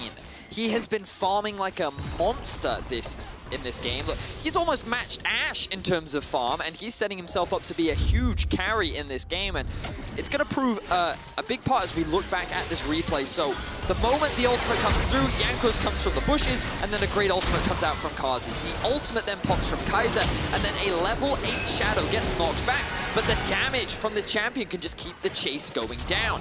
Meanwhile, in the mid lane, Caps and Humanoid are going at it. Caps is trying to stop Humanoid from I think Humanoid was stopping Caps. And then the stun comes through, but with the stun gone, then Humanoid has nothing that he has to be afraid of, so he can then ult towards his teammate and get out to safety, even burning Caps' flash there. So extremely well played from Mad Lions squad. They're going to get themselves more kills, they're going to get more plates. And if we can quickly swap over to the gold, we should see that Kazi right now sitting in a 1k gold advantage, 1k gold advantage in the jungle as well. Mad Lions looking much more convincing in this early game, in Game 3. And obviously Shadow is incredibly strong right now, but Karzi and Kaiser are basically unstoppable in any skirmish where they are evenly matched 2v2, you know, 3v3, whatever, because they have Ardent Sensor plus Blade of the Rune King. They were already inescapable, and now they have so much damage to back themselves up. This is incredibly oppressive from the side of Mad Lions. Damn it, Dracos, why do you gotta steal my points? I was like, the Ardent Sins of the Bork! Ashe is so powerful right now! And they're just gonna move her around. Throwing arrows from Fog of War as well. Wow. Mad Lions are in the power position, the driver's seat. They should have control wherever they want this little Ashe to be. They even TP'd Ashe bot to get her even more plates. Yanko's going for another play. Oh, the flash! Clean flash out, but the kick back into the wall. Now they're still going to be able to find the snare. Orome's here, but there's no Lulu to protect the Ashe this time around. However, Humanoid now moving in. Jankos will get taken out. Humanoid has to run for the hills. Kaiser now there for the backup. The stun will not connect. Seed coming down to the bottom lane, but will not hit either. So the flash was good, the arrow was not. I think it was just a slight mechanical mistake where he threw the arrow after the flash, and so that's why it didn't connect on the target. But if he flashes, then throws arrow, and that connects, I think that's a completely different situation there for Carzzy. Yeah, that's true. Also, Shadow update, level 10. This guy, yeah, has the, okay, not the most farm in the game, but the most farm on his team. Oh no, here we go. He wins this 1v1, by the way. Yeah. Well, he's missed one ability. He has to hit a few abilities here. Well, one, where's the watch out? Eve gonna go? He's gonna wait until he's sleepy. Dunks him down, that's fat damage. Sweep him up. Just like a speedy horse, Darius, running through your 80 carry. I was just going to break down Lily. I thought we were going to take a look at this one. Again, I think the issue was that he threw the arrow after the flash. Because it's flash. Yeah. Oh, no, that was so close. How did that not hit? Because he flashed over the arrow, I guess? Because he flashed past the starting point? Listen, League of Legends working as intended. Yeah, so... I take it back, Carzzy. That was sick. Yeah, Carzzy actually nailed that. Really well done there. All right, well, Mad Lions are smurfing on G2 in this early game. 3k gold lead right now. They have advantages in the jungle, they have advantages in bot, and right now you're kind of looking at G2 solo laners, and it's very much like, okay, can cap someone, do it again, because while Wonder has been doing very well in lane, I don't know if Shen is going to have the same carry potential that Nico had in the last game. Meanwhile, Carzzy and Kaiser are just set up for success. Absolutely, and when we look at Caps, the man who has, I think, over the course of the series, had one of the strongest, if not the strongest performance coming in from G2. He no longer has a champion full of dashes, like the Aurelia, like the LeBlanc. Syndra, very easy to understand what you can do. Of course, there's a high skill ceiling on the champ, but not nearly the amount of mobility to outplay, to outmaneuver the opposing team. So if he ever gets caught, there's no fancy footwork this time around. He will just go down. Mad Lions also taking this opportunity to pick up the Cloud Drake, looking for their Drake stack run. The next one will be spawning in 5 minutes, and that will time nicely with a lot of their item breakpoints. So in full control of this game, and G2 need to kind of figure out where they want to attack. I would expect it would be around Syndra. Jankos has tried to really force bot lane, and I think we need to switch up some tactics and get aboard the Caps train if you're a G2 fan. Problem is, I think it's a little too late for that, because the Galio now, level 11, even if you put him behind, he's at a point where he does his job, right? Like, even if he's like 1 or 2 levels behind Caps, his purpose in fights is to be obnoxious, soak up damage, and ult for Carzzy, or dive alongside a Rome. I think the G2 need to be trying to find picks onto Carzzy if they can, but again, that's going to be difficult because Kaiser's going to stick to him like nothing else, so I'm kind of in the same boat as you, Frost. I'm like, I don't know what options G2 really have at this point in the game outside of finding a good pick. And by the way, Shadow level 11. Like, the guy is just, he's also a huge threat that you also have to be very cautious of because of how well the champion will scale into the rest of the game. Very difficult to deal with. Of course, one thing I want to put attention to again is Carzzy. Ashe is a champion that we know internationally has been so good, but here in Europe, it sucks. Like Zoe in past weeks, EU Ashe has only found 1 win. We'll hold that thought, though, as the engage now coming in. Yanko's trying to find a pick onto Orome. Lots of damage going down, and G2 will find a kill back into the game. However, on the Shin. Now back to your Ashe point. Yeah, so Ashe right now in EU, folks, 1 win, 9 losses. And at this point, just pretty abysmal performances. But every time I want to talk about it, it gets interrupted. We're going to hold that thought. Carzzy, not quite enough burst damage to get him down. Caps trying to finish the job, and will be able to do so. But a sleepy Caps will get dropped. And there it is. Never mind. You know what? We'll talk about EU Ashe later. My point was, if Mad Lions can play Ashe, if they win a game with Ashe, it changes the draft a lot, because for the most part, I don't think EU teams had to care. Outside of Neon, no other AD carry has actually won on this champion, and it was not really as present in our meta overall. Don't worry, Drake, because we're going to need that superpower in a little bit, so you just get ready for the Ashe graphic, because when I want a fight to start, I want you to cue it, okay? But overall, I'll say that was my fault. Yeah. Let's have a look back at what happened in this mid lane play. So Carzzy applies the stall on the Caps. He's trying to get some control back into mid. Meanwhile, Shadow and Mad are looking to set up the pinch. Oh, he flashes out, still gets hit by the ult, but because of how close range it is, the stun does not apply for that long. The burst comes down onto the Ashe, but then the stun comes through from him as well, which is what gives him enough damage to actually get that kill onto the Ashe, making it a one for one. That was like the Nautilus hook of Ashe arrows. Yeah. But to be fair, after that one in the bot lane, Carzzy earned one. Like that was mad questionable. The Wonder perfectly flashed through the hitbox. Carzzy, good damage coming out from his Ashe right there. Yeah, getting closer and closer to the Runehands as well will further improve that wave clear. And already it looks like Shadow starting up the second Herald. And we'll be able to clear that one out on his own. So the gold lead should continue to extend for Mad Lions. 2 Dragons as well, and we're working towards Ocean Soul. Mountain Soul was important last game, but Ocean Soul is game-defining if Mad can secure it themselves. Now, if we've slowly been watching Mad Lions kind of ramp up more and more control as the series has progressed, surely this game they have the most control as that Ash Arrow connects. Follow-up, though. Difficult without the Camille there to instantly jump on that one, especially if the wall is there to block Humanoid from pursuing. Yanko's going to get sped up. Mad's still hunting as they lay vision down on the top side. The Herald now use mid. Of course, no plates. It's not nearly as important as the first Herald. But opening up that mid tower, especially when the Ocean Drake is about to spawn in 1 minute, is kind of the big prize for Mad. And the thing about G2's composition is they're not going to be very powerful when this Drake fight is going to come about. It's really only Syndra that is powerful. They're holding on to mid lane tower for now. They're still trying to force the engage here. So much damage traded back onto Perks, however. Oh my god, Lily is so strong. Level 12 now for Shadow. Wonder now TPing in. Yankos has him on the back. Shen in the midst of the entire team, but Humanoid stunned up so many. Luluwal coming out as well just to stop the fight from going in. Wonder, rather Yankos burning his flash for that as well. Yeah, trying to burn his flash to position Wonder better, but again, Drake fight is in 40 seconds. You now are missing massive key ultimates. This is Mad Lions being set up ahead of time for the Drake Soul, and meanwhile, Arome got all of that free experience, all of the free tower. I think that was a huge wash for G2. Yeah, I think that Mad pretty much had full control over the map there, and anything that G2 did, they were going to lose something for it. So good setup coming out from Mad. I think they also just stole the red buff. They can now reset, set up for Drake. They will be a little late on their setup, but it doesn't matter because G2 is also delayed thanks to having to catch all these waves, and Humanoid is going to push out bot as well. So Mad perfectly set up for success right now, and it looks like G2 aren't even going to contest this, given that Perks is still sitting in top lane. He has no flash.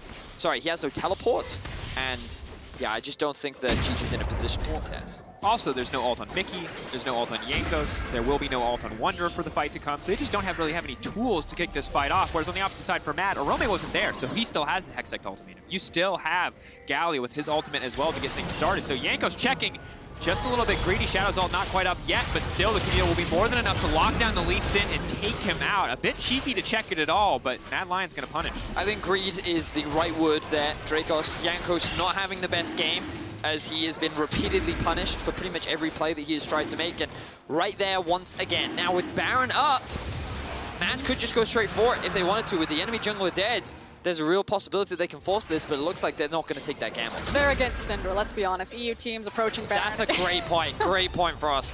I just don't think that they need it right now to even close out the game, especially as they're now setting up a dive on Wonder. Dash back, trying to buy a bit of time with the Spirit's Refuge. The taunt is there, and now the ult will be from the Lilia as well, so easy kill pickup. Ezreal now coming in. Doesn't look like it's going to snipe anybody here.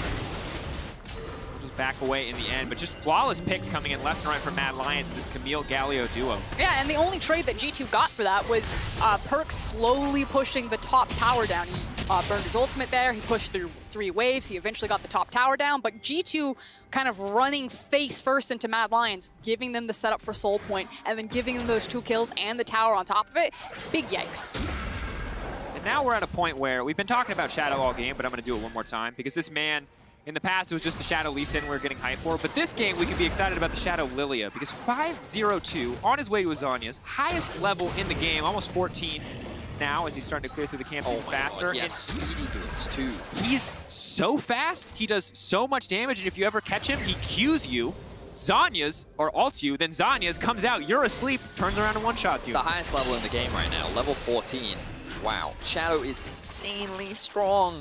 How much we want to take bets that if G2 loses this game, Lily is banned? Yeah, I think that you might have to, but bear in mind that the loser does get side selection. So G2 are absolutely going to blue side. Go back to blue side and make that pick a little bit more contested. But we'll have to see. G2 not quite out just yet. Mad in a convincing position. The Ashe is strong, but so is Perks. He's been sitting off in a side lane. He's ahead in farm. He's got his Mura mana fully stacked, ready to go. Caps is working towards that death cap. You can see more itemization starting to come through. One of the biggest problem for G2 right now is that Yankos is not a champion. He's going to offer very little in these fights. And we'll see how, if at all, G2 are going to be able to navigate around. But it's also situations like that where G2 are also losing a lot. They're using Wonder as bait, and they allow him to pick up the entire wave. And you just said that Caps is that close to death cap. Obviously, funneling the wave into him, maybe you get that much closer to it. Maybe you actually get that item breakpoint. But it's G2 that are falling over themselves, trying to force or find plays, and Mad Lions just playing a really great defensive game, you know, not giving them any sort of opportunity. And it's small things, but those small things are starting to really add up in favor for Mad. And there it goes, once again, a Seed running down mid lane trying to snipe. And this is the other big thing about Mad Lions' composition is because they're in such a dominant position, things like the Ashe Arrow as well as that Seed coming in from Lilia, when she has ult available, just mean free kills. So as we may see here, well, they're going to get the cleanse for now, but that cleanse no longer available. The arrow comes to follow. Next time, Perks is just dead. There's a lot of really strong pick potential on Mad's composition, and I love how they've been using the Ashe Arrow, like, very proactive with the champion. And I think that's one of the biggest things we don't see from many EU Ashe players is Wonder going for the 1v1. He's definitely winning this skirmish against Humanoid, but look at Ashe on the way down. TP coming in as well. Wanting to shut down the Shen, moving to the global. Wonder is going to be taunted up. A Rome here as well. Wonder going to try to dash back and try to bring it in. Spirit's Refuge, not enough, and Carzzy will find the kill. Once again, Ezreal ult coming in too little, too late. The continued march now with the minions behind them if they want to start to chip away at this tower, and just zero response from G2. And just have to praise, again, Mad Lions. We wondered if this was, Game 2 was the game that broke them, because it was so clearly in their hands, and G2 just outplay them in a few fights and turn it back. But no, Mad Lions showing us, reminding us they're the team that took G2 to 5 games, that they're the team that beat G2. It's just Mad Lions and FBX who have been able to do that. Now, they're trying to do it one more time. Perk's going to be in trouble here. Not nearly enough help to survive. Trying to stun, trying to run, trying to get out of this exchange, and he will just barely survive. Turning back. Ooh. Wow, so close there. Oh, and the TP now coming through from G2. So many low health bars, too. They'll be moving in here pretty quick. Going over the wall, trying to chase. Wonder can try to find this one. Lee Sin coming in as well. Ezreal ultimate. Oh, Rome, good sidestep there, but G2 not going to be able to find anything else. So the biggest thing about this play, though, is it actually gives G2 control over the Drake. So there's enough time for Mad Lions to reset, that's the other thing. So while Mad have been shoved away from this Drake for the time being, they have the opportunity to go back to base. We can see TP available on Carzzy. He's already making his way back. They've spent a lot of their gold, and they're in a position right now to actually challenge. And it looks like that G2 is either looking for a pick, or they're actually just looking or forcing Mad to actually walk into them. Yeah, and one of the other issues that G2 are also facing with is the wave issue. You can see a Rome probably going to hit that wave, get it to push in, and G2's mid lane tower is also very weak. G2, though, starting this one up, pulling it out of the pit. Mad Lions trying to figure out exactly how best to play this fight. Shadow level 15, incredibly strong. Almost 3 points in the ultimate, and now Humanoid off to the flank. They knew the blast code was there. Do they know Humanoid is coming? Perk's now caught out. Perk's in trouble. The chain CC is flawless. Carzzy flashing in fearlessly, running down G2. They don't have enough damage to heal. He's healing off the dragon in the meantime. Oh my god, Carzzy absolutely dominating that fight. Beautiful from Mad Lions. So well executed. That's going to be the Ocean Soul for Mad Lions. That's surely going to be the Baron, and now full control. G2 may have clawed back the game in game number 2, but I don't think there's a chance in hell they claw back game number 3. We finally have a series. Mad Lions, that was clean. Love the execution off the back of that, and they're going to very quickly convert it into a Baron as well. Mad Lions showcasing that they can go toe-to-toe with G2, and it all comes back off a great early game, which they've snowballed beautifully. So have a look at Humanoid as he looks to move around behind the team. He's setting up for the flank, and the ultimate taunt that will spell G2's demise. So Perks gets caught out, he gets knocked up, he gets knocked down, CC after CC. Look at that taunt. 5-man taunt. The only reason it's not onto Yuumi, because Yuumi's inside Perks, and then Carzzy just goes in on the offensive, flashes in, does almost dies to the Drake, but gets the heal. And then they're able to clean up the rest of G2. G2 effectively gets stuck inside a pit with Mad attacking them from every angle. Humanoid's throwing the book at Perks. He's got his own Magi's now. I was just about to say, I thought that was a Caps move. No one else is actually allowed to do that. I thought that was in the rules, but Humanoid at 19 stacks is going crazy. Well, chat, 273 damage. Nice carry, by the way. Great voting in that one. Wow. You... I hope they flame it. Of course, only a bit of banter, chat. I love you. I love you. Please don't yell at me. Claimed him. He earned it. The coward, the fear. Okay, at this point in the game state, we've already talked about it. Mad Lions, full control. They siege exceptionally well. They're very powerful in these individual lanes. Shadow is an absolute monster. So fast. Kill them all. He's so fast. Oh, he's going to land on him. Burn combined with the Leandries is just disgusting. And then meanwhile, Mad Lions are just pushing in. Everyone now going to use their ultimates together. Kicked out though. Perks can now run to safety. Shadow Not going to push in quite yet. Lee Sin will drop, and the rest of G2 will survive for now. Beautifully played by Mad Lions. Shadow, the split pusher, level 16. He's had a fantastic game. Really impressed with this level of performance. Really showcasing what the champion can do. And what happens when Jankos does fall behind? It's dangerous picking Lee Sin into Shadow. He is the best Lee Sin in our region after all. And now Mad Lions have their eyes set on the Nexus. They want to get themselves a game on the boards. They want to match G2 in this best of 5. And they're looking poised. They're looking ready to do it. 1 lane left, 1 inhibitor left. G2 at death's door. Mad Lions set up to bring us to game 4, not taking any risks this time around, not pushing too far, want to take it slow and steady. All 3 inhibitors. You say that, but as soon as that tower goes down, I think Arome is just going to pull the trigger. They could. Perk's not going to find the ultimate there. They're starting to step forward just a little bit here, but have to be careful. Shadow level 16 now with the ultimate. That's a 3-second sleep and a significant amount of bonus damage when you wake someone up from it as well. Humanoid now going in, trying to fish forward. The taunt going to be massive, but he has been pushed back. Now all on his lonesome. Arome jumps forward. They're trying to disengage. G2 trying to hold on, but Shadow finds so many people with that ultimate. That's going to be 4. Should be an easy follow-up now. Shadow, of course, obviously very squishy, but still holding on to life for now, and that's going to do it. Mad Lions turning the series back. Not going to falter after a rough game 2. They will bring it home here in game 3. They will take us into game 4. They will make it a series as they find their first win versus G2.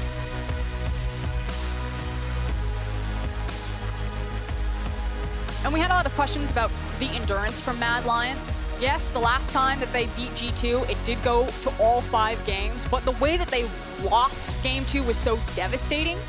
So to come back in, to run back the same composition, not be too quick to start changing things up and to say this was about execution and then to out-execute in game 3 to keep their series alive, very impressive. So I think there were 2 key things in this game that I think Mad Lions have to bear in mind throughout the rest of this series. Number 1, if you get a winning bot matchup, this is how they beat them last time during the regular season. You attack bot lane, you put Perks and Mickey behind, and you're in a great position to success. The other one is the jungle matchup, Shadow versus Jankos. We talked about it in our very first game of the day, and Jankos got the better of Shadow, but as the series is progressing, it feels like Shadow is ramping up. He's getting more into the groove of things, and we're seeing what he's capable of, especially on this Lilia. So I think that if they can put Jankos behind, and if they can attack that bot lane, that is the way for Mad to take down G2. Because I also think that it inhibits caps, because if you can keep Mickey locked down, which Mickey kind of did it on his own by picking Yumi, then he's not roaming, Jankos isn't having the same impact in the mid lane, and then Humanoid is actually just attacking the map far better alongside his team. So I think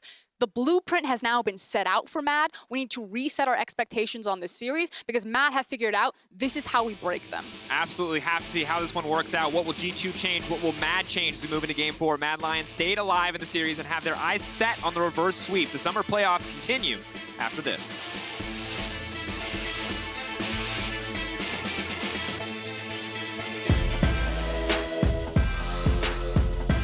Flash to get out of here, and Torre is left all on his lonesome, but an incredible quickness into the knockback.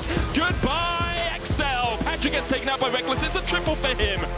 You're fighting through like what goes well, what goes right, and it's all a matter of finding, okay, this is our recipe for success and expanding from there. Remember, the Empress Divide is going to do so much work. Shadow's already gone. There's 2 as Kaiser falls, and Finn is still stepping into Kazi. Flashes off towards the back. Bandit able to survive. There comes the damage. Kazi, goodbye. I really don't care what other people think about us. We're not Mad Lions, we're not G2, we're Rogue, right? We play our game. I just want to win, and that's all.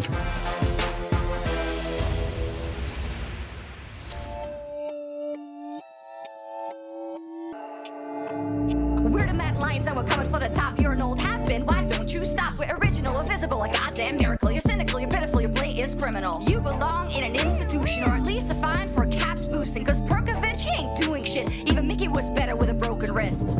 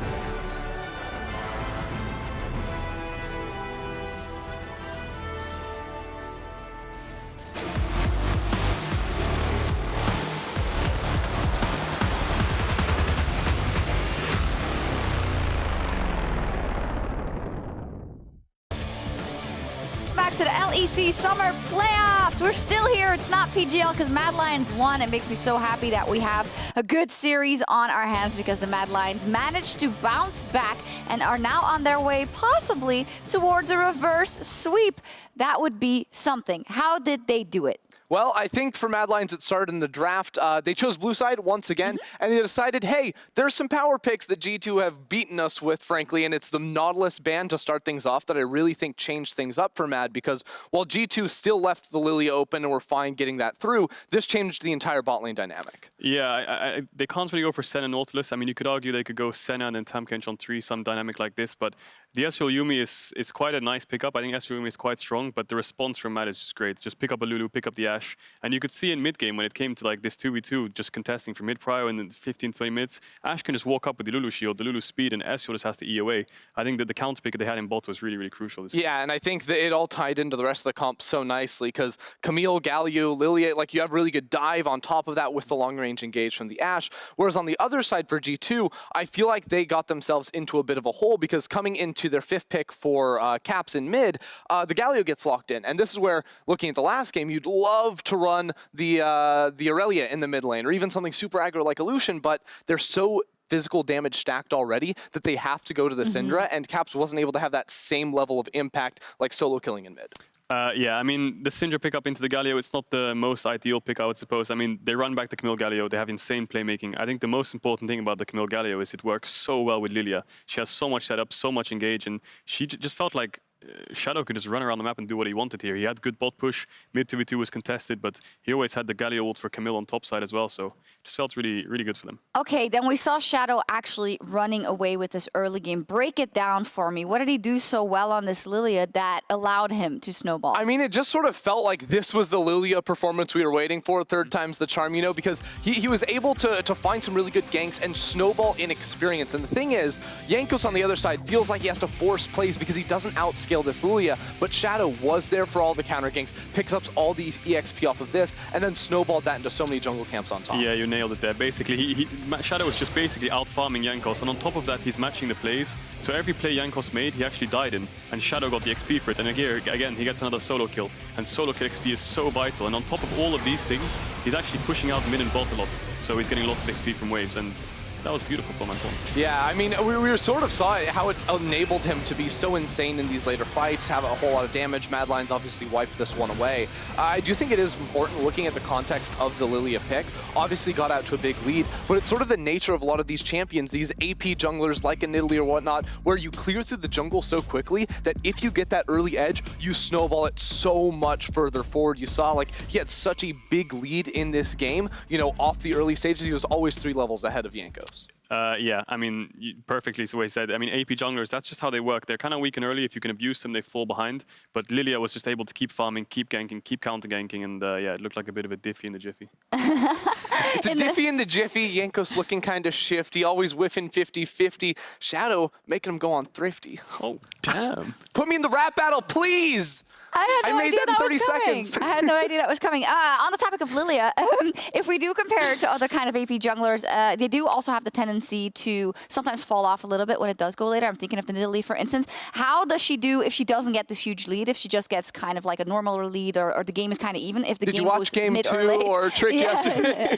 That's why I'm asking. I think the main reason Lilia scales so well is just based, first of all, she does percent HP damage, which is big. And then second of all, the itemization for Lilia just scales so well. The first item, Liandry's, the second item, Rylai's, the third item is Rabadon's. Each of these items gives her another spike and boost in power. Whereas if you look at Nidalee, she gets the Athene's Rod of Ages, and then she's kind of strong, but then she's building into Zhonya's and all these kind of safe items because she's jumping in. Whereas Lilia's just kiting around, so she can just go full damage, full health, CDR a little bit here and there, and just full AP. Yeah, I think the important thing for looking at Lilia is when she does fall behind, because she has a lot of movement speed, but she doesn't have like quick dashes or really sustain in fights out of Ravenous Hunter, applying off of her abilities.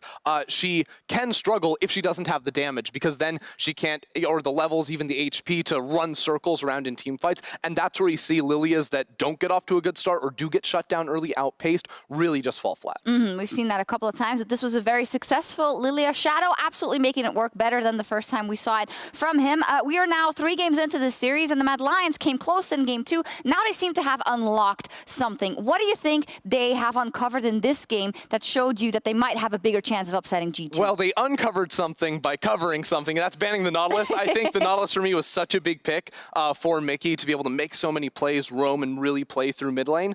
So I actually think by Mad Lions banning away that Nautilus, they opened up a lot for them, and you saw how much it changed when Mickey all of a sudden is on the Yuumi compared to the Nautilus. Yeah, Mickey not on a playmaker really kind of made G2 look a little bit weaker. There wasn't as many ganks towards mid. Humanoid got to push a lot more, and the Lulu pick was a huge pickup. But the only concern I have for Mad Lions now is now that they're on red side, I believe. Yes. It's really hard to target ban on red side. They banned out the Caitlyn, I believe they banned out Thresh as well, and I think the last one I think we actually have the G2 draft, or G2 and Mad Lions draft from game 1. Because G2 will be back on blue. So the only issue I have here is, do they want to give G2 Lilia? That's a big question mark. For me, Lilia has brought up more questions than answers in today, basically, because there was one game she was useless, one game she's just carrying alone, so I'm still unsure. So if you do drop one of these bans for Nautilus, it could hinge the draft and make G2 quite favorable. The only thing I dislike about the bans they have is Caitlyn ban, and then giving G2 Kalista again. Do you really want to do that? And then, yeah, giving them Set as well, it seems kind of tricky. Yeah, the set seems like a big problem for me. So I don't know. Mad Lions have a lot they need to get rid of. I think they will be able to adapt and figure out maybe ban something like the GP in the second rotation as well. But I would like to see them have a better answer early on into this draft that doesn't just go into the full scaling direction. Yeah, we do have a little bit more time to talk about that next game as we see the teams discussing there as well. When it comes to G2, they're back on blue, which in my mind also spells out we know what we want to do and we know how to deal the killing blow. What is the first pick priority going to be, and is it going to shift? Even though that Kalista is really strong, we have seen some trends in terms of top laners as well in this series. Do you think they're going to go for a different priority in first pick for game 4? It all depends on how Mad Lions want to swap up the bans for red side. I think there's so many strong picks you can first pick on blue, whether it's the Caitlyn, the Kalista, Sett, Lilia, anything really. Even maybe a Thresh you could see here and there. The only thing that I'm really worried for Mad again is just G2 has target bans. It seems like the whole series yesterday and today, blue side is just target bans, whether it's the Lux, the Sona, the Lee Sin, the Ezreal. So I think G2 is going to run back their blue side draft and just answer what Mad Lions tosses at them. We'll see what happens. Let's run down a couple of matchups that we had anticipated and how they've played out. We talked so much about they're going to have to shut down Caps, and I think they have kind of found a workaround there in making Humanoid at least viable in these situations. Because I don't think you can really shut down Caps in the idea of, I love that, of go mid and kill Caps over and over again. But I do think the attention around mid to try and contain Caps and also putting Humanoid on a champion that he has cheat codes with, where he can teleport around the map with the Galio, does enable them a lot, because Caps is so good at controlling the wave in mid lane to set up for games, but also get priority and then collapse on sides. And if Galio can beat him to the punch, now he's so much limited. The thing I love about this series the most is just, you could see game 1, Humanoid just gets railed by all these roams from mid and support and jungle. But then as the game progresses, the second game, they just try to match it. And then the third game, they come up with something else. They keep prodding at this G2 playstyle. We'll ban out support, put Mickey on like a Yumi so he can't roam. So first of all, they start matching. Then they start banning out the jungle support. So it feels like they're learning how G2 plays as the series goes on, and they're going to get stronger as the series goes on. And that's what I love, because we were afraid that this might be a blowout if G2 was completely on form. But I like that the Mad Lions are now coming out and showing more of what we praised them for in the, I would say, spring season, but also the beginning of this one. The fact that they are able to come up with these things on the fly, and it seems like this best of 5 is really giving them a chance to shine. The question is, how much is there still left in their bag of tricks? I mean, Mad Lions are the team that felt like they had so many tricks. So the best of 5 was always where we wanted to see them really enable that, because a best of 1, you can only prove so much. So I think seeing them not just come out with crazy strategies, but actually adapt over the course of the series is great. I just am really hesitant to say, do they have something ready for red side? Because I don't know if I believe it. I mean, like you said, their adaptability is incredible. I think the way they're just adapting to G2's playstyle, I'm just really curious to see their last draft. The game 4 draft is going to be really important, because if Mad Lions can ace G2 in this draft and pull out a game like they did last game, then game 5 is going to be a banger. It will be. You have to change your prediction because you were wrong. 3-0 G2. What are you going with now? 3-1 G2. I think blue side again. It's OP. All right, Kadril. I'm sticking with my 3-1. Sticking with the 3-1. We'll see what happens. Mad Lions have started the comeback, but they now need more wins, because that's how that works in a series, to pull it off. We'll be right back for game 4. Smooth. Why you gotta call me out like that? Sorry. Rio is close.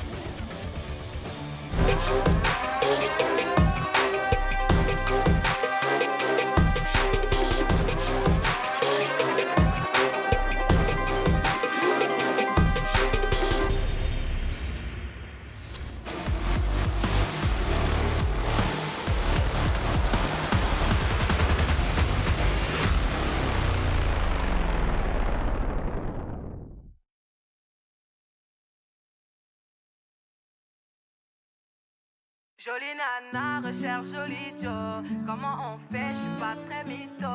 Manger le truc, je sens les pipots. Les pipots, oh yeah.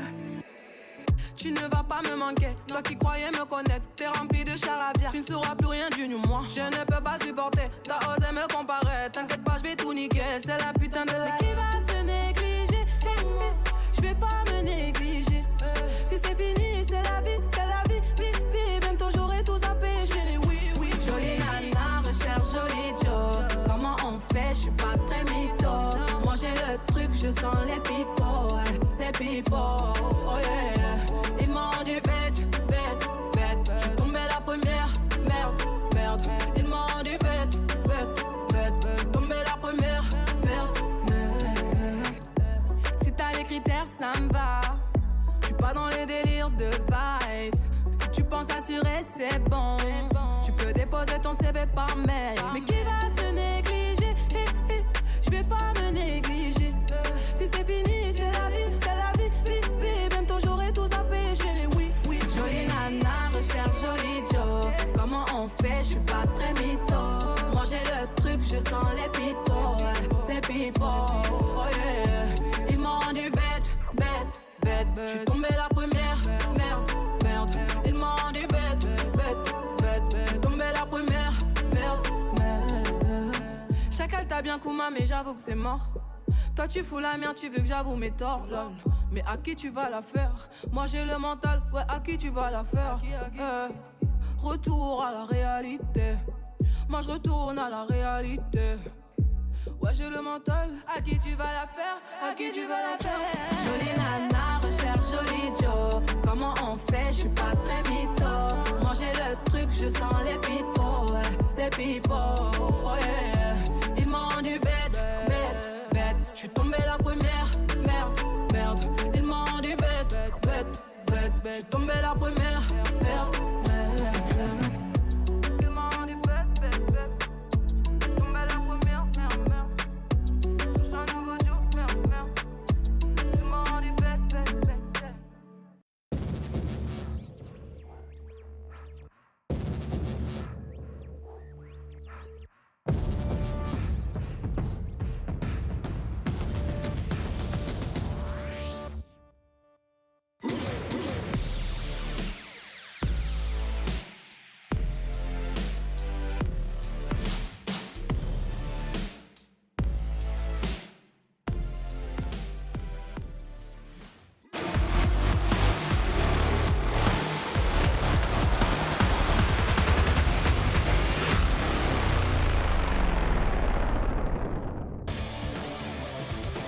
Hello and welcome back to the LEC. We're getting ready to get into Game 4 of G2 versus Mad Lions. G2 now on the blue side. Big questions as to what's going to happen here in picks and bans. I'm thrilled. I'm so glad we didn't just get another 3-0. Yes, 4 games, maybe 5 games, or perhaps a G2 3-1. Of course, a world spot is on the line. Yeah, I really like the points that Cadril brought up in this idea that Mad Lions seem to have figured out the strategy that G2 were throwing at them, especially through blitzing through mid-jungle and then limiting Mickey's champion pool, making sure that Shadow is getting that better matchup, and it now seems to have stabilized. Now, the question is, can you beat G2 again on blue side to get another opportunity to take them down, or do G2 have more strategies outside of just the cap show trying to abuse Humanoid? Here's the thing. We talked about Jankos. That was his 101st playoff game, 102nd, something like that. 102nd. Yeah, that was 102nd. He's played a lot. Let's turn down the mechanical intensity. More set. Let's look at the successful picks so far. Because I'm Set, yeah, Sejuani. Yeah, you know, like champions that don't require. I'm just saying, he's getting on a bit, right? We all know he's not playing Lee Sin again. We banter, but Jankos really did have a rough game in Game 3. And hopefully he can turn things up moving into Game 4, because G2 are going to need it. If he cannot impact the map as he has done in Games 1 and 2, then G2 are going to struggle, especially with Shadow only getting better as the series has progressed. How BM do you think it is because I assume Lily is going to be banned by Mad Lions on red side, so we shouldn't see a Lily a priority pick, which means that Kalista is kind of the other big champion that G2 want. How BM is it if Shadow gets hold of Lee Sin and just absolutely destroys Jacobs on the champion? I mean, it could happen. It could happen. We'll just have to wait and see as... Ooh, G2 gonna ban out the Ezreal. Okay. And frankly, I like to see it. Do not love the G2 bot lane not having a lot of reliable engage tools. Yuumi ult is not enough for me, so would not mind seeing the Senna again, especially now that the Kalista has been banned alongside the Caitlyn. I'm wondering if... Oh, G2, they don't want to play the Lilia themselves. That is fascinating. So I guess that their priority is instead going to be the Senna. Surely. Lux is... Oh, never mind. No. So Ashe is also up and available, but Senna, of course, has been the more successful pick for G2 so far this season, for almost every team, actually. I think that G2's goal should always be to get perks on a champion that is comfortable on, and that he can have agency over. And I think that Senna, he's already showcased this series. His positioning has been fantastic. He had a great Senna game in Game 2, and you can see that by banning away the Lilia, they said, yeah, okay, it's fine. We would rather put perks on Senna and just prioritize that rather than get ourselves the Lilia. And that means that the Ashe is kind of the other big champion that goes through. Hecarim has also slipped through the bans. We've seen a lot of attention onto that. So, you know, Shadow doesn't necessarily have to go towards the Lee Sin if he doesn't want it, even though Lily has been pinched. There's the set that has also fallen to the ban, so Jankos immediately grabs that. When we had Jankos on Euphoria, he talked about how putting a jungler on a tank when a lot of top laners were kind of struggling to find engage tools that were working shores up a lot of the team fight tools that you need. And so Jankos taking that responsibility usually as the set and being like, I will start the fights, I will have the agency to be the team player. And obviously a huge performance from Jankos in Game 1. Mikyx limited to Braum this time around, so not quite the same amount of aggressive playmaking. And now we have the Shen. We now know also that it is not just a blind pick for Arome, but in this case it will be, because the Thresh is already locked in. So G2 will have some options here. See if Mad Lions will once again ban the Camille and Mordekaiser, or if maybe the GP hits the bench this time around. Well, your question has been answered, Dracos. No free scaling lane here. I think the thing that surprises me is that Thresh is currently sitting in Mad Lions' draft. They have Ashe Thresh bot lane. That is so strong. And G2 responding with Braum is not what I expected. Because I think right now, in terms of their engage, it's actually quite weak. And their 2v2 bot lane is also not great. And something that we talked about at the end of last game was that I think one of the formulas for success is having a winning 2v2 bot lane for Mad Lions. So I think that Mad Lions are sitting very comfortably right now. They have the Shen that can also play through bots. They have the Ashe Arrow as well. Like, this is already looking like a very bot-centric comp for Mad Lions. And what we've seen is that when you set your bot lane up for success, that is how you take down G2. Absolutely is. I'm very surprised that we have not seen a Bard yet this game, and the Thresh was only banned in Game 1 and has not seen any attention until now in Game 4. But with the Braum already picked, bot lane's decided, as you said. We have to see how G2 wants to support their bot lane. What picks will come through for the mid and top lane? I like the fact that G2 immediately started pinching champions that dive deep and have a lot of mobility. Champions that work really well with Thresh are things like that Lee Sin, because you can go in and you can throw the lantern and then immediately pull him back to safety. Same thing kind of works for the Akali there. It's kind of one of those fun combinations. There's Hecarim. Yeah, I mean, surely we're going to see either a Azir again from Mad Lions, or we're going to see a Galio once more. Because, like, Mad Lions already have more than enough damage now. They've got Ashe, they've got Hecarim, they're good, as long as the Hecarim doesn't fall behind. So, like, just chuck a Galio in there, you offer more peel, you offer more dive, you've got everything. And that's why you see the Zoe coming out to try to dissuade an Azir. I agree with you, Vedius. It feels like that seems to be what G2 think Mad Lions is going to be doing. And Perks' Zoe, or rather not Perks' Zoe, but Caps' Zoe. I'm sure Perks' Zoe is good too. But Caps' Zoe coming in here, obviously one of his big champions. Only he and Abadage have really found any success on the champion so far this season. So we'll get the opportunity to pull it out once again, as it looks like we're going to have double AP solo laners from G2 Esports, trying to mix up their damage profile a little bit. Have to see if they can find as much success as they did in Game 2, where they managed to turn it around with the power of this Nico in the mid to late game. I think that's a bit dangerous from G2. It's pretty easy to itemize against them, and they frankly really need to outplay here. With Humanoid then grabbing the Twisted Fate, you can already see kind of the global pressure that Mad Lions composition can throw out. Ashe, Twisted Fate, Shen, the mobility of Hecarim. It's a very disgusting composition. Frankly, I feel like just looking at draft, we might be looking at a potential Game 5. I really like Mad Lions comp. I think it's super strong. I think one of the biggest things is going to come from how well can Humanoid get outside of lane? Is he going to be attacked like he was in Game 1? The mid-jungle duo, of course, still very strong. Caps on one of his most played champions this split. It feels a lot like comfort for G2 versus what seems like a very solid comp for Mad Lions. Strong dive, strong globals, playing through the bot side of the map. I'm looking forward to seeing what Mad can do with this comp, because I think if they get a lead, they can snowball with it. And here we are, G2 versus Mad Lions, getting into Game 4.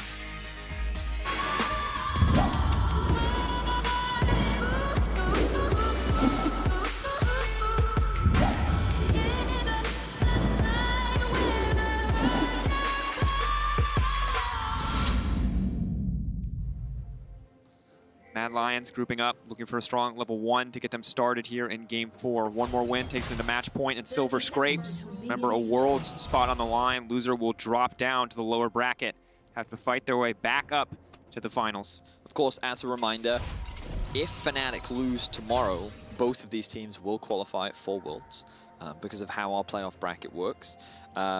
So neither team will be knocked out, but the winner will guarantee that World spot, which is, of course, very important for both these teams that have been working for Worlds for the entire year.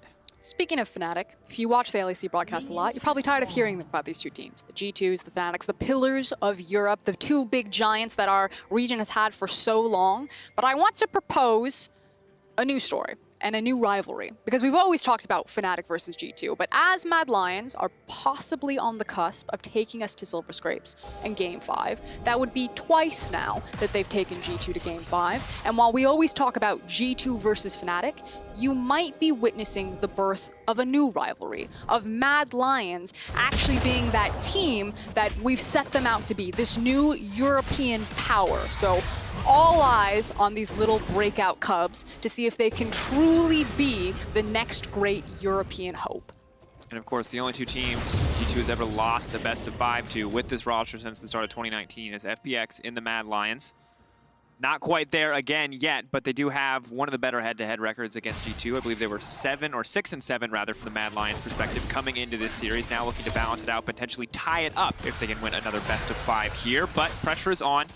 They do not have a game advantage. It is G2 at match point, so single mistakes from Mad Lions. Mistakes that we've seen a lot, actually, in the early game, especially around the mid lane, could cost them dearly. Well, in this early game, what we've seen is that the blue buff was stolen away. Oh, we have a bit of a playing bot. That thought, the hook now going down, Unbreakable blocking a decent amount of damage, looking for the 4 stack here, but Perks' autos are incredibly slow, forcing double sums out from Mickey in the meantime, in exchange for Kaiser is going to make them very vulnerable to any follow-up So ganks. I'll come back to the jungle matchup in a second and highlight, again, this Thresh Ashe 2v2, very strong. They weren't able to get any kills here, but they forced both summoners out from Mickey. Kaiser the same as Shadow looks for gank mid. Gold card. Forced to flash away is a very big deal. Zoe without flash, very vulnerable in lane. So already we're seeing Mad with action across the map. They make the gank happen bot. They try to make a gank happen mid, and even though Shadow did lose his blue buff, he doesn't care. He's going to move into Jankos' bot side, going to steal away a couple jungle camps, and now Jankos looking to go on the attack. Once again, hook connecting, Unbreakable blocking most of the follow-up, though. That's Kaiser locked up 2, 3, 4. As his dash comes in, Kaiser's going to be in trouble. The Ignite already gone, and that's going to be first blood going over to G2. Meanwhile, in the mid lane, it's a trade back and forth. Humanoid blows his flash, but will hold on to his life. And like every other game this series so far, we knew it was going to be bloody when Mad Lions and G2 took the Rift, and again, very explosive early games. Now, hopefully in the replay, we get a bit more extended runway time to see what really happened with Kaiser there. Obviously, burning his flash in the initial engagement. I think he was just caught out of position by Mickey on the Braum and got walked down, but very unfortunate there to be punished for his aggression. And it looks like G2 for now going to be sitting on top as we see a lot of action moving towards the bot side of the map. But Jankos in a good position there to cover Perks and Mickey as they push out that bot wave, stop Shadow from being able to make a counter gank happen. Now, also that wave just way too big for Carzzy to walk past. Here's the runway time, thank you observers. And I have a feeling that Kaiser probably just gets stuck too close to a minion. Oh, so he just hooks Perks while he's applying the slow, and of course, Kaiser already used his flash earlier, so this then makes it easy for Perks and Mickey to chase him down. Now, in an ideal world, great position. Props to Perks' positioning. Pretty much this entire series has been fantastic.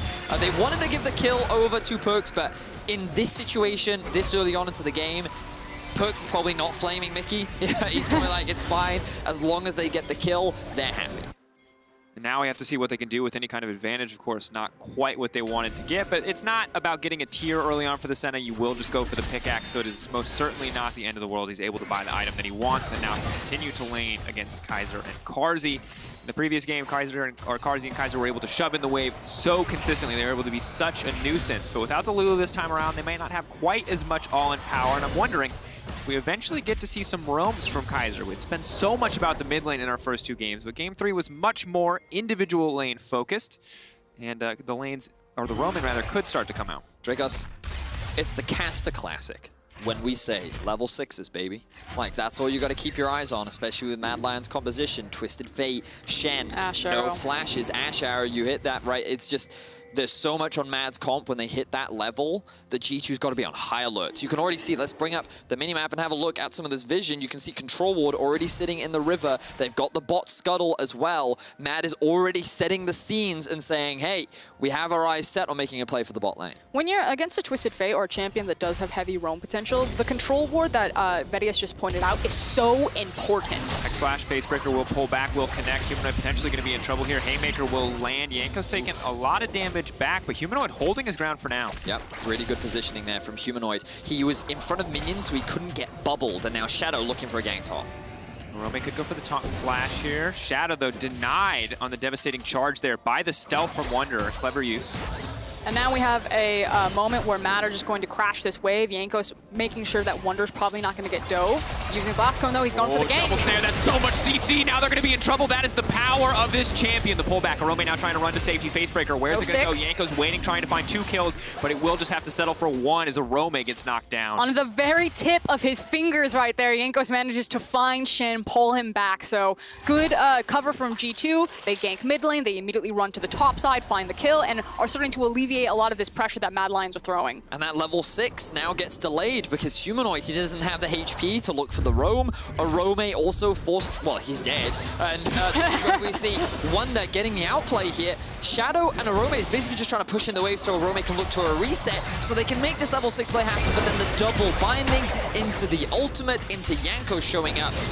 Beautifully executed there by Wonder, and you can see why this is a comfort pick for Wonder and why he does so well on the champion. And G2 are so confident in this play that you see Wonder, or Yanko's rather, waits on the E because he's hoping he can hit both the Hecarim and the Shen to find the double. Of course, only grabs 1, but a very solid start for Yankos. Now, 1 kill up in the jungle matchup has to be feeling good. It's kind of one of those situations where unless Nico's just like popping up everywhere in scrims, she's kind of a champion that you forget what they do, or you kind of forget how the matchups work because you don't see her as often. And then you get caught out by things like that where you're just not thinking. Because the thought process for Mad Lions was clear there. They're like as Betty is saying, crash the wave, get the back. But because you're against a Nico, that binding just ruins your whole day.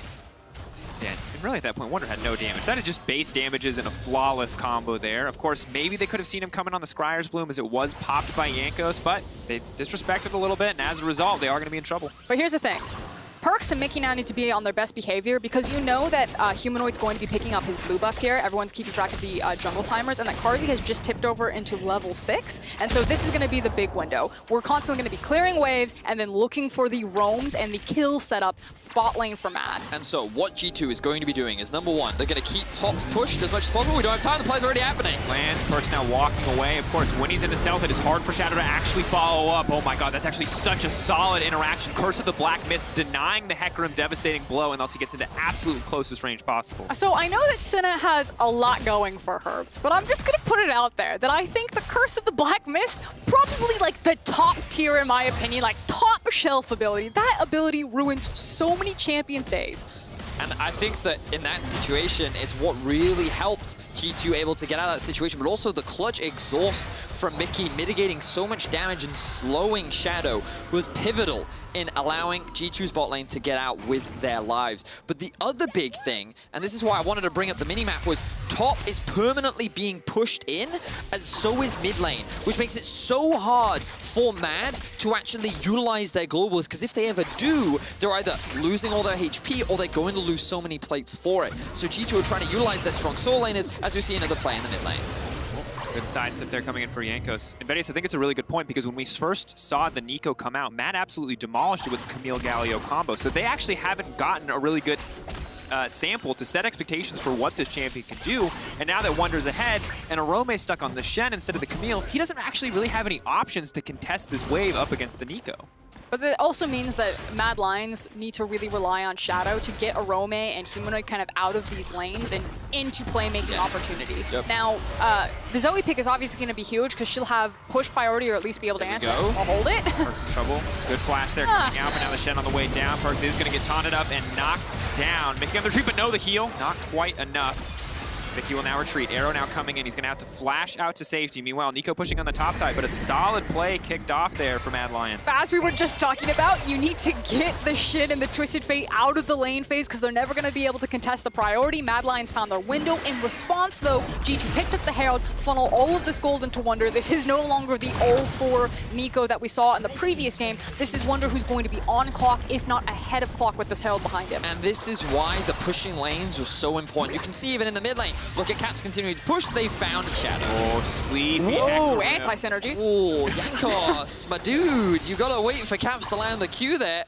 Otherwise, no damage is going to come through. So Shadow forced to use his ultimate, and Wonder, he's going to get himself another tower. But again, this is why the pushing waves are so important, because the moment this play happens, sure, Perkz lost his life, but he lost his life for the team.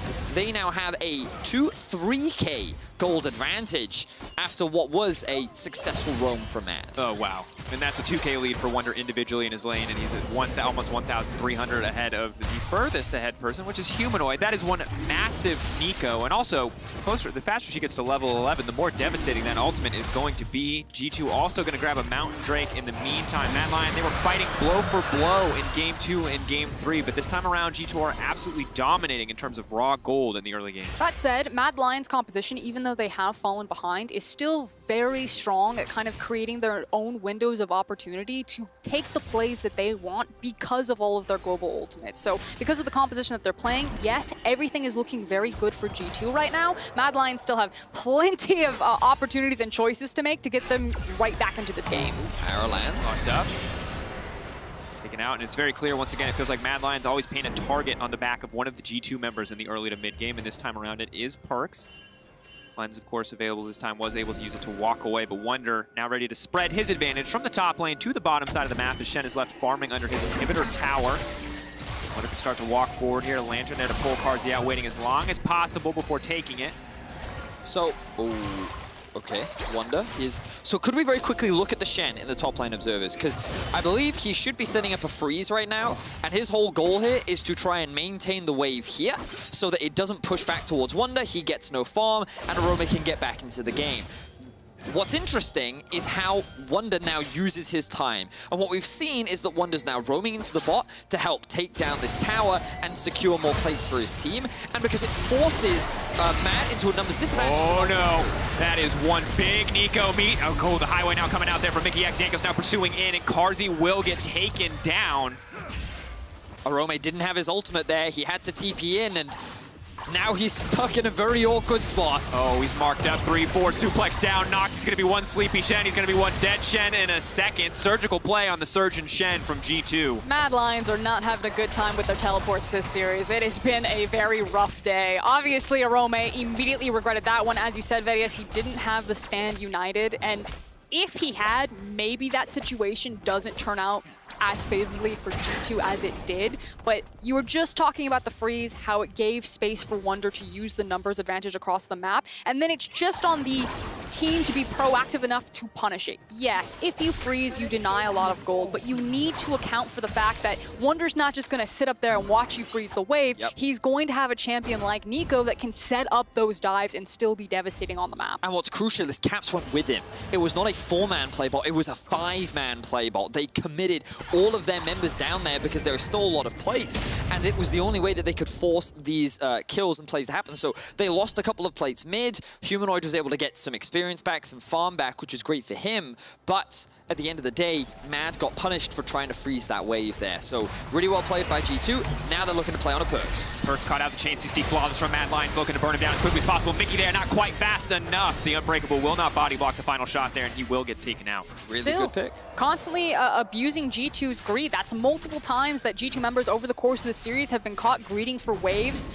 In particular, great vision control also from Mad. They have complete control behind that dragon pit. They just stood in fog of war, waited for Perkz to step forward to the wave and said, thank you very much. I'll take that one. Brutal. Perkz, of course, still doing fine, all things considered, just scaling really at this point in the game, but can't afford to fall too much further behind. He's giving a ton of gold over to Carzzy. Hook will just barely not connect, but Mad Lions will be able to break this bottom lane tower. I still think it's just huge credit and compliments to Carzzy and Kaiser because they're able to create advantages for themselves without access to a Shen ultimate, a Hecarim, and a Twisted Fate. As we've been talking about, Twisted Fate hasn't gotten to roam. He hasn't gotten to use the Destiny in any other lane, so finding those picks is actually really crucial. This, however, speaking of greed... Next flash available, Chilling Smite on the way. No mana for Carzzy. That's going to be a big deal, but Kaiser can just play him back and use the box as well. The suplex back down, though. As they're going to try to buy a bit more space, but he cannot connect now. The rest of the team now coming in. Jankos, though, he's already used the grid. He's going to be very squishy, but they cannot quite kill him because an Unbreakable comes in at the perfect time. He's going to hit 3 members with the ultimate. No, Carzzy with the sidestep will survive, but here comes Caps. Big damage as he flashes in. 3 stacks, 4 onto Humanoid. He will get stunned, but he will go back under the tower. Perkz trying to heal up Mickey, trying to keep his support alive. Big shield across the entire team. Carzzy stepping forward once again will sidestep the snare. That's going to be massive. An absolute brawl on the bottom side, but not too many deaths in the end. Such a great play by Mickey and Perkz in particular to turn that play completely around there. And I'm kind of just reeling that more people didn't die. That was... Oh, here we go. It's not done. We thought the play was over, but now it's just Mad Lion's turns. Mickey X and Perkz absolutely caught out here. Die for your support, Perkz. No real chance to retreat on this one. Perkz just next on the list. Just point and click him down. Gold card and wild cards to finish the job. Okay. I don't think Perkz had to run into the bush. I think he could have just died. You've died together. Mickey could have just gone away. But because they overstayed, because they greeded to try and secure the tower, Mad are able to punish G2. And now they're the ones that are in position to challenge Drake, but Shadow's low. The TP coming through. Oh god, G2 it never still stops. Fight this. Wonder chasing. X-Flash used. Humanoid has to choose who he's going to stun up. Wonder will get locked up, and now Humanoid just getting run down. Protobelt as well for Caps. Can just pop forward at a moment's notice. Going to come through. Nice sidestep from Humanoid, but not quite enough to finish the job. In the meantime, it looks like Mad Lions did take down the Infernal. So let's have a look back at this play and how this all came about. So Jankos, he sees that the position that Kaiser and Carzzy are in. He thinks, okay, I can make this play happen. Uses ultimate to get through the threshold, which is really good. Sidesteps the hook and is able to burst him out. Then the stun comes through, but the heal from Perkz keeps him alive, along with Mickey's flash into Braum ultimate, timing just as Arome arrives, and he's taken a bunch of damage from Wonder. The minion is what blocks it and saves Mad from actually losing more members. Then the stopwatch from Mickey, the ultimate from Perkz as well. And then some good sidesteps here from Carzzy. A lot of cool mechanical plays here that end up working out in favor of both teams. Ends up only being 1 kill. But then, of course, you see Perkz him like, I can get this tower. Doesn't respect the Humanoid wasn't in this fight, the TP as well. And this is where I'm like, don't go in the bush. When you're swimming with your friend and they kind of lose it and they're like, oh, I'm starting to sink, hold me up. Yeah. It's like, you're just making us both drown. No one is being saved here. I am not your lifeguard. I mean, to be fair to Perkz, Humanoid was like so deep behind them, they were gonna find me. You know what I mean? I don't think Mickey was getting out of that one. A man can dream. Roscoe. All right, they will grab the Herald in the meantime. Of course, Mad Lions did grab the Infernal, so it's a trade back and forth for objectives, but still a 3K gold lead for G2. Remember, they are on match point. If they can close this one out cleanly, they will secure their spot at Worlds. For Mad Lions trying to bring us back to Game 5. And so what I do think is interesting here is that in Mad's comp, they do have strong split pushing aspects, but they also have pretty good team fighting because of their ability to dive the backline. Now, of course, Twisted Fate in team fights is always a bit of a weird one because he can either be really valuable depending on his positioning or he's just very awkward. We have a scale. You're either a nemesis or a messiah. I mean, yeah, there's good damage. Caps is here, though. The Lantern is likely just going to keep Carzzy alive. But yeah, basically what I think is really interesting is you have a dive comp, but I think that Braum and Nico exceptionally good versus dive.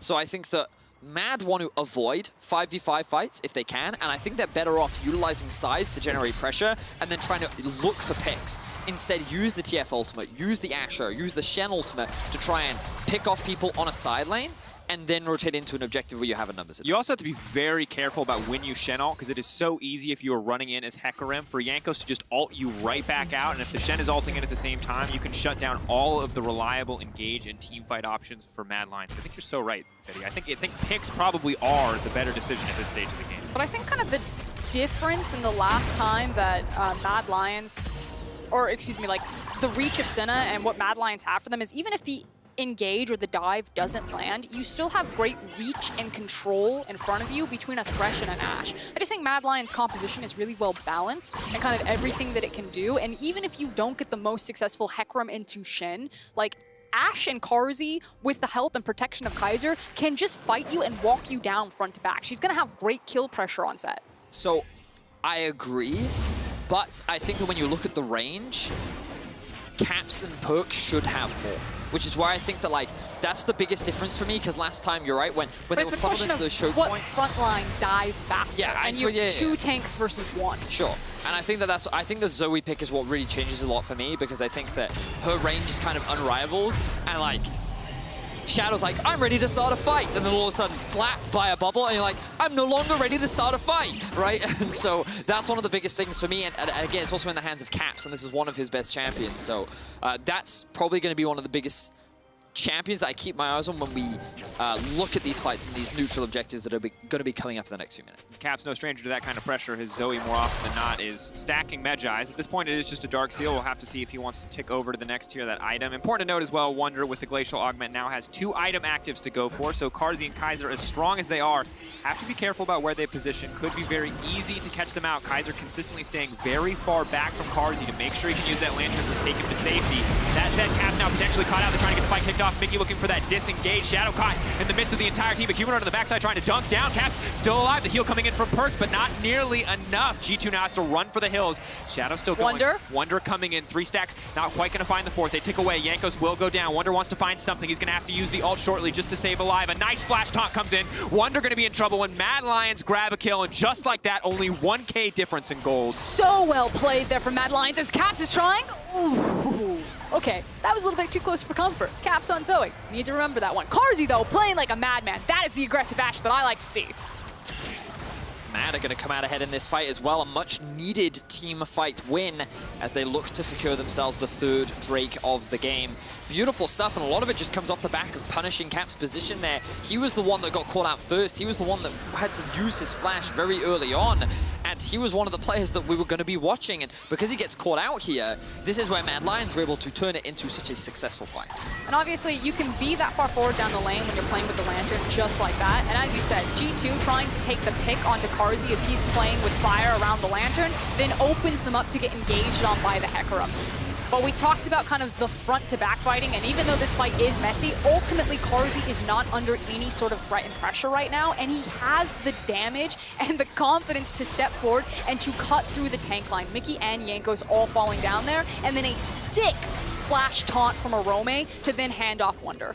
And it's important because when we talked about G2's ability to disengage any kind of fight, you talked about 2 things, Vedius. You talked about the Braum, and you brought up the Nico as well. And the Nico just was not there. You can see only 462 damage in the fight. Meanwhile, Carzzy, as you said, Frost, monster performance in the fight. Well, the numbers most certainly back it up. 4,400 damage coming out from this Ashe. We're in for another very close game. Mad Lions fighting to take us to game 5, whereas G2 looking to secure themselves a spot at Worlds and move on to face the winner of Rogue versus Fnatic, which will be happening tomorrow. Right now, with the Rift Herald, they're using it to push bot, and they're threatening the base of Mad Lions.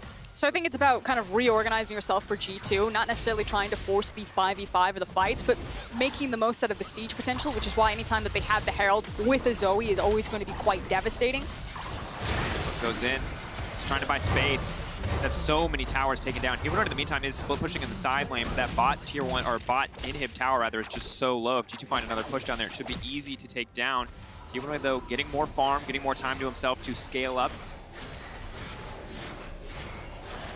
I mean, in my opinion, Twisted Fate doesn't get ultimately that much stronger. I mean, obviously, getting things like Azanya's Hourglass is going to help with kind of his playstyle and how he wants to play out the map as well as the team fights, but it's not like when you're funneling farm onto a Twisted Fate that he has the potential to just 1v9 a game like other hyper carries in our game. I think one of the scariest things about Twisted Fate is his ability to take towers so quickly in a side lane. And, you know, the more AP that he has, the faster he can take those down. But I agree with you, Frost. When I look at, like, team fights, I think Twisted Fate is one of the champions that's just so difficult to play, and positioning is going to be extremely crucial. So I'm looking forward to seeing that. We've had some intense fights already this series. The kills are very even, the gold is very even, itemization very similar, very comparable across the board. I think the biggest player I'm looking at right now is Wonder, with the Leandry's done, with the Spooky Ghosts and the Frozen Hose. Everything's kind of coming together for Wonder, and he has the ability to pretty much just single-handedly win a team fight. depending on how many targets he can land that ultimate onto. And it's going to get easier and easier for him to land if they continue to group up. Once again, the Glacial Augment makes it so difficult for the team to play against. G2, a hard team to escape, but I think, remain to a certain degree on caps to try to find these picks, to try to find these opportunities. But with the Ghosts coming out, G2 are going to get a lot of free vision, a lot of free information. Find out that the entire bottom side is uncontested, can set up a bit of vision there. Still 2 minutes away from the next Drake. Neither team on sole point, however, as Perkz just starts to poke his head over the wall and see what he can find. And that's what we're in position to do for G2 right now, is you're fishing and you're acquiring deep vision while you wait for bigger objectives to spawn. So obviously Baron is in play, but it's not the fastest Baron taking team. It's more about playing around Fog of War or pockets of darkness where you can find those big picks. If you're going to get hooked here, immediate cleanse coming out, though, courtesy of the Summoner's Spellbook. Fat damage down onto Carzzy. That's going to be a big start. Shadow now immediately going to take that as his cue to get things kicked off. Carzzy still alive on the backside, but he's so incredibly low. Wonder going to find two immediately. Humanoid's here, 45. but it's too little too late. Humanoid showing up, but just like that, he's going to get slept. Oh, no, this cannot be how it ends. G2 absolutely obliterating Mad. One small mistake, and G2 pounce on it, looking to turn it back. Carzzy finally here on the backside, but he's the last man standing. 5 members of G2 strong as they push it to the base, and they might just end the game just like that, neck and neck, but G2 are poised to end. In the blink of an eye, G2 go from being even to staring Carzzy down in the eye and being the lone man to hold the G2 onslaught as they look to end the game. Pushing in, breaking down the base. There are no new rivalries today, no new challengers. G2 remain unstoppable, undeniable, and they will find themselves a spot at Worlds 2020 and the upper bracket match. Wow. Bit anticlimactic, if I'm being honest. I wasn't expecting the game to just end right there. Like, they're fishing for vision. They're like, we could siege. They find Carzzy. Game over. It was caps again. Like we talked about it. Like I was joking about the Hecarim, you know, just like, oh, I'm ready to engage, get slapped by a bubble, maybe I'm not. And then it was just the Ashe. Ashe just takes a Q, a knee to the face, then the Sen ultimate on top, and then like Ashe is out of the fight, and then all of a sudden G2's like, okay, well, I guess we're gonna start a fight then. Just unbelievable. I can't believe that. And that's all it takes, though, right? And that's the strength of Zoe that we always talk about, but we so rarely see, is that one bubble, that one shot, that one, paddle star that is going to change a game. But because Humanoid's not in position, because Shadow's maybe a little bit too quick on the trigger, coming in on the flank, there's no recourse. And yeah, when you win a team fight like that, you don't need a Baron to end the game.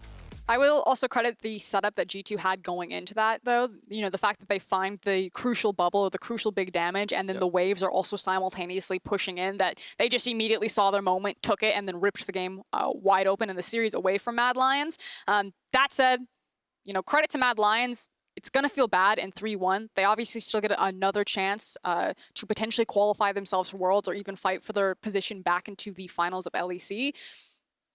But I did like what we saw from them. Like, I liked the unique picks, the fact that it was Lilia. We wanted Mad Lions to return to form. They were kind of going toe-to-toe with G2. Kaiser looked great. Exactly. Like, this is... I still feel good as a Mad Lions fan watching that team there, knowing that they get another opportunity with the very impressive Schalke waiting for people in the lower bracket. And as a reminder, if Fnatic lose tomorrow in their best of 5 versus Rogue, Mad will also lock a spot at Worlds because of the format of our playoffs and because 4 teams from Europe will be going to Worlds. Yeah, it's actually really funny because our playoffs format was designed to support 3 teams going to Worlds, so 4 teams going kind of messes everything up and people start to qualify really early, but it's fine. Things are going to work out okay. And I think overall, when we look at it, it was, a fantastic series. I like what we saw from Mad as well. I think we play that best of 5 back, 3 more days in a row, 3 more times, and Mad find more games because they were learning, they were adapting, they were figuring out. That game was super close. Yeah, they were figuring out what they needed to do to succeed, but it continues to be the story that G2, you give them an opportunity, they're going to take it, and they're going to absolutely destroy you with that. So, I will say this, though. If there is a weakness from G2, it's the fact that okay, fine. Say that Jankos, key players of the game, Jankos, caps, and Mickey X. Thank you. But if there is, like, one of the names missing from this is Perkz. And after the first 2 games, people are like, oh my god, that's amazing. Like, Perkz is having a great series. And then he has that Ezreal game. So here's the thing. It's like, can Perkz play other champions outside of the Senna as well? Like, his Ezreal is clean, but you lose the effectiveness for G2. I got Kevin in my ear. Kevin just says nope. There you go. Coming up next, we're going to hear from Cavs before Jankos joins us on the post-game lobby. Don't go anywhere. We'll be right back.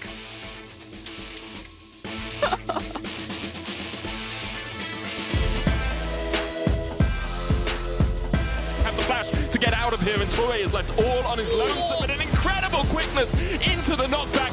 Goodbye, Excel. Patrick gets taken out by Reckless. It's a triple for him. because you're fighting through like what goes well, what goes right, and it's all a matter of finding, okay, this is our recipe for success and expanding from there. Remember, the average survivor is going to do so much work. Channel's already gone. There's two as Kaiser falls and Finn is still stepping into Kazi. Flashes off towards the back. Bandit able to survive. There comes the damage. Kazi, goodbye. I really don't care what other people think about us. We're not Mad Lions, we're not G2, we're Rogue, right? We play our game. I just want to win, and that's all.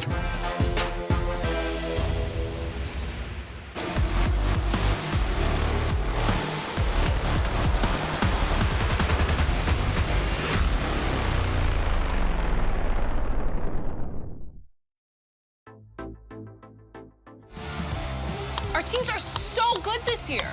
I can't believe they actually made it.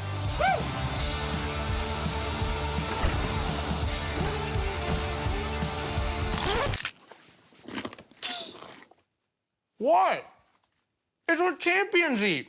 Beko Harvest Fresh preserves vitamins for longer by simulating the natural 24-hour sun cycle. Beko, eat like a pro. Have a bite. It's good. Je vais pas me négliger. Si c'est fini, c'est la vie, bientôt j'aurai tout zappé. Jolie nana, recherche joli Joe. Comment on fait, je suis pas très mytho. Moi j'ai le truc, je sens les pipeaux, oh yeah. Ils m'ont dit bête. Je suis tombé la première, merde. Ils m'ont dit bête. Je suis tombé la première, merde.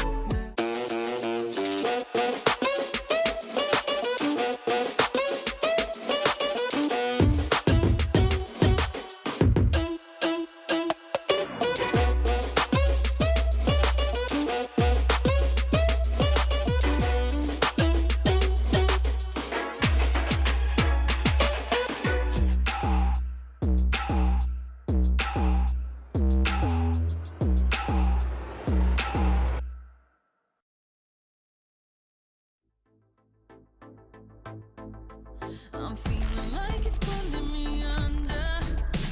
You tell me take my hand and trust me if you can. I know I'll be okay if I hold you. And I'm not letting go. You're woken up this feeling inside me.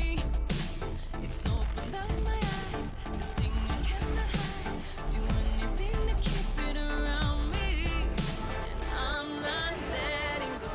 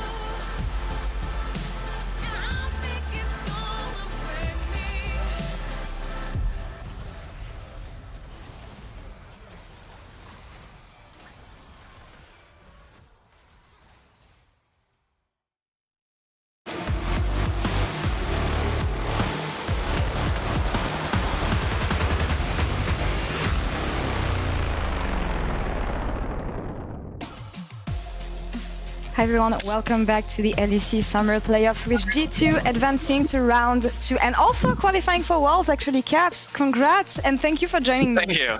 We'll talk Thank you about so much. Worlds a bit later because first I want to talk about this series because we went from a massive stomp in game 1 to more balanced game afterwards. So can you explain to me the evolution of the series and the differences between game 1 and the rest of the series? So I think game 1 went really well. I think everything kind of went according to plan. They tried to go for like this kind of dive comp, but we kind of shut them down very early on and they didn't really get to execute. And then moving forward in the series, they pulled out like the Galio Camille combo, which we maybe like didn't really expect from them. I think our response was like maybe not the best. I mean, game 2 was like very crazy. I was playing the Aurelia and that was just like dying and killing people all over the place. So that was like quite a crazy game. But definitely I think we maybe could have adapted like a bit better to when they picked. But at the end of the day, I think it's the first time we see them on this new patch. And it is playoffs, so they obviously shook things up a bit and played like some different champions than what they usually play. So it's hard to be prepared for it when you haven't seen them play in this patch yet. Yeah, right. I mean, you played for a week on that, and then you have only one best of 5 on this patch. But when you say about adapting faster, do you mean in draft or in the game itself? I mean, I guess both. Like, I think, but definitely, like, yeah. I mean, for sure, like the draft was like some things I could have picked better. I think I just didn't, personally really predict them picking Galio Camille because it's not really something they have looked for before. But it's something they went for, and I think my picks were fine, but they could for sure have been better. And yeah. And they had something in mind. I mean, when I see all the attention around mid lane throughout the whole series, I mean, the shutdown caps couldn't have more sense right now. Like, how did you adapt to the fact that suddenly you have 2, 3, 4 members of Mad Lions on mid lane? And did you expect so much attention here? I mean, I think like right from game 1, like my team was like really smurfing, like going mid, right? And then they realized that they have to match it because if they don't fight around mid, then we will just win really hard there. So that it just kind of became like a 4v4, it felt like. Sometimes it was just like AD carry, solo laning bot, and support jungle just all being mid. Even there was like a lot of global TPs this game with like AD carries having TP, Shen's having ults and stuff like this. So it was a very crazy series. There was definitely like a lot of fights, but you know, that's also fun. So yeah. And they knew that they needed to be mobile around the map here. I mean, all this didn't prevent you from getting the player of the series here because the fans voted for you, Cap. So tell me about your performance here during this series and how did you manage to perform so well? Thank you. I mean, yeah, I mean, I don't really know because I think, yeah, personally, I think, I mean, I definitely had some good games this series. I think my first game was really good. We played really, really well around mid and we kind of got like to exploit like LeBlanc's gang setup. But I think the other games weren't that great for me.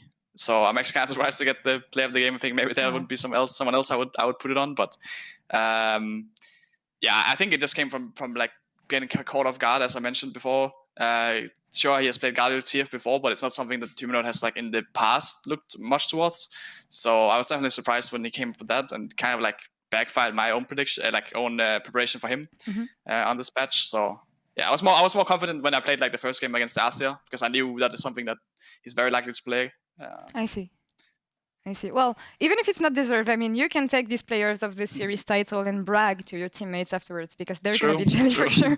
And I was on Twitter and I saw that a lot of people were mentioning G2, Sleeping Giants, no more, they're back. What do you think about all this? And do you think that this is the G2 we've been waiting to see for so long? And also, can you show more in playoff? That's a 3-part question, I'm sorry. Yeah, I mean, I think, I mean, it's hard to say, right? Because I think going into the split, we have played like a lot of splits together right now, and obviously the main focus for us has always been Worlds. So we did say that we just wanted to take like a relaxed regular season. Now, it probably became a bit too relaxed when we started like having like 4 or 5 win rate or something like this. So we tried to turn it a bit around, and I mean, we are on a really hot streak right now, and I think we're turning it up for playoffs as well to make sure that we go into Worlds as first seed. So I don't know if it's necessarily that we were ever gone. It was just like we just needed like a break, you know. And now we are back to be on top, and hopefully we can show up like the next two, like say like in semifinal and in the final. yeah, we got this. We want to see the strongest version of G2 at Worlds because, as you said, you qualified. So any first impressions on that? I mean, I know you expected to qualify for Worlds given G2 and the history you have, but still, I mean, you're finally there. I know that Top Esports qualified this morning, which means that you're going to fight Knight in the mid lane, probably. So yeah, tell me about that.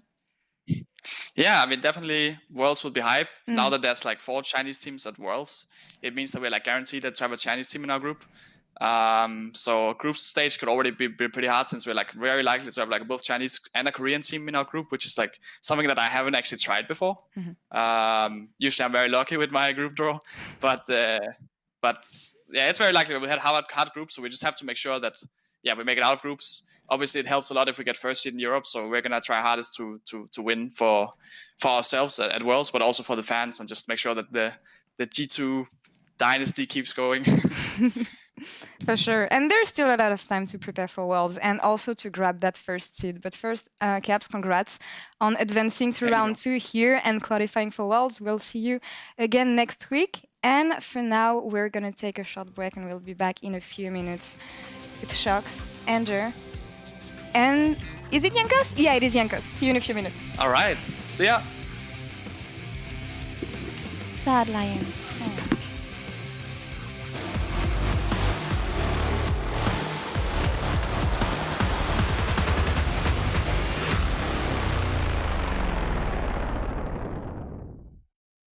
Jolie nana, recherche joli Joe. Comment on fait? Je suis pas très mytho. Manger le truc, je sens les pipeaux. Oh yeah. Tu ne vas pas me manquer, toi qui croyais me connaître. T'es rempli de charabia, tu ne sauras plus rien du moi. Je ne peux pas supporter, t'as osé me comparer. T'inquiète pas, je vais tout niquer, c'est la putain de la. Qui va se négliger? Je vais pas me négliger. Si c'est fini, c'est la vie, vie. Bientôt j'aurai tout zappé. Oui. Jolie nana, recherche joli Joe. Comment on fait? Je suis pas très mytho. Manger le truc, je sens les pipeaux. Oh yeah. Ils m'ont rendu bête. Je suis tombé la première, merde. Ils m'ont rendu bête. Je suis tombé la première, merde. Si t'as les critères, ça me va. Je suis pas dans les délires de vice. Si tu penses assurer, c'est bon. Tu peux déposer ton CV par mail. Mais qui va se négliger? Je vais pas me négliger. Si c'est fini, c'est la vie, vie. Bientôt j'aurai tout zappé. Oui. Jolie nana, recherche joli Joe. Comment on fait? Je suis pas très mytho. Manger le truc, je sens les pipeaux. Oh yeah. Ils m'ont rendu bête. Je suis tombé la première, merde. Ils m'ont rendu bête. Je suis tombé la première, merde. Chacal t'a bien Kuma, mais j'avoue que c'est mort. Toi tu fous la merde, tu veux que j'avoue mes torts, lol. Mais à qui tu vas la faire? Moi j'ai le mental, ouais, à qui tu vas la faire? Retour à la réalité. Moi je retourne à la réalité. Ouais, j'ai le mental. À qui tu vas la faire? Jolie nana, recherche joli Joe. Comment on fait? Je suis pas très mytho. Manger le truc, je sens les pipeaux. Oh yeah. Ils m'ont rendu bête. Je suis tombé la première, merde. Ils m'ont rendu bête. Je suis tombé la première, merde. Ils m'ont rendu bête. Tombé la première, merde. Touche un nouveau jour, merde. Ils m'ont rendu bête.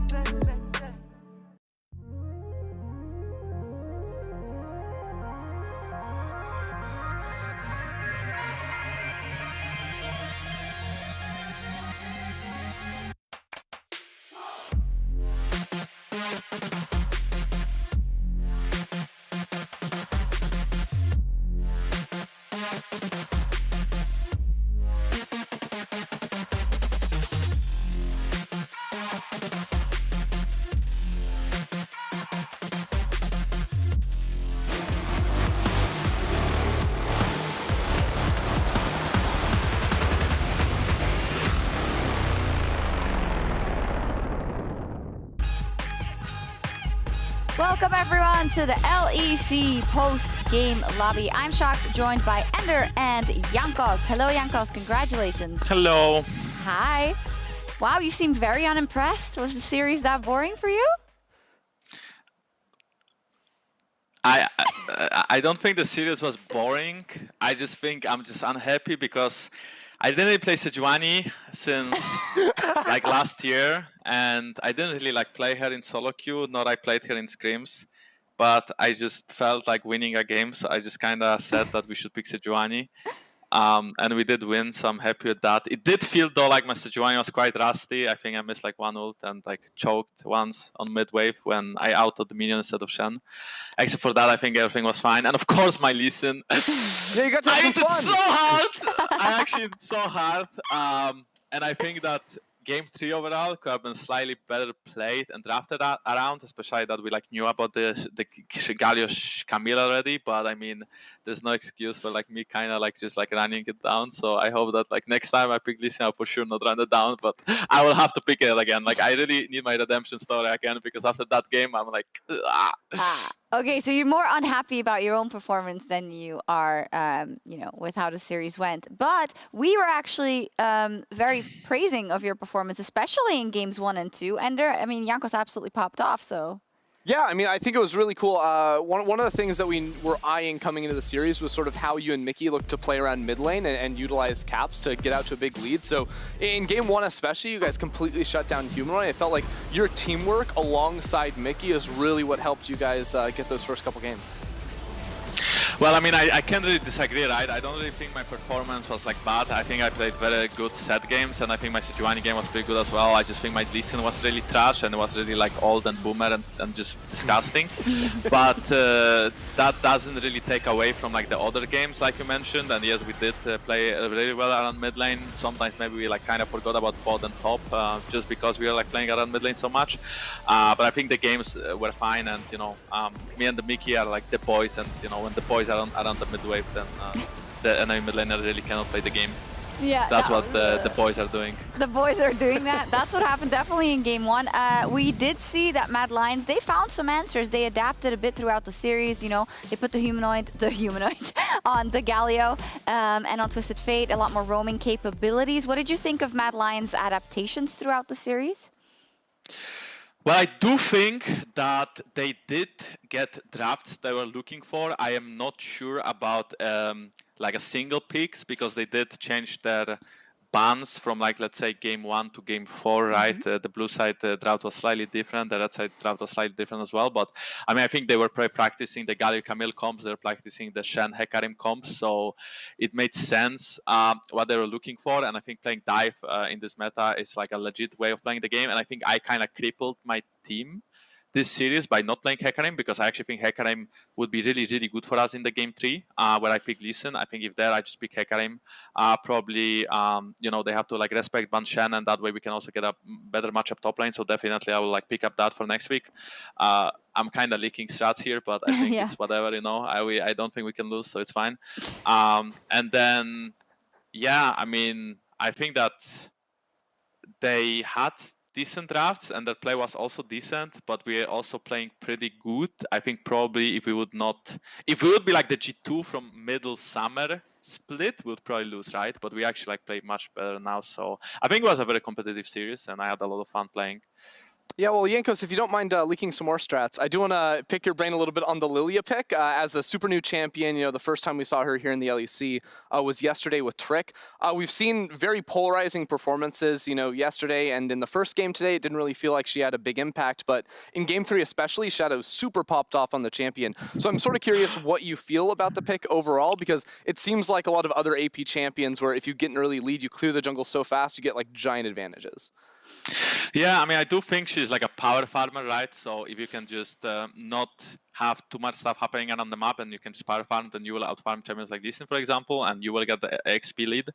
But in certain drafts, you can like kind of prevent it from happening if you pick something that's equally as fast at farming. Like that's what I mentioned, Hecarim, for example, because he can kind of one-shot the camps as well. So you just play 2 junglers that are like power farming, and then whoever will do better in team fights, I suppose. I do think that Shadow was really like playing super well that game. I think he could like super lead, and he was where he was supposed to be. He the counter gank bot lane. He was, I don't know where else he was, but I know he was like 3 levels ahead, so I was like slightly tilted. The enemy jungle is like so ahead, and enemy jungle is smurfing, and I'm running it down. So I didn't really have a lot of fun game 3, so let's maybe just not talk about that. No, I think it's fine, but yeah, I think he played very well, and I do think we will see more Lilia in playoffs. It's something I touched on with Dracos in Dracos show and Froskurin show. The Euphoria? Euphoria, exactly right. Yeah. So number one fan. Yeah, I think we'll just see more and more Lilia. Okay, so about game 3.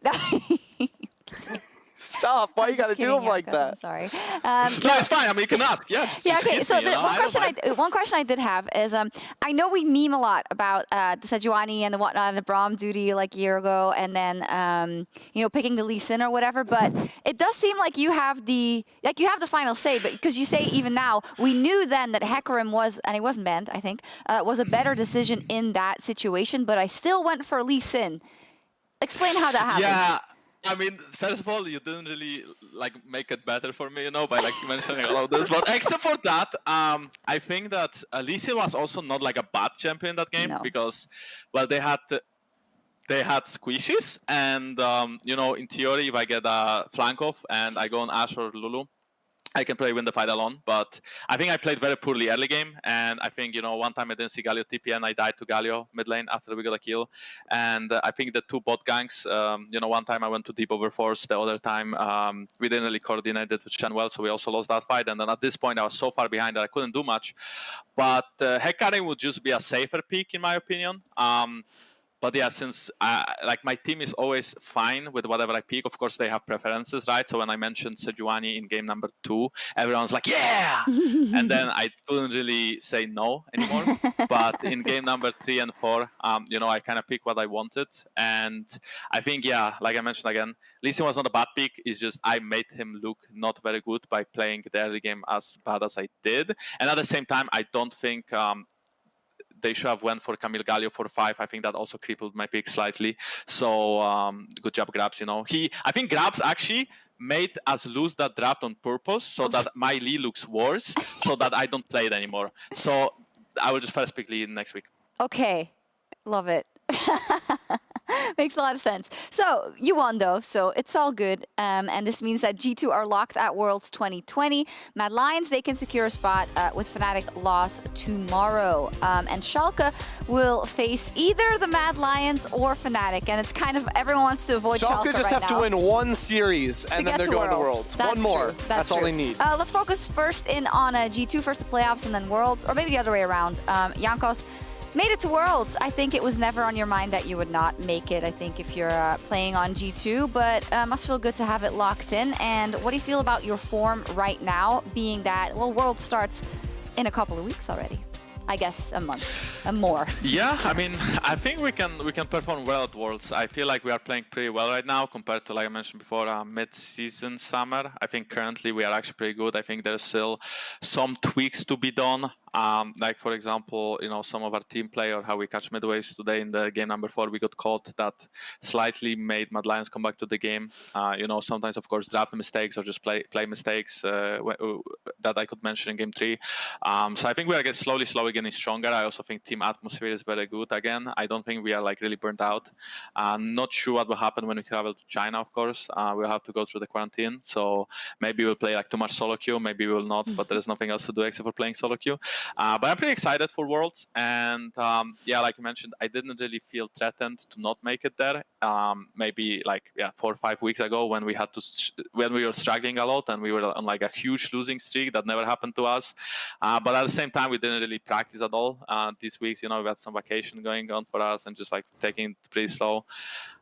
So I think that we can show a strong performance at Worlds, but we don't really care about it since there is still Summer Split to win. And I think as G2 and as the players we have, we really need or we really want to win that summer. We don't just want to go to Worlds because we go to Worlds. We want to go to Worlds as the strongest European team, and we want to maybe perform better than last year, or at least repeat our performance until the final, and then maybe change it slightly, like tweak it in the final a little bit, Yeah.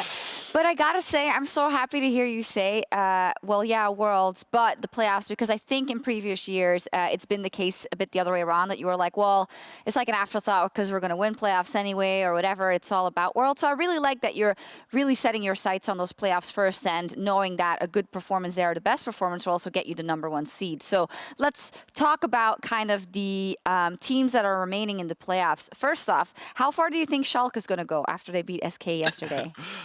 I mean, honestly, I don't know. I'm pretty happy that we did not lose the series today, because facing Schalke right now would be like really like int, you know. So I'm not sure how strong they are, because I feel like they are. Yesterday they still performed very strong, but I also think SK performed very poorly.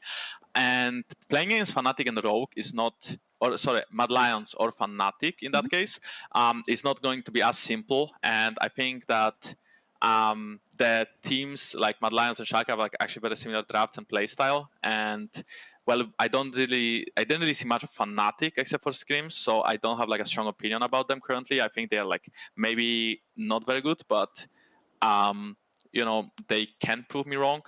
So first of all, I'm super excited for the series tomorrow. I think that Rogue and Fnatic should be very competitive. Currently, I would give it 3-1 to Rogue. And then, yeah, I mean, Schalke, how far can they go? I mean, I hope they make Worlds at this point, because it's so close for them, and they have been working so hard. And, you know, Abedaj and Julius were considered really terrible and bad, but right now they are considered very, very good. You know, they had their redemption story coming in. You know, Julius very, very strong, playing good leasing games, for example, and Abedaj also with his cocky movement, he's playing much better. So I'm pretty curious to see how far they can go myself. Yeah, I mean, I just love what I've been seeing from Schalke. I think they've all stepped it up. I've said it before, but I'll say it again. Sort of in a similar vein, like I thought I knew the ceilings of a lot of their players, like a Gilius or an Abedage, and they continue to prove that they can go higher and higher. But what it seems like it's gearing up for is like, for our 4th seed to Worlds, would it be a Schalke or a Fnatic if tomorrow's series goes as expected? So yeah, so if Fnatic wins, they're in Worlds tomorrow. If Fnatic lose, Mad Lions are in Worlds. Yes. Yeah. That's how it works. But that's crazy. That's crazy. So for me, I'm like, Schalke are on such a tear, and I haven't seen Fnatic. Fnatic have not inspired me with much confidence throughout the entire regular season. Even through the final weeks with picks like the Pyke, it still wasn't enough for me. So they really do have to put up a solid performance tomorrow against Rogue. Otherwise, I would actually go in as Schalke being favored against Fnatic. Yeah, I think if it comes down to a Schalke Fnatic one, Jankos, who'd you give it to? I mean, I can't disregard Schalke that much, but at the same time, I feel like Fnatic has very strong players, and they just didn't have like the best team play or drafts, or like they didn't really know how they should approach League of Legends. That's how I felt like. And right now, in scrims, at least based on scrims, I feel like they play their spring split style more and rely on individual skill with strong players like Selfmade, like, you know, Reckless, to carry these games. So I mean, I hope Rogue wins, because I would really like to see Schalke against Fnatic, and I would probably give it to Fnatic then. I'm sorry, Julius, but yeah, I mean, I would probably give it to Fnatic, yeah. It's a very hard one, okay? It's a very hard one. Yeah, we're not there yet. Yeah, no, that's awesome to hear, though, because I was sort of going into tomorrow's series as, like, yeah, it'll be a good matchup, but I like, Fnatic can't do it, obviously, but just hearing that they are finding some form, at least behind the stage, I mean, it makes this a lot more exciting, because the story has been Rogue have figured out exactly how they need to play League of Legends since day one of the Summer Split, and Fnatic have constantly been trying to innovate and find that, and if they found that, this becomes much more competitive. Yeah, this is such a cool best of 5 for me, just because Rogue is still trying to shake off that whole, like, they're #1 and nobody wants to say that they're #1. Every team says, oh, Rogue isn't that good, but they beat every one of those teams, and I want to see if and how that translates into the best of 5s. And the same for Fnatic. You always have that feeling they have something up their sleeve, or something's going to pop off, so I think it's going to be quite interesting. We got Jankos' predictions for Rogue 3-1. What do you think? Oh, I mean, before the week, I was going to be spicy and say Rogue 3. I'll stick to it. I'll stick to it until Fnatic prove me that they have something. So 3-0 for Rogue. You messed up, buddy. You messed up.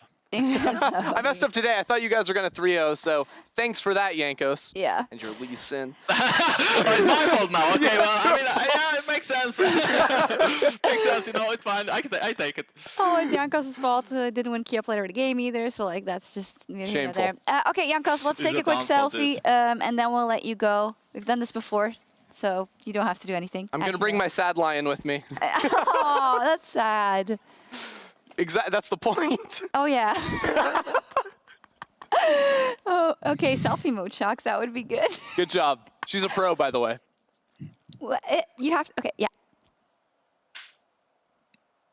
Yay! Yay! Awesome. Is it great? Thank you. Thank you so You're much. beautiful, Yankos. Yankos, every photo that you are on is phenomenal. There we Spot go. on, yeah, spot Yes, on. that's I do spot agree on. with that one. Yeah. So I cannot say the same about you guys, but I mean, not everyone has, you know, this face, so. That's okay. Go practice you. your Lee Sin. We're gonna Yeah. sign off. That's all for us. He's here blind, tonight. clearly. Yes! Anyway, that's broken, by the way. In the LCS, you can watch Evil Geniuses versus Cloud9, which is super hype. We'll be back tomorrow for more League of Legends. Fnatic versus Rogue. See you then. Whole team winning, yeah. Whole team winning, whole team winning, yeah. Whole team winning, yeah. Whole team winning, whole team winning, yeah. Whole team winning, yeah. Whole team winning, whole team winning. Carzzy now on the chase, slowing him down, slowly but surely trying to finish this one off. Perks with the pullback. Will they look for the re-engage? You can tell that they're debating, but the minions are already pushing into the base. The more time, oh my god, the damage from Cap. 25 stack Magi's, he's just playing with his food, leaping in, leaping out. There's too many members of Mad left standing. Caps wants to turn it, dash, auto, trying to finish it. Carzzy goes down. Cap's still alive on the backside. Can he find a miracle turnaround? The stun will not connect. Cap's still running for the hill. Shadow has to be careful though. Wonder on the way in. Caps is very strong, has so much MR. He cannot be stopped in this exchange. Was that the Cheyenne rookie, or is that Wonder and Caps? Top though, breaking the sleep a little bit early, so there's no fall, but now it's Mickey in trouble. Perks over the wall. Can offer a lot of healing, and Wonder with a massive ult to try to turn it back, but Arome for now untouched. Carzzy untouched. Perks now trying to get into the middle of the team fight. Caps rather. Perks running for the hills. Mickey finds the hook onto Carzzy. Perks still just healing up. Double kill coming over for G2. They're absolutely slaughtering the Mad Lions.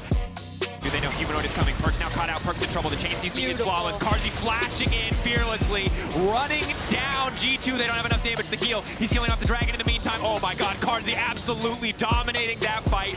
Beautiful from Mad Lions. Carzzy still alive on the backside, but he's so incredibly low. Wonder gonna find two immediately. Humanoid's here, but it's too little too late. Humanoid showing up, but just like that, he's gonna get slept. Oh no, this cannot be how it ends. No new challengers. G2 remain unstoppable.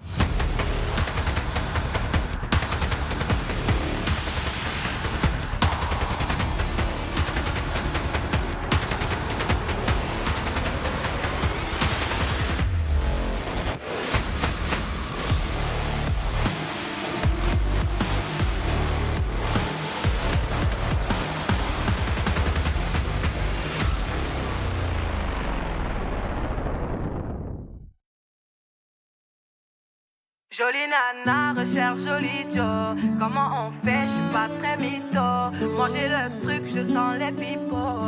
Les pipots, oh yeah. Tu ne vas pas me manquer, toi qui croyais me connaître. T'es rempli de charabia, tu ne sauras plus rien du moi. Je ne peux pas supporter, t'as osé me comparer. T'inquiète pas, je vais tout niquer, c'est la putain de la. Mais qui va se négliger? Je vais pas me négliger. Si c'est fini, c'est la vie, vie. Bientôt j'aurai tout zappé. Oui. Jolie nana, recherche joli Joe. Comment on fait? Je suis pas très mytho. Manger le truc, je sens les pipots. Les pipots, oh yeah. Ils m'ont dit bête. Je suis tombé la première, merde. Ils m'ont dit bête. Tombé la première, merde. Si t'as les critères, ça me va. Je suis pas dans les délires de vice. Tu penses assurer, c'est bon. Tu peux déposer ton CV par mail. Mais qui va se négliger? Je vais pas me négliger.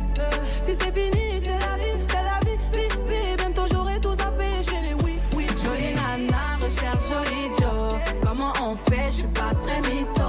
Manger le truc, je sens les pipots. Oh yeah. Ils m'ont rendu bête. Je suis tombé la première, merde. Ils m'ont rendu bête. Je suis tombé la première, merde. Chacal t'a bien Kuma, mais j'avoue que c'est mort. Toi tu fous la merde, tu veux que j'avoue mes torts, lol. Mais à qui tu vas la faire? Moi j'ai le mental, ouais, à qui tu vas la faire? Retour à la réalité. Moi je retourne à la réalité. Ouais, j'ai le mental. À qui tu vas la faire? À qui tu vas la faire? Jolie nana, recherche joli Joe. Comment on fait? Je suis pas très mytho. Manger le truc, je sens les pipots. Oh yeah. Ils m'ont rendu bête. Je suis tombé la première, merde. Ils m'ont suis tombé la première.